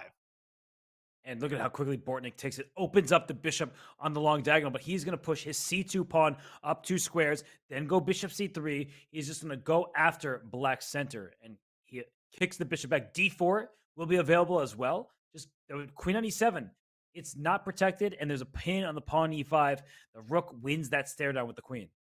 Great call, and Pichot has gotten the kind of position he wants to get, but the biggest piece of bad news is on our top board. So if we could go back to the bird's eye view, as interesting as this position is, it might all be a moot point, Robert, because Sam Sevian is well on his way to bagging up this match on his own. He has maintained his extra pawn, but moreover has essentially traded all of the pieces off. He has an unlosable position. So we could go back to the bird's eye view, take a look just at how bad Santos Latasso's position is. I think he might simply offer a draw imminently.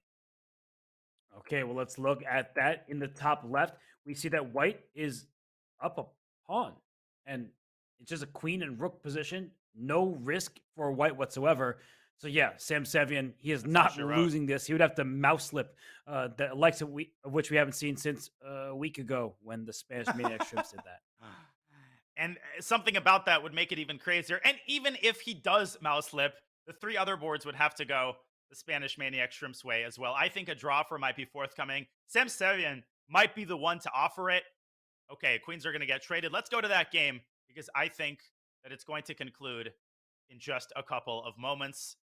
Santos still trying. He's trying to get active, Robert, but literally anything draws here. The one thing I would try to avoid is a pawn endgame where you ruin your pawn structure and black's king reaches the center first. So if black plays rook d3, how do you think Sam should force the draw? What's the best way to do it? Rook e3. I know you get e4 in time. Yeah, I know you were saying that you can sometimes think, oh, I'm always taught to trade off pieces, go down to the king and pawn and give him up a pawn, but you wouldn't even have a passer there. So white can play rook e3 here and then just go king g2, king f3, and even if the e5 pawn is won, it will be a drawn king and pawn endgame. But hey, Sam shouldn't just play for a draw. He can make a natural like e6, as you're pointing out, and there's just no universe where black wins this game. He is not going to sleepwalk through this moment. E6 is happening, and if black pushes f6, white is going to sack that e-pawn eventually, but drive the rook into e6. Santos might be the one to offer the draw, and at this point, this game is over, the match is over, and Sam Sevian is undisputedly, Robert, the MVP. So confident. He might just be playing for a win, actually. He might be like, hey, you know what? I want 4 out of 4. I want the individual honors, and why not? I'm actually perfectly okay with that in this situation. There's zero risk, right? He protects his only weakness on a3. He can push his pawn to f4 and g4, things of that nature. He is not risking a single thing. So Sevian, he looks like he is going to ice this match. Bortnik in the top right, that position has changed so much over the last few moves. He's going for an attack against the black king. So Bortnik's doing well. Abhimanyu Mishra apparently has a slight edge with his queen over there on h5 in the bottom left. Everyone's better.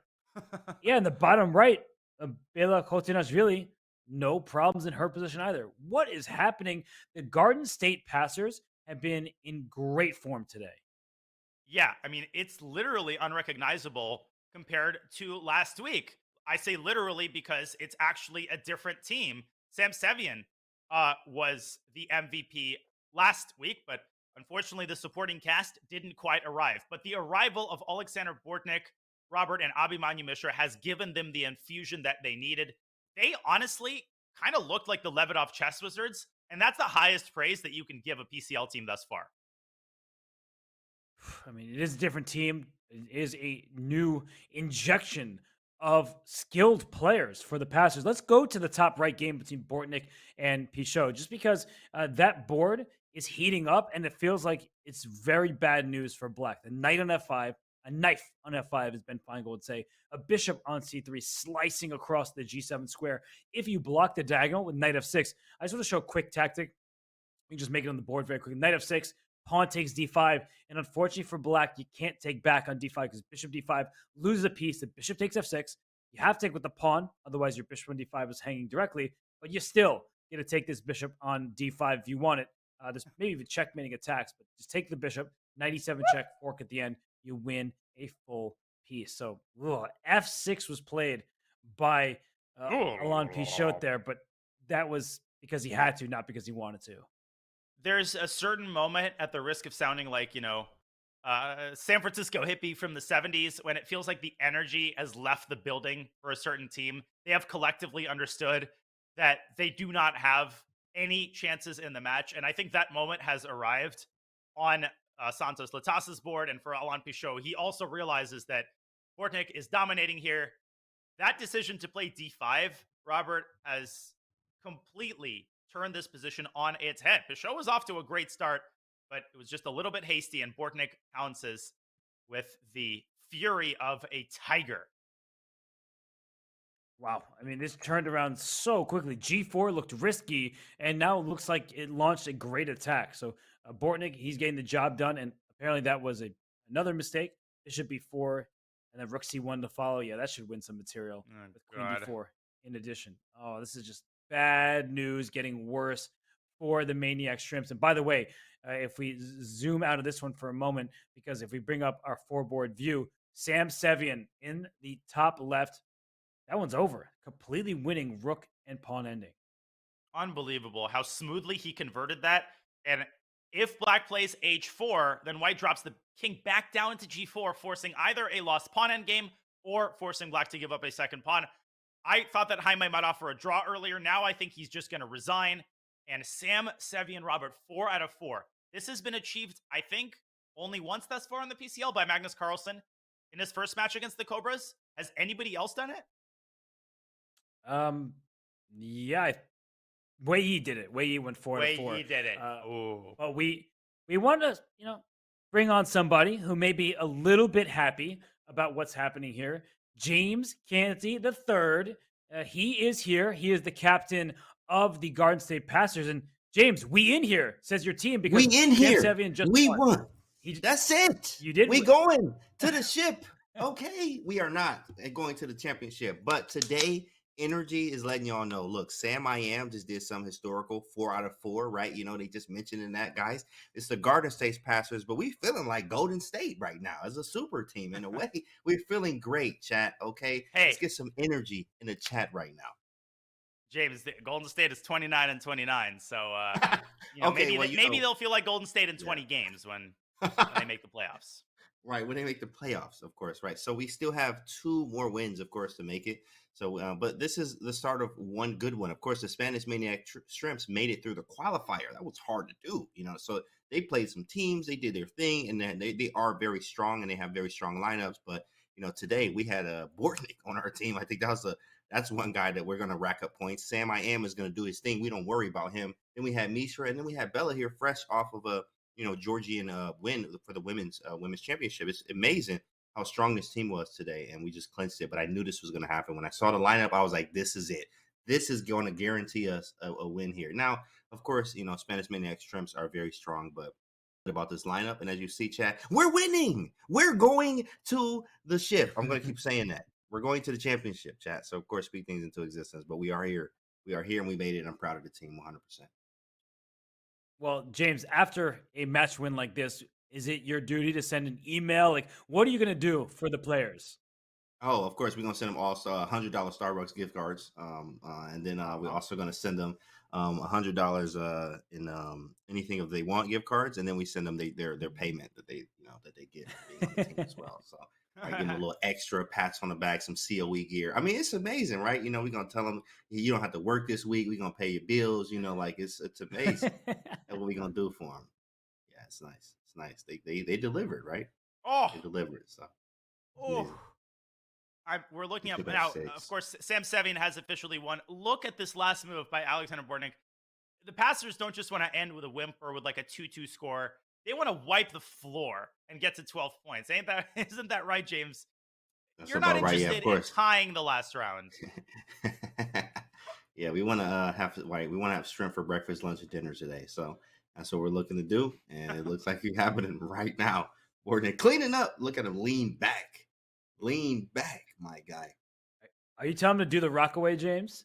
Oh wow! I do the rockaway and lean back, Bortnik. He definitely leaned. Look at him. See, on command. That's my dog right there. So it's amazing to see what they did today, guys. I hope you guys are inspired. I hope you guys are having a good time too. Great commentary from Big Hess and Prophet Danya. It's amazing, chat, to see all you guys today. And as we win, all smiles over here at the Passers on the Passers side. So we're feeling great.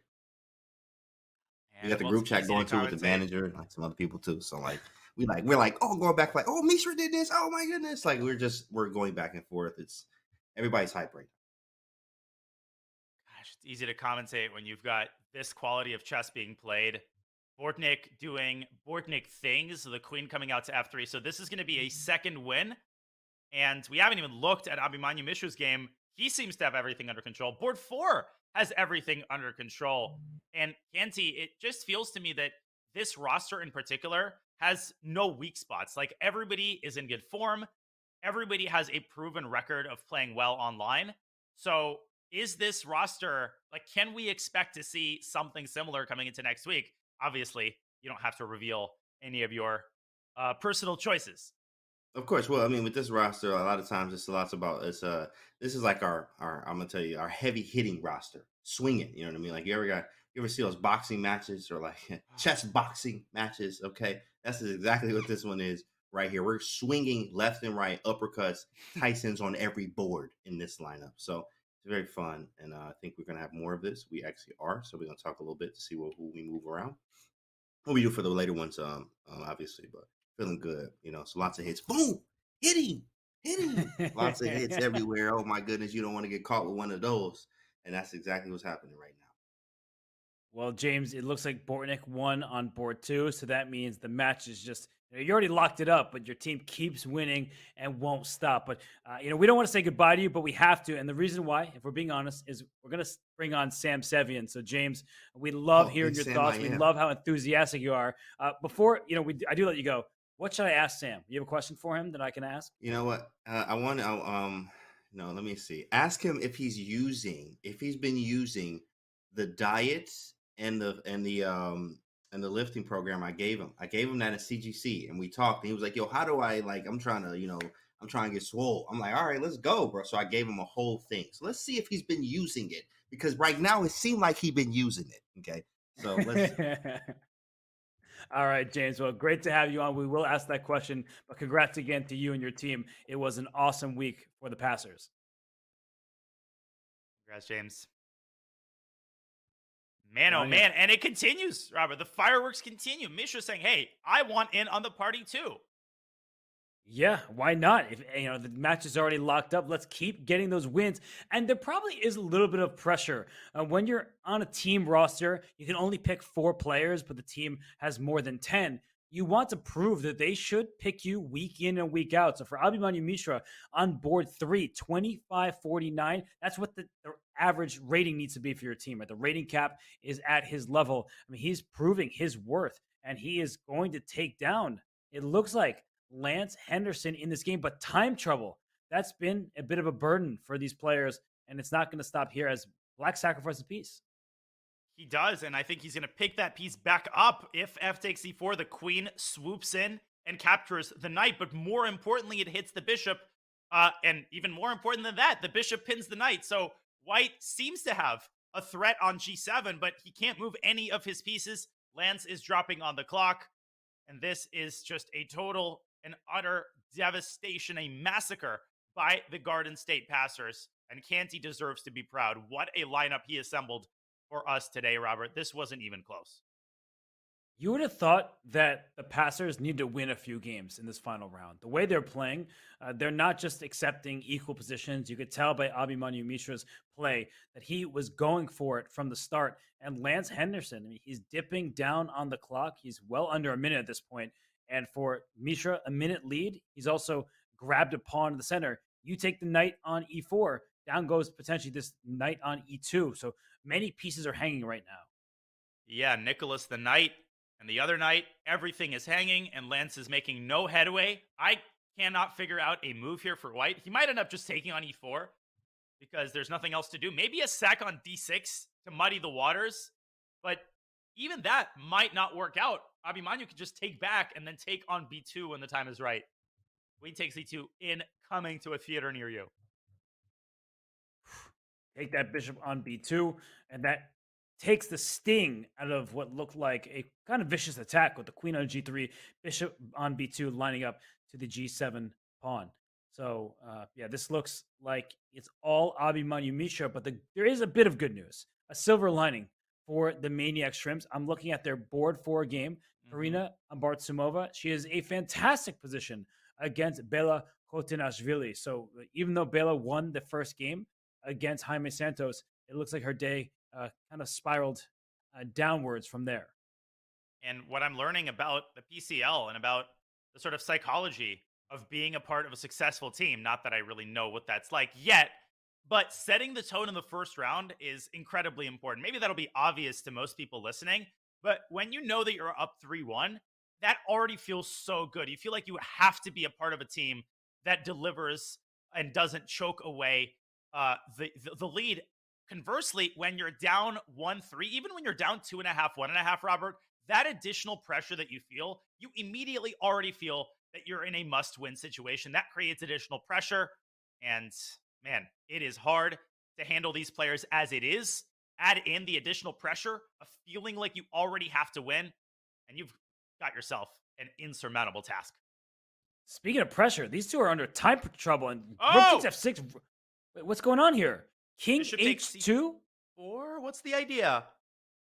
What is the idea? King h2? Oh, it's maybe just queen c1 or b1. Yeah, something like that. Oh, I'm not sure no, what square. you didn't. And there's no checks. Like, there is a check on f8, actually. And maybe Lance should try it, but the king walks out to d6 and takes the knight. Oh, the king just runs away. So it's a single check and then no more. And rook h1. Where's the follow-up? This queen e1 check, I guess. Oh! Oh! Oh, he takes everything.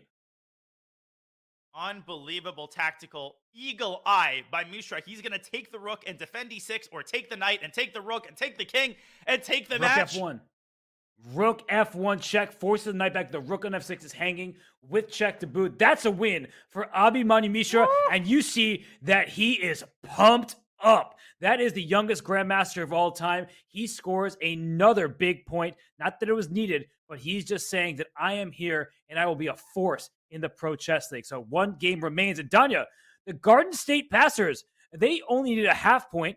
It was the Maniac Shrimps who needed a 4 out of 4 score. And suddenly it looks like the Passers, they have a shot at going 4 to 4, but there's a pawn on d7. Karina Ambartsumova still in control.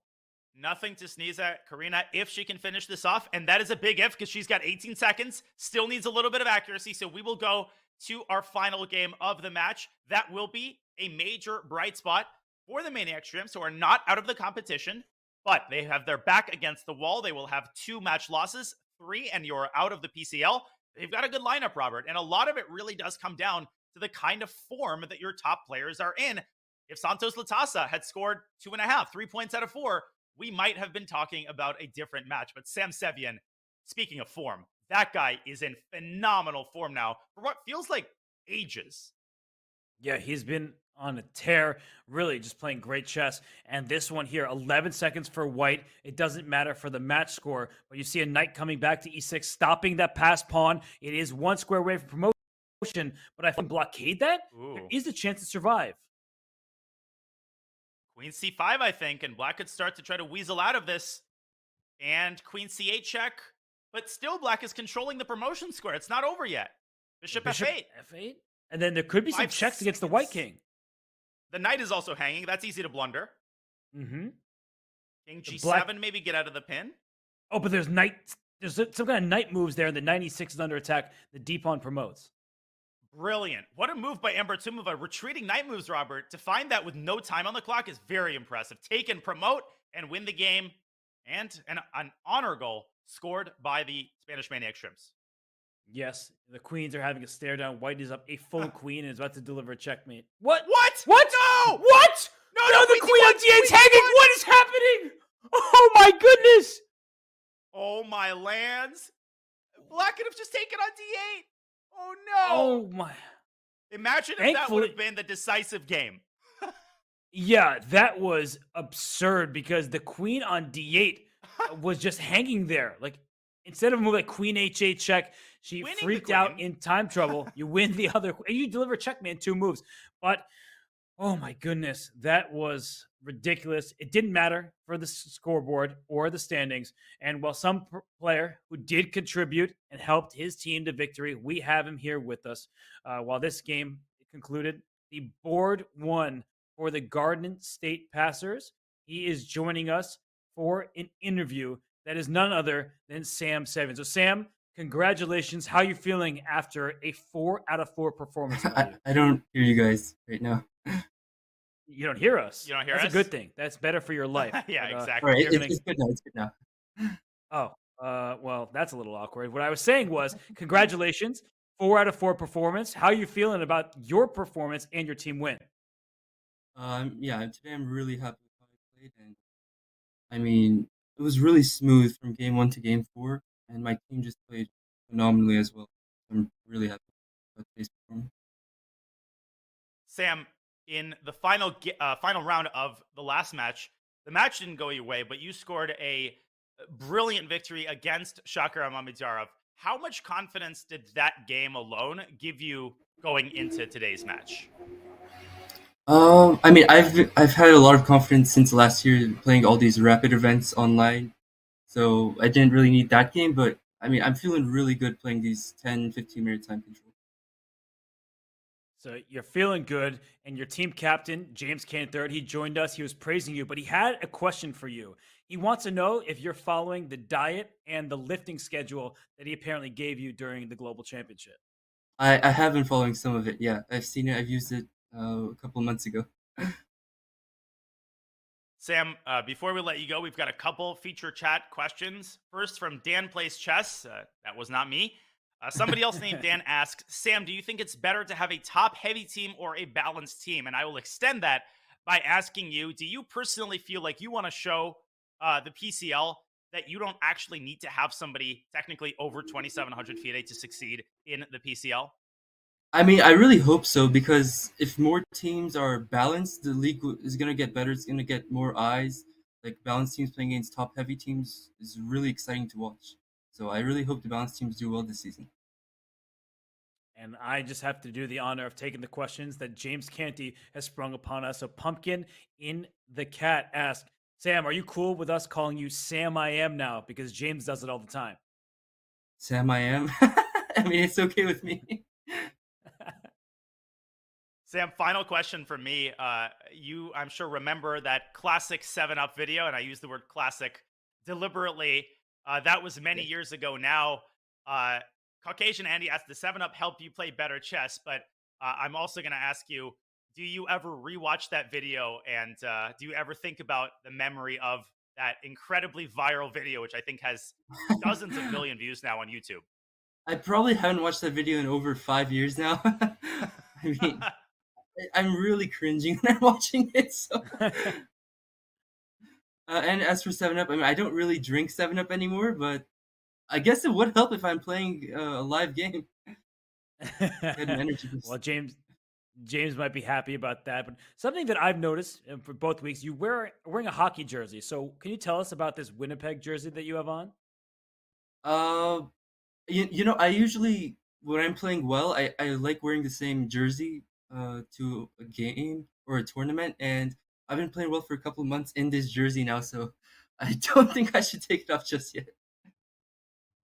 Well, you should definitely keep it on for next week, because the Garden State Passers are right back in the thick of things, and largely it is thanks to the board one. Grandmaster Sam Sevian, congratulations on a sparkling performance today. Best of luck next week. We will watch you with great pleasure. Congratulations.